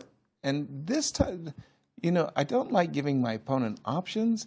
King takes f5 is a very legit option after rook takes included. Well, you cannot capture with the pawn, right? Exactly. Rook e6 is coming. I want to sidestep. I could sidestep that with bishop c5, but somehow king takes f5. I find that very attractive. No. Bishop c5 check. All right, that's her move 40. And she's made time control. All right, let's get back to the Rose game. To the Alice game, excuse me. I got all my names mixed up. Okay, yay. Good for Anna Zatonsky's fans. This is beginning to look like a study. We're going to put black's pieces in such a jam that nobody can move. Bishop on c8 can't move, illegal. The rook can move, but just go back and forth. And it looks to me like after rook g8, and he just don't allow bishop. Is there a move? Well, Anna has 10 seconds, but I think they already reached. They had already move reached time control. It was move 41. She didn't have to rush at all. Okay, but she just played the move rook g8, and this is resigns. This is just absolutely. You can just plan this and that. Yeah, I'm just pushing the g pawn now, and this bishop is stuck. The rook on a8 is stuck. We're on move 41, and the bishop on c8 and the rook on a8 never moved. Never made a move. Never moved. Never moved. You know, when people come to me and say, "Yasser, could you train with me, help my game?" I go, "Sure. Send me some games that you've played." And they show me a game where they never move their pieces off the background. I said, "I can help you." You learn to develop your pieces. Now, for Alice, this is a very, very hurtful game. Not only because she's going to lose it and potentially be tied. Well, actually, she is tied. She is because Carissa won. But nobody likes losing games. No. But if you lose a brilliant game, you can live with yourself. But when you lose a game where you never even landed a blow, it was just, she did not play a good game today. She will kick herself for her game today. By the way, not for nothing, Maurice, did you say unlift the blockade? Unlift? I started and then I corrected myself and said lift the blockade. Like, I had to run to the Webster University just down the road to say, is unlift something that we have to put in the chess lexicon? What do you have for us, Maurice? You know, anytime he gets a chance. just unlift? I mean, we got to... This has been going on, people. 30 years. A little bit longer than that. Come on. No, I think I was too weak before then to have any conversation with you. I don't know. Seirawan. The holy Seirawan. Although I did point out that mistake you made in the game with Dragan Varlov. So that I was proud of, and that was even more than 30 years ago. And that's my introduction to Yasser Seirawan to say, Mr. Seirawan, you missed the move. Oh, no, you punk. I saw the move. I did not say punk. I did not say. I know you were thinking it.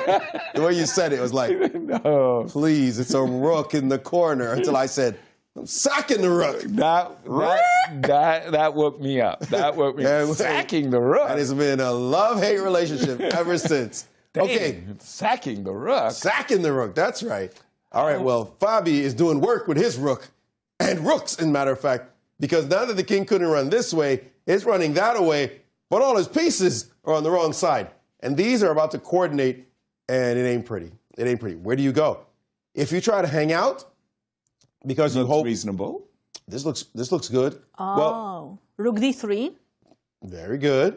King f2. And king active. And rook b6. I want to do back rank checkmate. Oh, I hate that bishop on b7. Oh. It's Nasty. just ugly. It's just ugly. Bishop f3, you're going to go back. Yes, to f6 to pin your bishop. That is nasty. I'll put it on the board. You don't take the pawn on b2 and allow bishop e2. You go back. And Sam is sitting up in his chair. The last thing you want to do. Whoa. There's three of them. And again, what are these pieces doing to interfere with the force of this black army? Nothing in this bishop move. I mean, he's going to walk out of here like, how did I possibly blunder? But Maurice, I don't see if king g3 and king f4. Right, How king do we close g3. Close the deal. Okay. Close the deal. So are you trying to lose a rook? Oh, it's just like that. Just king e5, rook f5? Yep. We are trying I was to lose looking a for rook. checkmate, but yeah, rook is fine too. Mate will come. Yeah. Mate's coming. Trust us. As Bent Larson would say, take the rook first. Mate's elusive, but the rook is a rook. I'll put that in the pocket. My student always said, if I have a choice between a queen and mate, I'm taking the queen. Wow. I said, no, The mate. Queen. Yeah. Give me. That's nice. No, it's over. It's over. Sam managed to maybe gift the championship. It's a little bit early because Wesley still has two softer games, if you will, and Fabi will have to play Levon, who will potentially be in a fighting mood trying to win that game because he might need it to catch Fabi, and he'll have the white pieces. So this championship is not over yet, but man, Ben Underwood's numbers, I don't even know what they're going to look like tomorrow. There's going to be some... Statistics are all over the map. 99.3% winning chances for Fabi after this win. Another big game is the game between Tatev and Anna. Those two players want to see Alice lose so they can potentially catch up with her. When we left it, Anna had this great opportunity to play the move e5, e4. It has some risk attached with it. The risk is that after queen a1 check, you're exposing the king. But Maurice has convinced us that the move rook e5 adequately protects the king and keeps the pluses. Nope. King g6, captures. And it's a weird thing to see this king not, in a burrow somewhere on the king side. Queen d1, last move on the board. 2 exclamation marks, and we are looking for checkmating threats now. So if takes the rook... We got to ask, what if I take the rook? Where is the checkmate? Yep, where is the checkmate? So we're checking on g4. Or, where else? Oh, I still don't see the checkmate. We got to check somewhere. We can also capture the pawn and check, but where is the checkmate? Where is the checkmate? Where is the checkmate? Let's just say it's not that obvious. I'll put you guys out your misery. It's no mate. There's no It's mate. just perpetual? It's just a brilliant perpetual. Aww. We are spoiled by the number of decisive games that these ladies are playing because we're expecting every game to end. What's the perpetual? I'm not even sure I see that either. I don't see the mate. I don't see the perpetual. I think we take the pawn, no? Okay. And then Where do you wanna after hide? king f6, doesn't matter. Now queen f3. King e5. And queen e4. I said king e5. Oh, you want king okay. g6. But king e5, queen e4, king d6. Queen g6. King c... Ooh, ooh, ooh, ooh, This ooh, square. ooh. Queen g6, crickets. Queen c6, queen a8. Da, da, da, da. And that's the perpetual. So simple. But what about king g6? What about king g6? Ask Katja. King g6. Just going back, that's it? Simple as truth. Yep, that's it. Okay. That's really straightforward. And Tatev finding a brilliant resource, because the sole problem with the move e5, e4 is it does expose your king. But what Anna missed was the key follow-up, rook e5. King g6 turns out to be an error, allowing Tatev to brilliantly sacrifice a rook as a... I mean, when Ding Liren played rook g6. Wow. Broke the chess world. The whole team, we were just like, what did he just do? We were so sure he was going to make a draw and go into another overtime and da-da-da-da-da. And he said, no, we got to go for it. And that's a hard move to play. Wow. And we see it here. Brilliant. So I understand the Queen D1. engine says this is brilliant, we get perpetual, but that means if I just move my rook, I'm worse? Like I want to move my rook and then go for those checkmates. I think it's queen d2. Queen d2, we are targeting this. Yeah, and you would love your queen to be on the g4 square at this moment, but you're not getting it there. And Just not in time. yeah, your desired rook takes g7 is a long. Because this king feels weak, but Doesn't you're right. it? I Yeah. just don't have space to get the queen somewhere closer. Exactly. F2. F2 is the issue. But what a move. Queen d1. Yeah, well done. Nice find by Tatev. Meanwhile, the game Nazi, Paikidze, and Megan Paragua, we have a rook endgame. I saw with an Nazi was extra pawn. a pawn up, but it was a 3 versus 2 Now on it's the 2 same versus time, 1. same side, and I thought that, well, it's a theoretical draw. I mean, Nazi will absolutely have to play. Going to go back to the game of Anna for just a moment, because again, this game with Alice Lee is so absolutely crucial to the standings. And my goodness, everything is going splendidly for Anna. And I think the move g5 is the way to go here. In case of king f7, that's actually, d5? it's a very unusual, it's not checkmate, you know, but it's a very unusual, like, you've got to give up the rook. And bishop takes e6 and rook takes a8 will win. Did she play g5? No, she's taking it slowly. She played king g3. King g3. Okay. Oops, sorry. I made a mistake. So in this position, she did not play g5. King g3. Do we like You know, this the move? trick is, if you go, let's say, king f7, now Bishop I go check. bishop d5, and you cannot move back because Yeah, now this that's is a checkmate. now that's a beautiful checkmate with the So, two bishops. If you have to go here, that's lost. I take the rook. Right? A constant theme. So what do you want to do? It's yeah, this is just lost completely.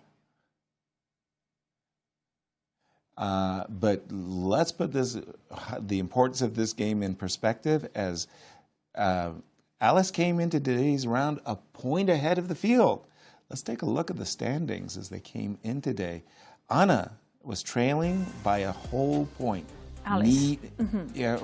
Anna was trailing Alice by a whole point. Sorry. But now we saw that Carissa won, so That she's gives tied her with 6. Alice. If Anna wins, she's at 6. That's a 3-way tie. And then we have Anna Sargsyan and Nazi Paikidze. Now, But Anna Sargsyan, she's going to make a draw with we Tatev. think so, right? And Nazi probably is going to make a draw with Megan. So Which it's going to be a means 3-way tie for the first place. Nasi will be a half a point behind. Anna will be a half a point behind. The 3 players tied for first. And in the open section, what's really going on is Fabi is doing incredibly well.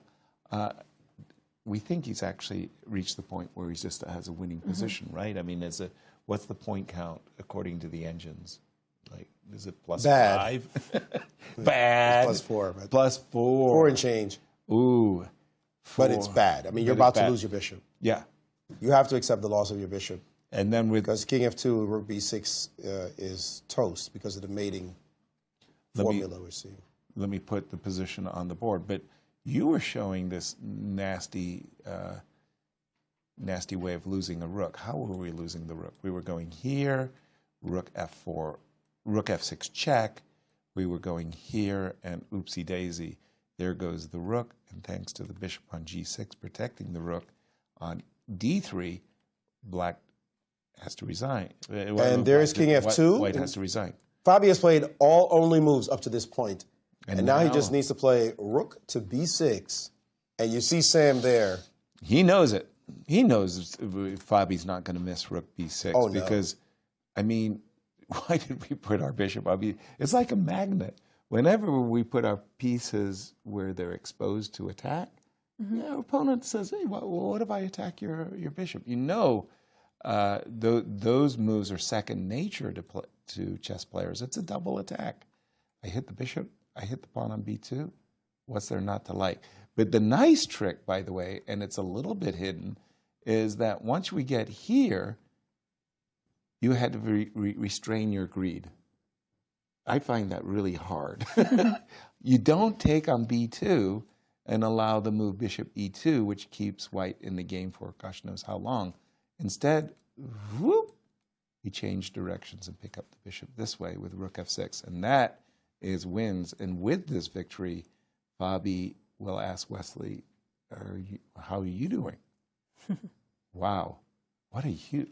And with the move F5, by the way, Fabi was saying to his opponent, no draws for you. I see your double bishop sacrifice and perpetual. I'm not going to let you get out of here that easy. It's impressive. He said, let's just play. I might be a little worse, but let's just play. I want to see you play good moves all the way down. I don't have to play the best move. I can play a second best move.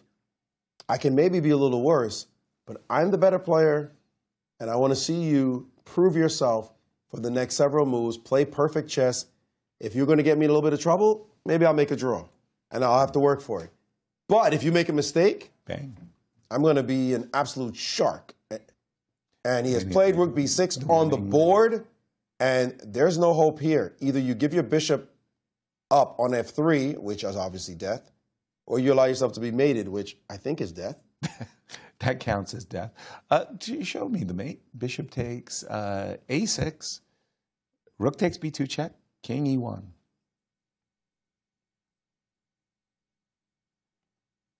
Rook G3. Okay, I'm crying. Check. Okay, I'm crying. Ta-da. That's the mate. Nice, nice, gotcha. Ouch. Rook G3. And look at those. I mean, the rook on C5, rook on A4, bishop on A6. You play Rook G3, and I got no answers. Oh, dear. If my students set up a mate like this one to show me as a puzzle, I'd say, why'd you put the rook on A4 and the C5 for it? Just made it boring. You made it boring. And they were like, well, guess what? It happened in a real game. Real game, yeah. Oh, I'll shut up now. I'll be quiet. Fabi taking the lead. And Wesley doesn't look like he's going to win that endgame. No, it's rook and 4 versus rook and 4. Still slightly better for white, but nope. No. I think Sam Sevian is going to comfortably hold this position as black. So. And this looks like it's the draw, it's the repetition. Tatev sacrificed the rook, and the players are just checking with the arbiters. And it's a draw between Tatev Abrahamian and Anna Sargsyan.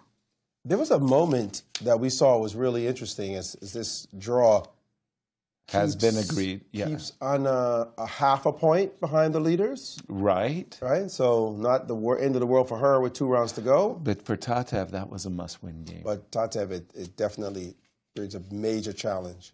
Yeah, I think mathematically it does eliminate her from the mix because there's so many people vying at the top. But there was a moment in this game that I didn't get a chance to share. Okay, let me... Where it was the moment she played Queen D1. Tata. Yes. Let's go to that. The Oh, moment... the rook on... I just saw Alice finally move her rook. No. Yeah, rook to B8. She didn't want to go the whole game without at least developing her rook. Which moment? The last one, when she played Queen D1, that moment where she with sacked the rook. E5, E4, and all that good business. Okay, let me get to. This. What a move! Okay, here you have a choice. Yep.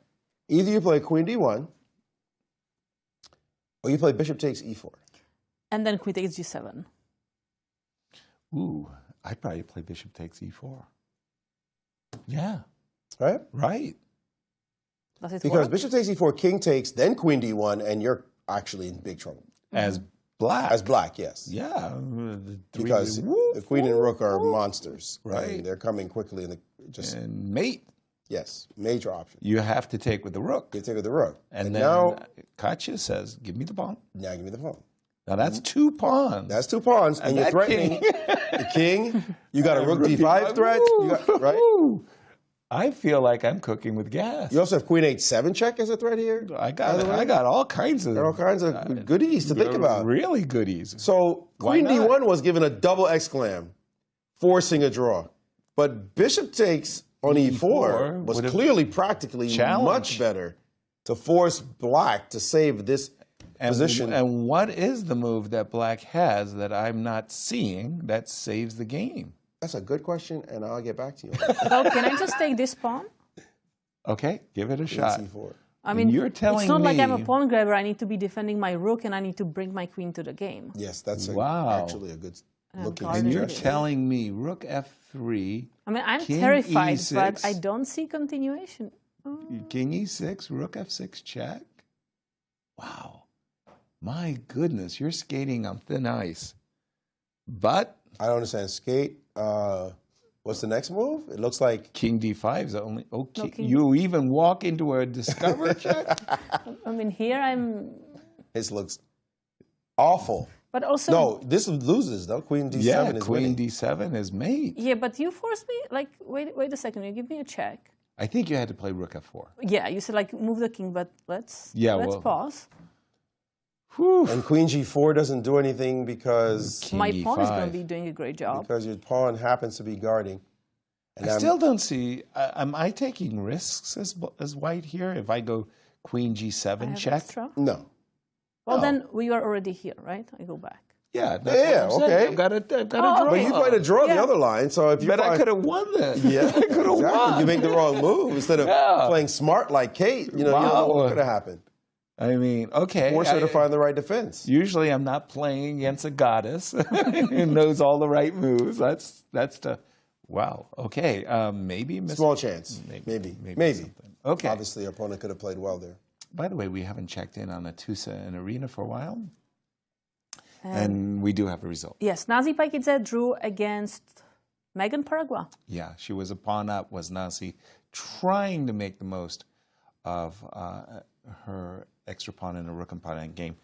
Atusa is still on the back foot in her game with Arena. Arena has a much better rook, more active bishop, and frankly speaking, the more active king. King G3 and rook H2 is a mate that Arena would eagerly love to play, given the opportunity. Could we sit on a Sam watch, please, a resignation watch, though, with the game with Fabi and Sam? Did he? Oh, is it that bad? Yeah, and it is that bad. Yeah, it is that bad. I mean, rook B6. Oh, we have some moves. Okay, so can we go Okay, back? Rook something B6 happened. So That's where we check. left it off. King F2, rook B6. Sam said, take my bishop. E4. Okay, I'll take your bishop. Rook C6, trying to kick up a fuss. Fabi said, now that I'm a bishop ahead, okay, we've caught up with the players. Rook takes A6. Well, that's a pretty simple answer. I've got an extra bishop, but how are you dealing with the runaway criminal. Nimzovich. What I will give Nimzovich, and I will give him 20 stars for, I think he was very, very witty, and he had some absolutely brilliant quips. And my number one favorite go-to is, the threat is stronger than the execution. that was great. And for those of you who don't know the reference has to do with Emanuel Lasker, the world champion. The world champion, Emanuel Lasker, loved to smoke cigars at the board. And anybody who's been around a cigar smoker knows it's pretty foul and offensive. But making it even worse, Emanuel Lasker loved the really, really putrid cigars. I mean, these were horrible cigars. So at a major tournament, all of the players got together, raised some cash amongst themselves, and went to the tobacco shop and got Emanuel Lasker the good cigars. And we do have a resignation. Our congratulations to Fabi as he takes clear first, winning with the black pieces against Sam Shankland, and a very upset Sam Shankland walking away. But kudos to Fabi. We think he played a fabulous game. And just to finish the story, so the idea was that the players presented at the opening ceremony to Emanuel Lasker these beautiful cigars. And he was overcome with joy, gleefully accepting. Thank you, my colleagues. You love me. Everybody's happy. Emanuel Lasker came to the board against Nimzovich with the old cigars and laid them out on the table, these old butchered cigars. And Nimzovich ran to the arbiter and said, foul, foul, look. And the arbiter said, well, he's not even smoking them. Yes, said Nimzovich, but the threat is stronger than the execution. Just the thought hanging in your mind that any moment the guy's going to light up these horrible cigars. I love that. H4, what a move and what a victory by Fabi. Congratulations, Fabi. Men's results. Let's take a look. Open results, I meant to say. Abhimanyu Mishra drew against Levon Aronian. Hans Niemann won against Awonder Liang. Sam Shankland lost to Fabiano Caruana. And Dariusz Swiercz drew with Grigoriy Oparin. And the last two games, we are expecting draws as well. Yeah, Wesley So currently a point behind Fabi because of Fabi's victory. Wesley could tie if Sam blunders what we think is a drawn position. Sam doesn't lose these. No. And he's such. And you can see in his body language right there that he knows exactly what's going on. Wesley's looking for tricks. Yes, he is. But Sam has looked at all of it. He's come back. He's triple checking. He knows, come on now. Got this? I got this indeed. It's walking back and forth. What's the rule about walking back and forth in front of your opponent? There's no rule. There's no rule about that. That's okay. That's okay. Facing Garry Kasparov. Garry was a pacer, and he just didn't pace. He walked with purpose. He had a stride that was kind of like almost a kind of a battalion march, and so he oftentimes walked right by the board, pacing. You made a move, and he flew back in the seat like it was an instant teleport into a seat.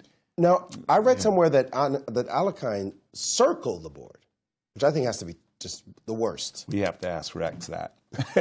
Let's go to Anastasiya, who's with a special guest. Anastasiya. Thank you, Yasser. I'm here with Fabiano Caruana, who just managed to win against Sam Shankland and again got the sole lead in the tournament. Fabi, congratulations. What happened in this game?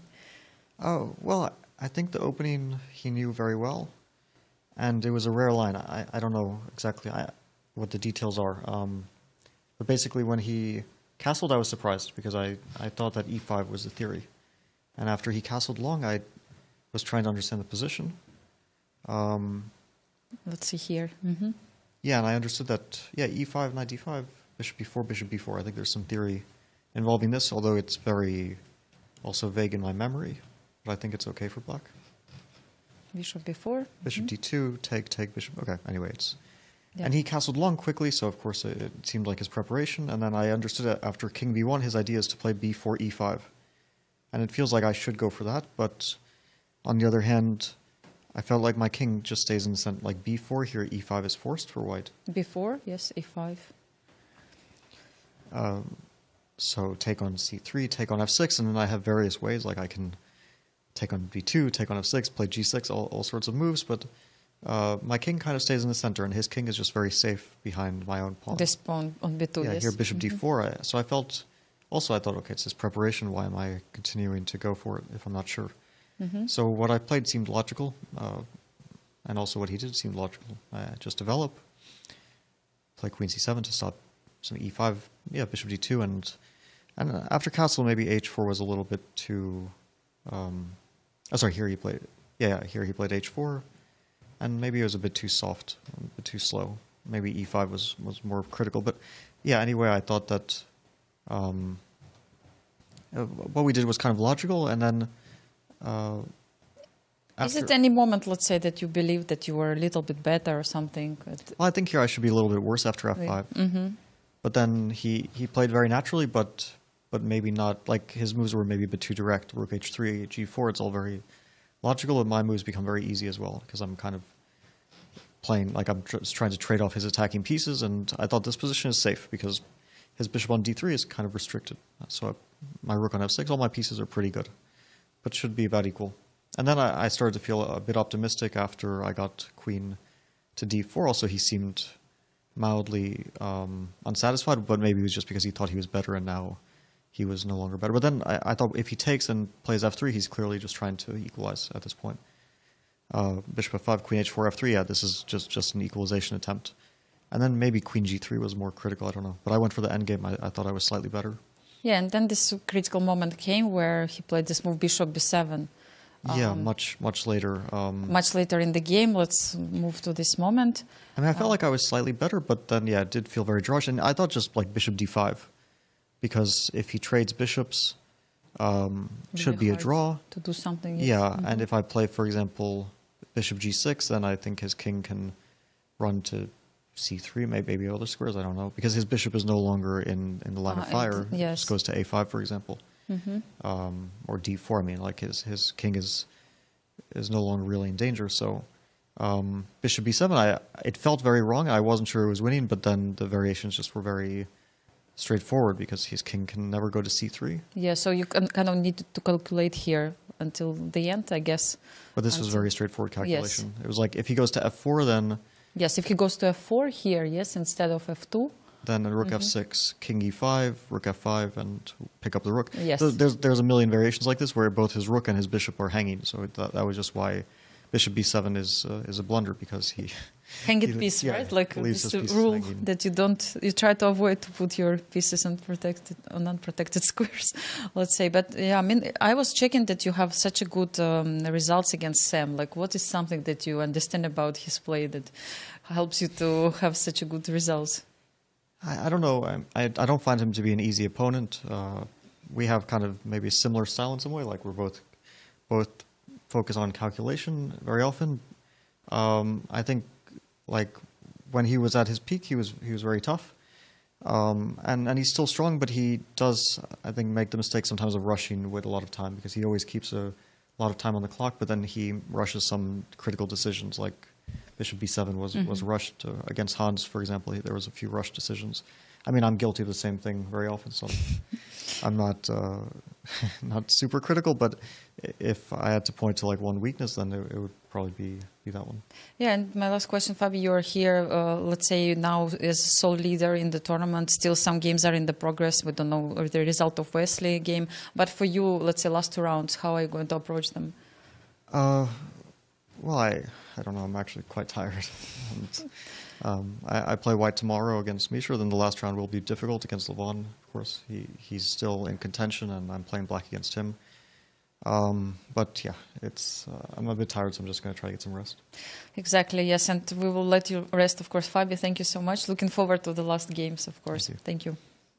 Congratulations, Fabi, as you are in the sole lead It looks like Wesley, by the way, he's got less than nothing. If he keeps this up, Wesley has a way of maybe going too far. King can come to f5, that pawn on e4 from black, and we see Sam saying, well, you know, a moment ago there was only one pass pawn that we should worry about, but now there is an eve pawn, and that's pretty powerful, and it can be escorted as well. So I am expecting this is going to be a draw, but for Wesley, for Fabi, what an absolutely crucial win as black. But let's say Wesley knew this was the problem game for him. Yep. Right? Yep. He had 3 people to play, and Sam Sevian is no one to sneeze at. Not that the others are easy peasy. No. But you got a Sam Sevian you're playing, it's going to be a lot of work, and it's not obvious you're going to be able to beat him, so you give it a shot, especially since you have white. But his next 2 opponents are not quite at Sam's level. No. Right? And if we could actually see his road ahead, Dariusz and we can see that there's a differential that you're playing a player who's 2,700 player.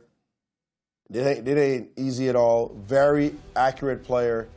And so he knew. A player also who's tied for 4th. That's right. That's the important part. Right? Yep. Playing well. That's important. But tomorrow, he gets to play a player who's a good player, but has 11th some deficiencies and is not playing his best chess at this event. And another player who's not playing necessarily burn down the house chess in Grigoriy Oparin. These 2 games, we expect him to get a point out of this, a +1 somewhere. Right. So if Fabi doesn't get it done tomorrow against Mishra, with the white pieces, then he knows that Fabi has to play a very probably motivated Levon, because here we see Fabi did do the do in his game today. Got fortunate about a bishop b7 move. Now he's got to play Mishra. There's a great chance for Fabi. Fabi wants this next game because he doesn't want anything to have to do with that last game. If he could win this next game, he puts Wesley really and truly up against the wall and trying to figure out how to win both games, because he's not going to catch Fabi if he doesn't. Exciting, dramatic, competitive tournament going on in the open section. I wanted to turn to the ladies, and it's about Alice Lee and Anna Zatansky. And Anna Zatansky, when we left it, we really felt that she has a winning position. By the way, we did see this move. Sorry, I just wanted to say. So the game Anna. King e6, King g3, Rook b8. I mean, finally, the first move of the rook. And then it had to go back. Okay. Well, it was a temporary excitement. Let's put it like that. And G5 on the board. And by the way, another winning skewer threat at the moment. And Bishop it's G4 check. to get away from that. And threatening to capture the bishop after Bishop G4 check, or even immediately. And if you go back, whoops, this is where it really gets bad. The only way to avoid move, and that's an entire rook. And this is where we start talking about Alice having to resign. I don't see a good move for her. I don't see a move. King d7, the only move. Okay. At least I'm targeting this bishop. Great. Bishop b6. That's the anchor square. So now, again, asking you a salient question. What are you doing about g6? What are you doing about bishop g4? Yeah, no, I think this is resignation time. No answers. And Alice is like, okay, I didn't play a good game, but I'm still tied for first.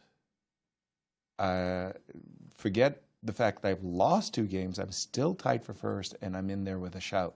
That has to be our mindset. But boy, that's easy for me to say. I mean, this was a heartfelt loss. Because she never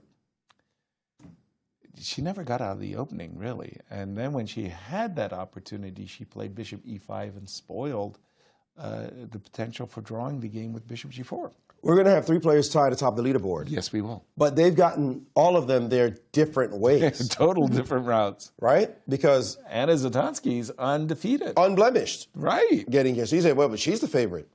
Carissa lost the game. Oh, yeah, started terribly with that loss.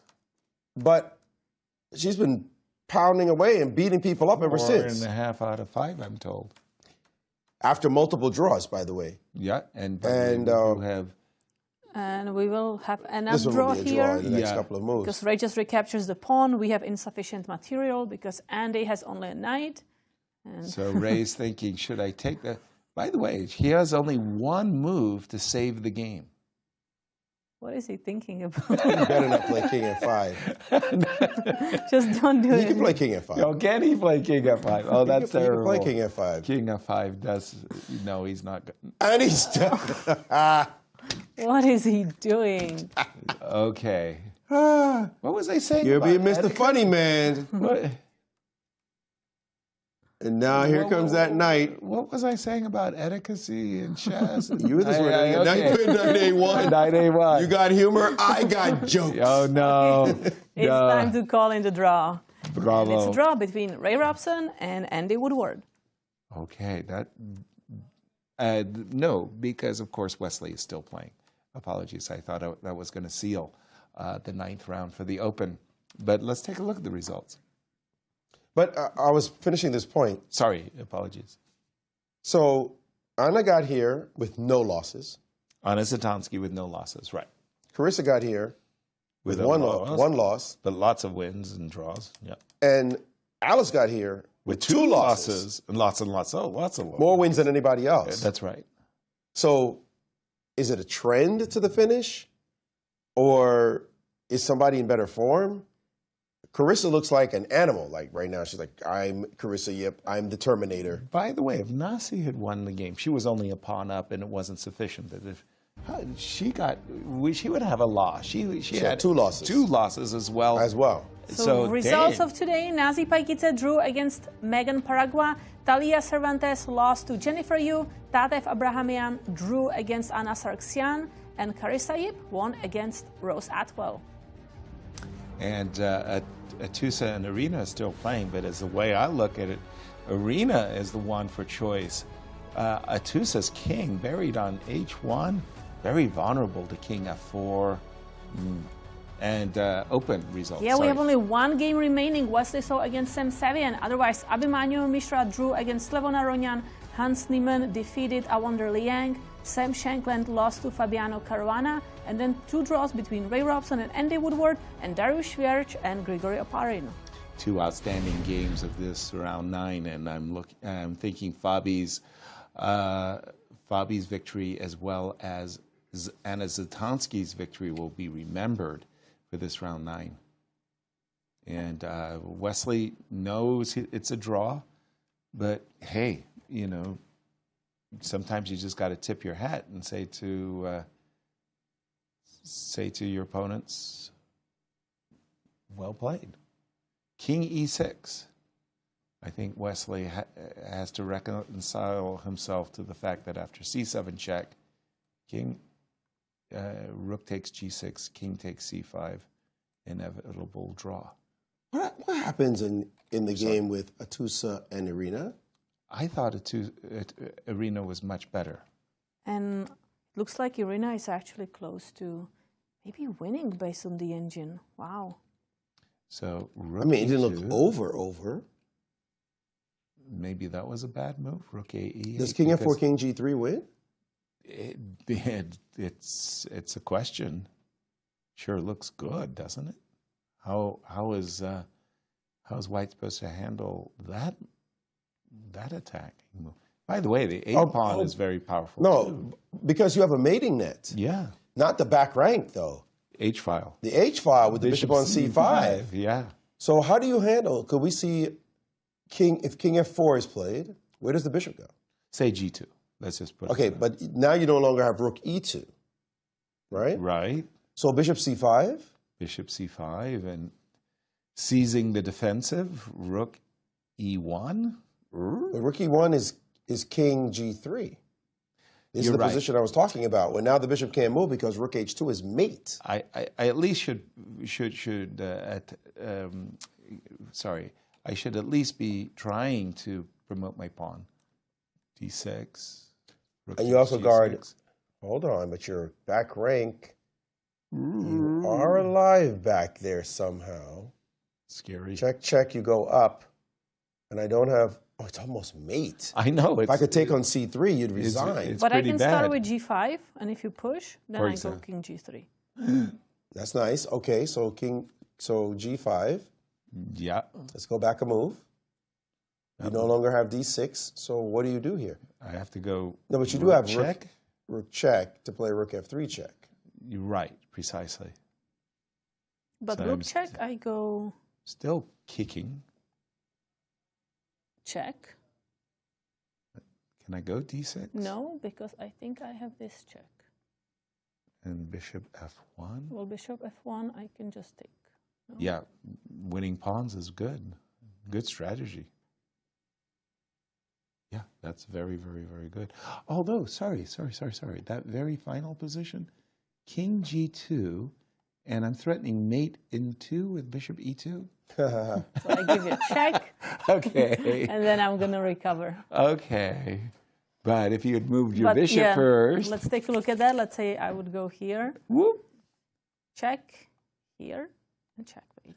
The cold shower, man, when you see those moves, I don't know how red my face has been at times when that happened. Like, oh my gosh, I missed the deadly check. Bishop F3 This on is the board. really, really, really good for black.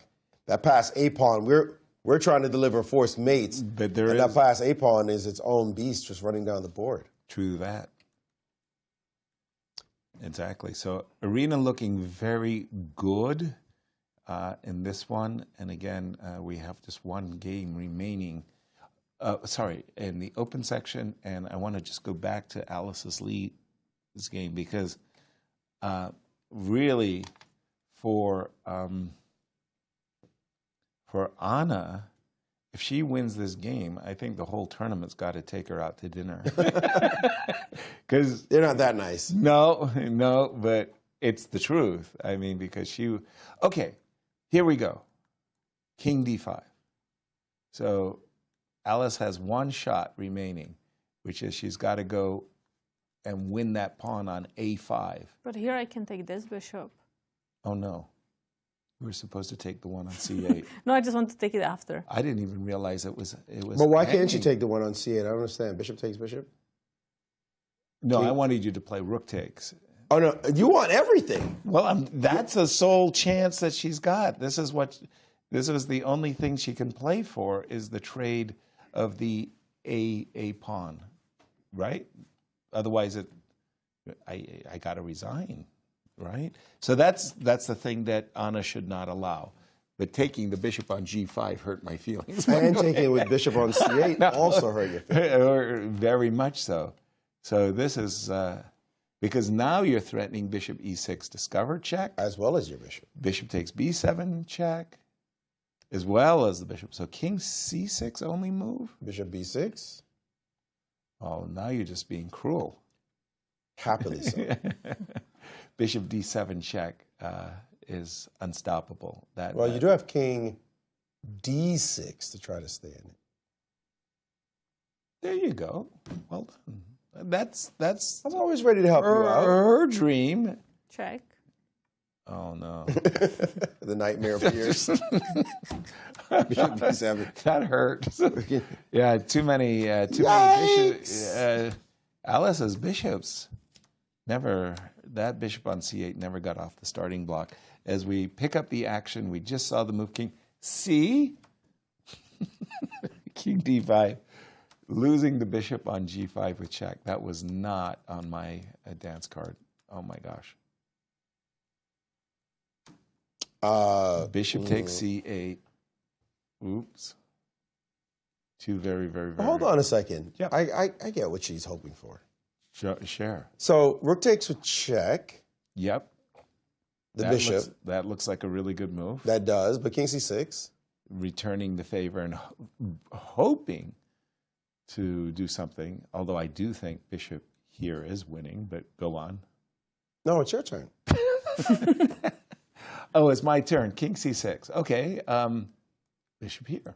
And now the bishop finally moves after all these years. After all of that, you finally get it. And unfortunately, there's just a lock on the king-queen side, and you're a piece down. And Rook c7 is one day coming, and the king. What we'd love to do is trade off rooks.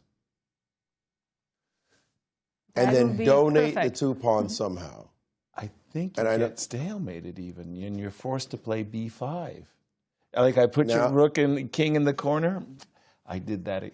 You know, it's strange how you remember these things, but I did that against Norman Weinstein, where we were playing in Montreal, and he's got this beautiful fortress, and he gets to a position where he's stalemated.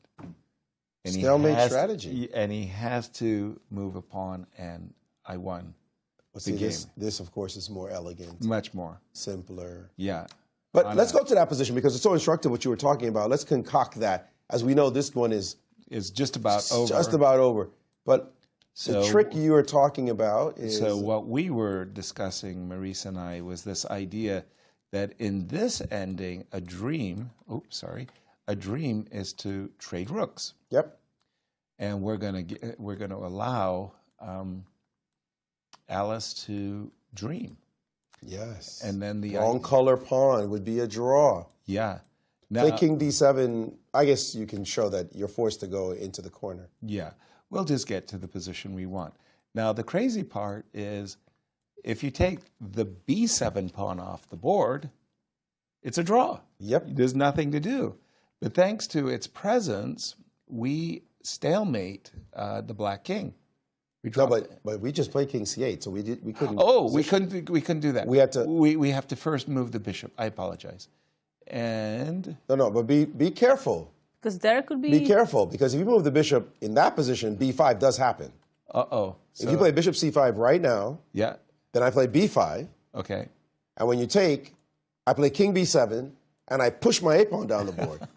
And this is a draw, because your king cannot catch my pawn. Well, it's not a draw. It's not a draw. Here. Oh, the king can get to c5 in time. Wow. Yeah, with one tempo. You're right. Just caught it. You're right. Good. Kudos catch. there. Yes. Good catch. That was a try we were trying. Right. Okay, but so that means is the essence of the position. All right, so this is what you're trying to do. So now you play king b8. Oops, by the way, while we're making a couple of moves. While we're figuring out stalemate. But we're trying to show the audience a little idea. So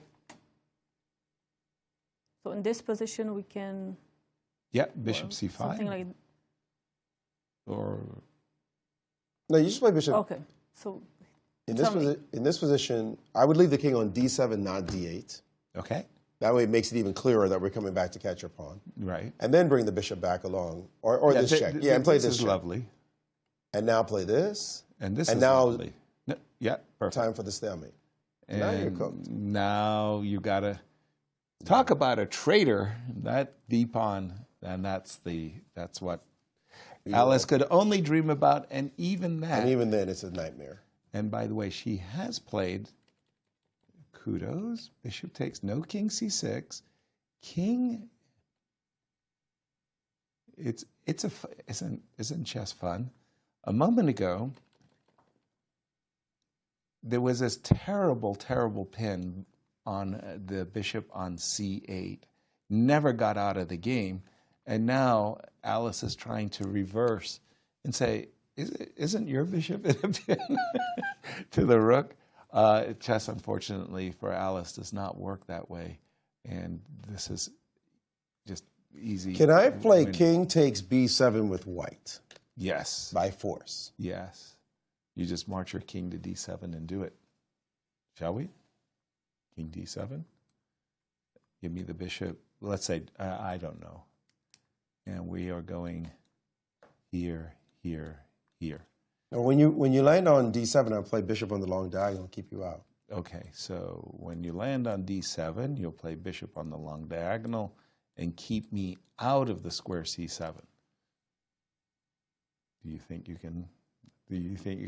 I don't believe that. No. By the way, rook g4 wins here, but rook g4 wins here. But so if we were to give black a solid and somehow, okay, put the king on b2. Yeah. Put the king on this setup. So we are patrolling the diagonal, right? Yes, something like this. Okay. Now, bishop c7, does that get your mark of approval, Katja? Of course, rook e8 and bishop b7 is easy, but nobody wants easy. We are looking for Right. Can we play king? I think we can. How are we stopping, like, this move? Bishop d4, let's say. Okay, bishop d4. Okay, I'll play bishop c3. Sorry, I made bishop c3. Right. And then after bishop c3, then we put you in Zugzwang, right?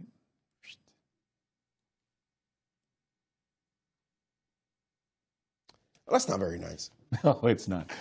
In any case, we think that this position is overwhelmingly winning now for Anna Satansky as she's chasing a 5th U.S. championship. She's having, let's say, a second wind in her career.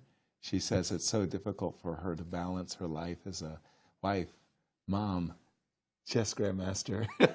Well, she's trying to be a chess grandmaster, pardon me. Just one, Norm? She's got the rating, right? Do I have that right? Does she have the rating? I think she has the rating, but she needs to have one more grandmaster, Norm. 1 or 2? 1. Only. Okay, can she win the Queen's Cup award? Jeannie Singfield has offered, I want to say, $100,000 bounty to any lady, American lady, who makes the overall grandmaster title. Yep. And so far, America's only can boast Arena Crush for that. And we expect Alice Lee fully to win that in the next 5 years. Carissa Yip has a shot. More than a decent shot. I'd put them as favorites, odds-on favorites to achieve that success. But today's game was not her best effort, for sure. No, she will not feel that way at all. As again, I like what you were saying, Maurice. Make a beeline to that c7, b7 pawn. It's such That's honey. Such a beautiful rook trap. How many times do you ever see rook traps like that? Unfortunately, yeah, is that study my games, and you will find a number of them. Bishop f4. Well, Alice, doing her best to be ornery and to stop that win. Now we know that there are many ways of winning, but we do like bringing the king to d7.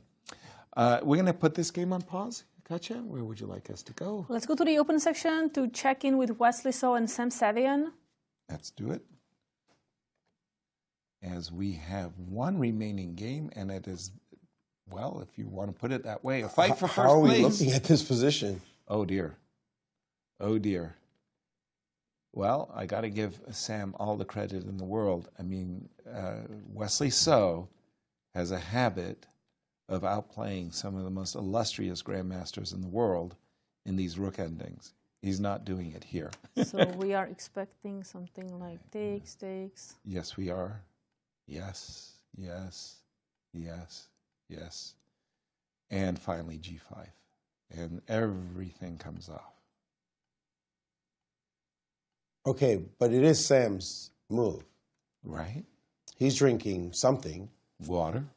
And thinking about this position. I wouldn't think too long. I'd be taking the rook and king e5. So maybe he's thinking about giving a check, and if you go here, I go there. Yep, that's exactly what he if could you go be this thinking. direction now, white can get in trouble. Right. You cannot block because then this king will be pretty fast. After the trade of rooks. Yep. This is the one moment in the game. Okay. That. Where black can feel like, I'm going to make you think about me trying to win. This whole time, it's been me defending. It's all about you. It's been all about you. No. I want it to be about me right now. Right. Now you need to find moves. Unfortunately, they're not that difficult. Okay, so you found it. You deserve. You're deserving of a draw. Also, maybe can I do just push? Even more deserving of a draw. Yeah, that's pretty clear as well. I mean, he obviously sees he trades rooks, it's a draw instantly. So right. This is his one moment to make Wesley's heart beat one heartbeat faster. You take on c5, g5. You do something. The unexpected pawn break. Is there something? Yes. Is there something? The answer is no. No way, Jose. No way. Round 9. Wow, when I think about this 9, I was coming into the studio today thinking to myself, Alice Lee has a huge test today. If she gets past Anna Zatonsky with a draw as black, my goodness, the championship is almost, you can almost taste it.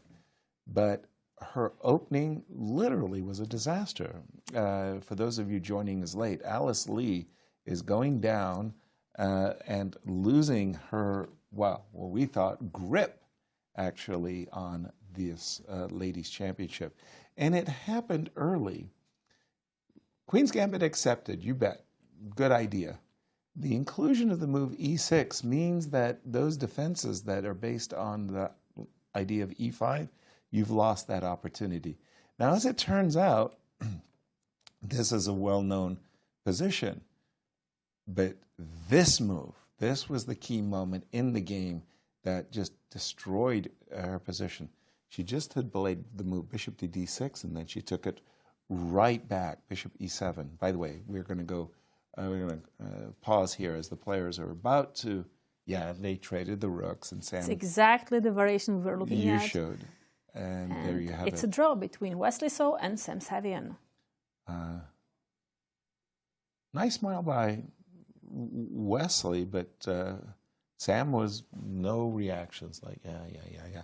Half a point lead for Fabiano in these U.S. championships. This result is not a surprise. Sam Sevian is very difficult to beat. Absolutely. As the players are just... But we do have one exciting game left. It's pretty much over, but at least there's some content in it. Yeah. What kind of position are they analyzing? Because it felt like maybe Wesley thought he could have pushed for more. At a certain, well, he was a pawn up, and at a certain moment he just allowed this whole e5. Well, he allowed his pawn on d4 actually to be captured, and he didn't put enough pressure. Okay, I'm going to walk away from the Alice Lee game, and I'm going to go to Atusa, who is playing Irina, and whoa, Irina's pawn got to a2. How about that? Well, that's pretty easy for Irina now. Now she can just simply play b4 and b3. And by the way, Atusa has only 35 seconds on her clock. It's the position. The position is just dreadful. b4. And this bishop on c5 is absolutely an all-star. It is attacking White's king. It's blockading the pawns. And it's been a dreadful event thus far for Atusa. In fact, after b4, you're almost prepared to sack your rook on g2. Yeah, almost. Be careful because that d6 pawn. Right. But yeah, but your bishop can sack for that too. So probably b4 followed by rook takes g2, but I'm just thinking b4, b3. Anytime you play d6, yeah, I'll take that one too. Remember, the rook has to cover the a1 square, so you're not protecting the pawn. No, that's just not. That's just not stylish. Because that's a pawn grubbing. Sorry. Now, you know, we are again in this situation. Yes. That this king is stalemated if we can get rid of this rook. It's not stalemated. Or is it? Is it? It is. Like if I go here, I would love to. But since you don't take it, well, you can take it. You can take it the pawn. Yeah. That's. I mean, this is going to be big for Irina. She's going to be a half a point behind the leaders with this victory. So she's had such a tumultuous tournament. I didn't even, no, seriously, I did not realize that. I thought that she had lost a game or two too many and that she was out of the event. She was a point and a half. No, coming in today. Point and a half behind the leader. Coming into today. Coming into today. Yeah, so I thought it was with 3 rounds. Far. Come on, with 3 rounds to go. 3 rounds, but a loss by Alice has now made a lot of people happy. Start to aspire a bit. And we may see a resignation in Alice's game because she's losing her second bishop. Is she? Mm-hmm. Okay. Really. And the second we pulled away, naturally, Irina used that moment, the moment we saw another handshake. They just pulled away. So Anna Zatonski So we won missed them both. Against Alice Lee. No Emmys. We just lost the Emmy Award. I can't believe it. I mean, I was petitioning. I don't know about you guys. I don't know, Yas. I think you're petitioning to be fired. I think you're really trying hard. Anna Zatonski, seriously, it's not a joke.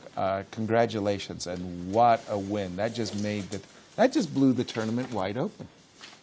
Yep. And Alice knows it. I mean, she just feels like, oh, did I blow my chance to become the U.S. Women's Champion at 16? No, she's still got 2 rounds to go. There's still tied for the lead. She's tied for first.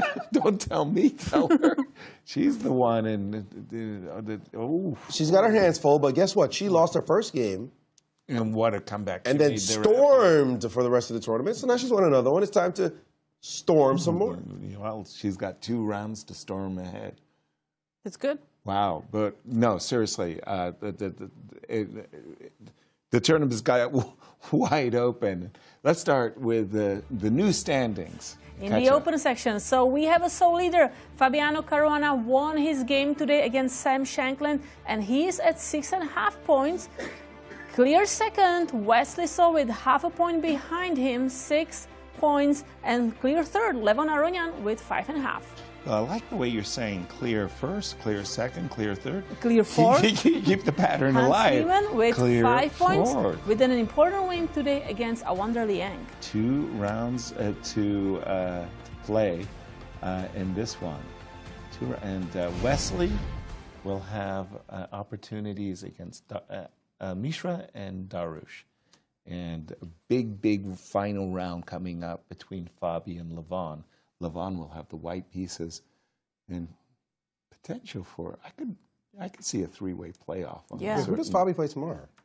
He plays, you had the road ahead. What the heck? Who does Fabi play tomorrow? So here is the road ahead for Fabi. Yeah, he's white against Abhimanyu Mishra, and then in the last round, he's black against Levon Aronian. And don't forget that Fabi is also on his undefeated streak as well. So he's looking to, I think, surpass Alexander Onishuk with an unbeaten streak of 50+. No, I think Kavalek, right? First. Well, he already passed. He already passed. Okay. Yeah, now he's after Onishuk, then he's going to be hunting down Gadikemsky. Something like that. Right? Maurice is speechless. Well, thanks for the support. Moral support. No, you're supposed to say yes. Of course, Yasser. Oh boy. Okay. So we're waiting for the standings. Interviews. And standings in the ladies section and interviews. And Anna Zatonski, as she's going to explain to us her game, and I can explain it rather quickly. She, for those of you joining us late, when she played the move Queen E2, and Alice failed to play Queen E7, which is literally only move. You must play Queen E7. When Alice played the move Bishop E7, literally, she's lost at this moment. But she was able to come back, right? If we continue the game. Yep. Anna Zatonski did not play the most precise moves. Right. And D6 at this moment is risky. It's a sacrifice.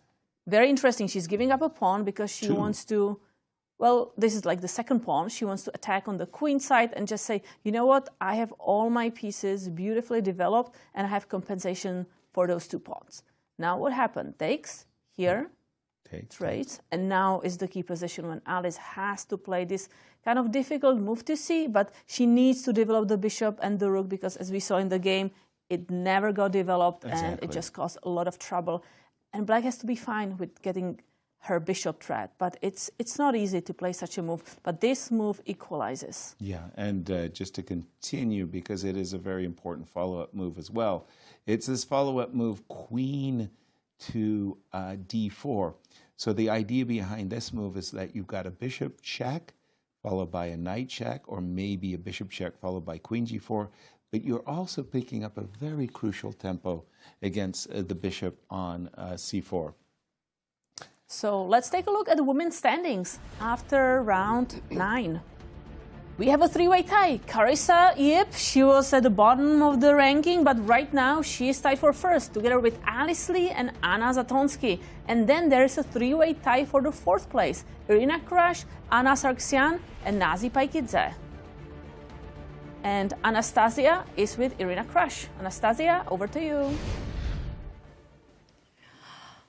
Thank you, guys. It's so funny now to see Irina trying not to watch, not to check the standings at the screen, looking at the ceiling. It was actually funny. Yes, I know, Irina, I don't even want to know what's going on at the tournament at the moment. But still, like, first of all, congratulations on your victory today. Very smooth game. It looked from outside. How was it for you? Yeah, well, I definitely was very happy with how the opening went, and I basically had a great position, despite being down a pawn, but I was kind of the one that was better. So I think I messed it up somewhere. Definitely there was somewhere around like move 30 where I messed it up, and I was forced to trade queens, which I really didn't want to do. But there was still like some pressure in the end game. Yeah, like here, I was very happy as I was kind of like growing my position, h5, you know, and this is kind of like, yeah, I'm down a pawn, but only black is playing for a win. I kind of feel maybe, maybe my move rook e3 was a little bit slow. It's coming up next. Yeah, like here, rook e3. I mean, there's an interesting idea of rook c8. Rook c8 with the idea of trying to put that rook on c4. To get rid of the queen. So maybe I should have started with that. I kind of thought I'd have time for it, but as it turned out, I kind of missed her concept that she was going to play for this g3 move, which seems kind of weakening, but it's kind of working, especially with my king on h7 not being amazing at this point. So here we go. We get the queen trade. I wasn't sure how to keep the queens on the board. It starts to get tricky because she's going to go king g2, king h1, rook h1. And still, you know, I feel like I have some pressure here because I have this idea of g5, g4. And yeah, she cannot kind of fight against it by playing g4 herself with the king on g2 because there's always rook g3. Exactly. Yes. So that's why it wasn't like a position without chances. Okay, still a mess. And then I miss her idea of rook e1. I was kind of like, oh, you know, I totally didn't see this move. What should I do? Because now she's trading the rooks. Like, how am I going to play for a win? And then I find this, I don't know, I find this rook b2 move, which was kind of like last minute find. When I did it, I had 3 seconds left. Oh. And yeah, the idea is, well, it's a nice pawn to take, and there is a pin on the diagonal coming. Still, I'm going to get the rook back. Still white suffering. I don't know. I felt like I got the best possible version of this endgame because now when I gave the check on c5, she has to go to h1, which is like a horrible position for the king. And when we got here on move 40, I thought that, like, yeah, like the more I looked at this position, the more it looked like pretty hopeless for white. And yes, that checkmate idea that Yasser is showing is definitely something I was thinking about as well. Yeah, and you managed to win this game, and for now, actually, you have only one draw in this tournament, and all the other games were decisive. What do you think about it? Yeah, well, too bad there's no fighting chess prize. But, you know, the thing is everyone here is fighting. It's just a question of luck. You know, okay, my games turned out, you know, decisive like that. It's a little unusual, but I think there's a lot of decisive games in our tournament. Yes. Yeah. So yeah, no, I see that there was a big kind of, I don't know, I call it upset or something, but there was an upset of the tournament leader that finished around the same time that I did, actually. And yeah, so now I'm half a point, I guess, behind. Still kind of keep the track. Well, I just know automatically, yes. Well, I don't know how many people there are. I just know that I'm like half a point behind Alice and Anna. Yes. And I think Carissa probably, if I had to guess, she probably has the same amount of points. But yeah, I'm not telling you don't tell all the secrets, but anyway, all the best of luck for the last 2 rounds. We're looking forward to see you playing. You're fighting chess. Yeah, Thank it's so tight at the top. That is probably the most exciting finish for the tournament. Absolutely, for all of us. Thank you, and we go back to the studio. Absolutely, Irina. Congratulations. You just brought yourself back into the mix. 3 players at the top, tied for first. 3 players just a half a point behind those leaders. 2 rounds to play, and well, I've got a horse in this race. We have as well. We all finally made our picks look decent. But I gotta say, she doesn't know what the situation is. I think she's fibbing. Just you don't play the U.S. Championships without knowing who's leading. She knew, of course. Okay, I want the other predictions. Okay. Hey, and that last round is shaping up to be one of the great showdowns in U.S. Championship history. Aronian Caruana. Don't start getting too happy too soon. 4 in a row. Well, you're going to have to tune in and see what that is. The Finish Strong Award. And let's go to Anastasiya, because she's with Anna. I thought Yes, I'm here with Anna Zatonski, who is like the hero of the day. You managed, Anna, to beat Alice Lee, the leader of the tournament. Congratulations. You managed to now catch up with leaders again. Your thoughts and feelings? Okay, feelings, I just finished my game and I need a couple of minutes to be happy and enjoy the moment. And of course, I'm very concerned about my 2 last rounds. Yes, and I want to thank my husband for preparation, for all patience, and this is so great just to ask question and got immediate answer instead of spending so much time on nerves trying to figure out a line. Exactly, yes. I mean, it's great when you have such a help from home. And I just wonder, with this time difference, how is it going? The preparation part? No, preparation is fine. In the morning, we prepare in the morning. I see. And what about the game today? How was it for you? Speaking honestly, I didn't, I missed so many opportunities. So D6, I didn't. Speaking honestly, I didn't see bishop h2, this move. Thanks God, my position was so good. I was able to find something. And yes, after f4, I realized that bishop h2, yes. Bishop h2, that bishop h2 is a check, otherwise it's winning. Mm-hmm. And yes. I was surprised that at the end of all these lines, she allowed you to bring the rook on e8. Of course, I'm talking about really... No, but there's, bishop g4 move was computer move. I just checked with a friend. He showed me this was zeros after bishop g4. But so we both didn't see. Of course, I didn't see the line bishop take. I thought bishop f6, queen f6, king h2, but queen f4, and I am losing my bishop on c4. Mm-hmm. So let's check the line. Bishop takes f6, queen f6. We didn't see it. Was so. I was wondering. Probably Alice also didn't see it. Yes, it turned out that after she didn't find this move. Maybe if she would play bishop g4, I would see it, because otherwise she wouldn't play this move. Exactly. And here probably I have to play for draw. Okay, something. Yeah, and later on in the game, I would like to get to this moment. Was it possible to avoid this rook on e8 or? Probably already not. Not. Mm-hmm. Okay, if we go here after knight e4, take. And f4, which move are you playing? It's interesting. Yeah. Yeah, here it was already, yes, not good. Yes. It was I you realize you're better. No, I realized that I'm better, and then when I got this position, I realized that I'm probably winning here. Mm-hmm. And it's if you go back a couple moves, take. Yes, go ahead. Yes, this line. After g5, when I played move. Okay, take. I probably win convert advantage much earlier. I played this move. Yeah, now it's about details. Yeah, I know, but to win this game. No, but I Look at still the need players. to. Okay, never mind. And also, like in the end, I understood that even with Ron Pawn, Bishop, this is still winning. Exactly. Yeah, I mean, Yasser is still showing this game, yes. Yes, I will tell you to stop. Yes? Stop here. So instead of king f3, I could take on g5, rook g5. Yes, rook takes g5. Rook takes c8, and this is winning position. I just want to show... No matter what, let's say. Yes. So because of this pawn, yes. Yeah, it's going to be like stalemate in the end. Yasser probably will show why is it winning. I see.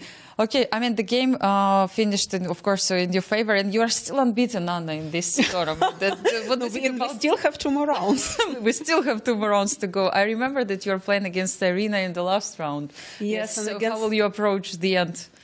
No, first I want to approach the game versus Anna Sargsyan. Yeah. Exactly. Yes, and then I will think about last round. Exactly. Yes, step by step. Thank you so much, Anna, for being here with us and sharing all these lines and your thoughts. All the best of luck for you in the last Thank you so much. Thank you. Congratulations, Anna Satansky. You have blown the tournament wide open. Women's standings, 3-way tie for the first place. Carissa, Alice Lee and Anna Zatonsky with 6 points. And then a 3-way tie for the fourth place. Irina Krush, Anna Sargsyan, Nazi Paigice, only half point behind the leaders. And in the open section? Here we have a sole leader, Fabiano Caruana, 6.5 points with an important win today. Wesley So clear second with 6 points and clear third, Levon Aronian with 5.5 points. And due to the extraordinary circumstances surrounding the passing of Danya, the club would like to make a statement. Maurice, please. Yeah, I have a statement written here by the club, and it says, "We are deeply saddened by the passing of chess player Daniel Naroditsky, and our hearts are with his family, friends, and everyone in the chess community who is grieving this loss. During Monday's U.S. and U.S. Women's Chess Championship players briefing, the tournament's chief arbiter, who had just learned of this news moments before the round, made the difficult decision to be transparent and share this news with the players. While there was no perfect way to deliver such heartbreaking news, we recognize that this placed players in an impossible situation, and we could not imagine how hard it was to compete under those circumstances. Unfortunately, the announcement was also captured and aired on the event's video program. This private and emotional moment should not have been shared publicly and has since been removed from all channels. We sincerely apologize for this. Counseling and emotional support resources have been made available to all players, staff, and officials. We, the Chess Club, remain committed to the well-being of our community and to honoring Daniel's life and love of the game."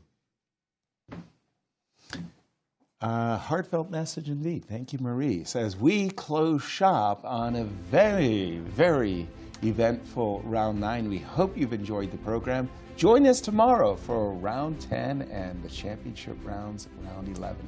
In the meanwhile, a happy good night from St. Louis. Good night, everyone.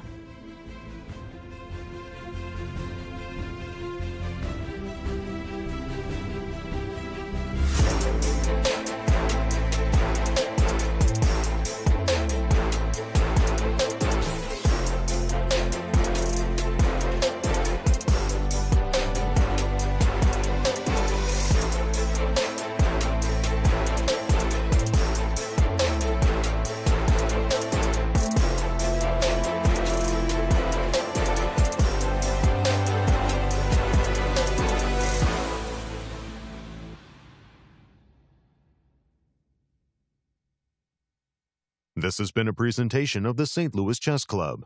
Any reproduction or distribution of this content without the express written consent of the St. Louis Chess Club is prohibited.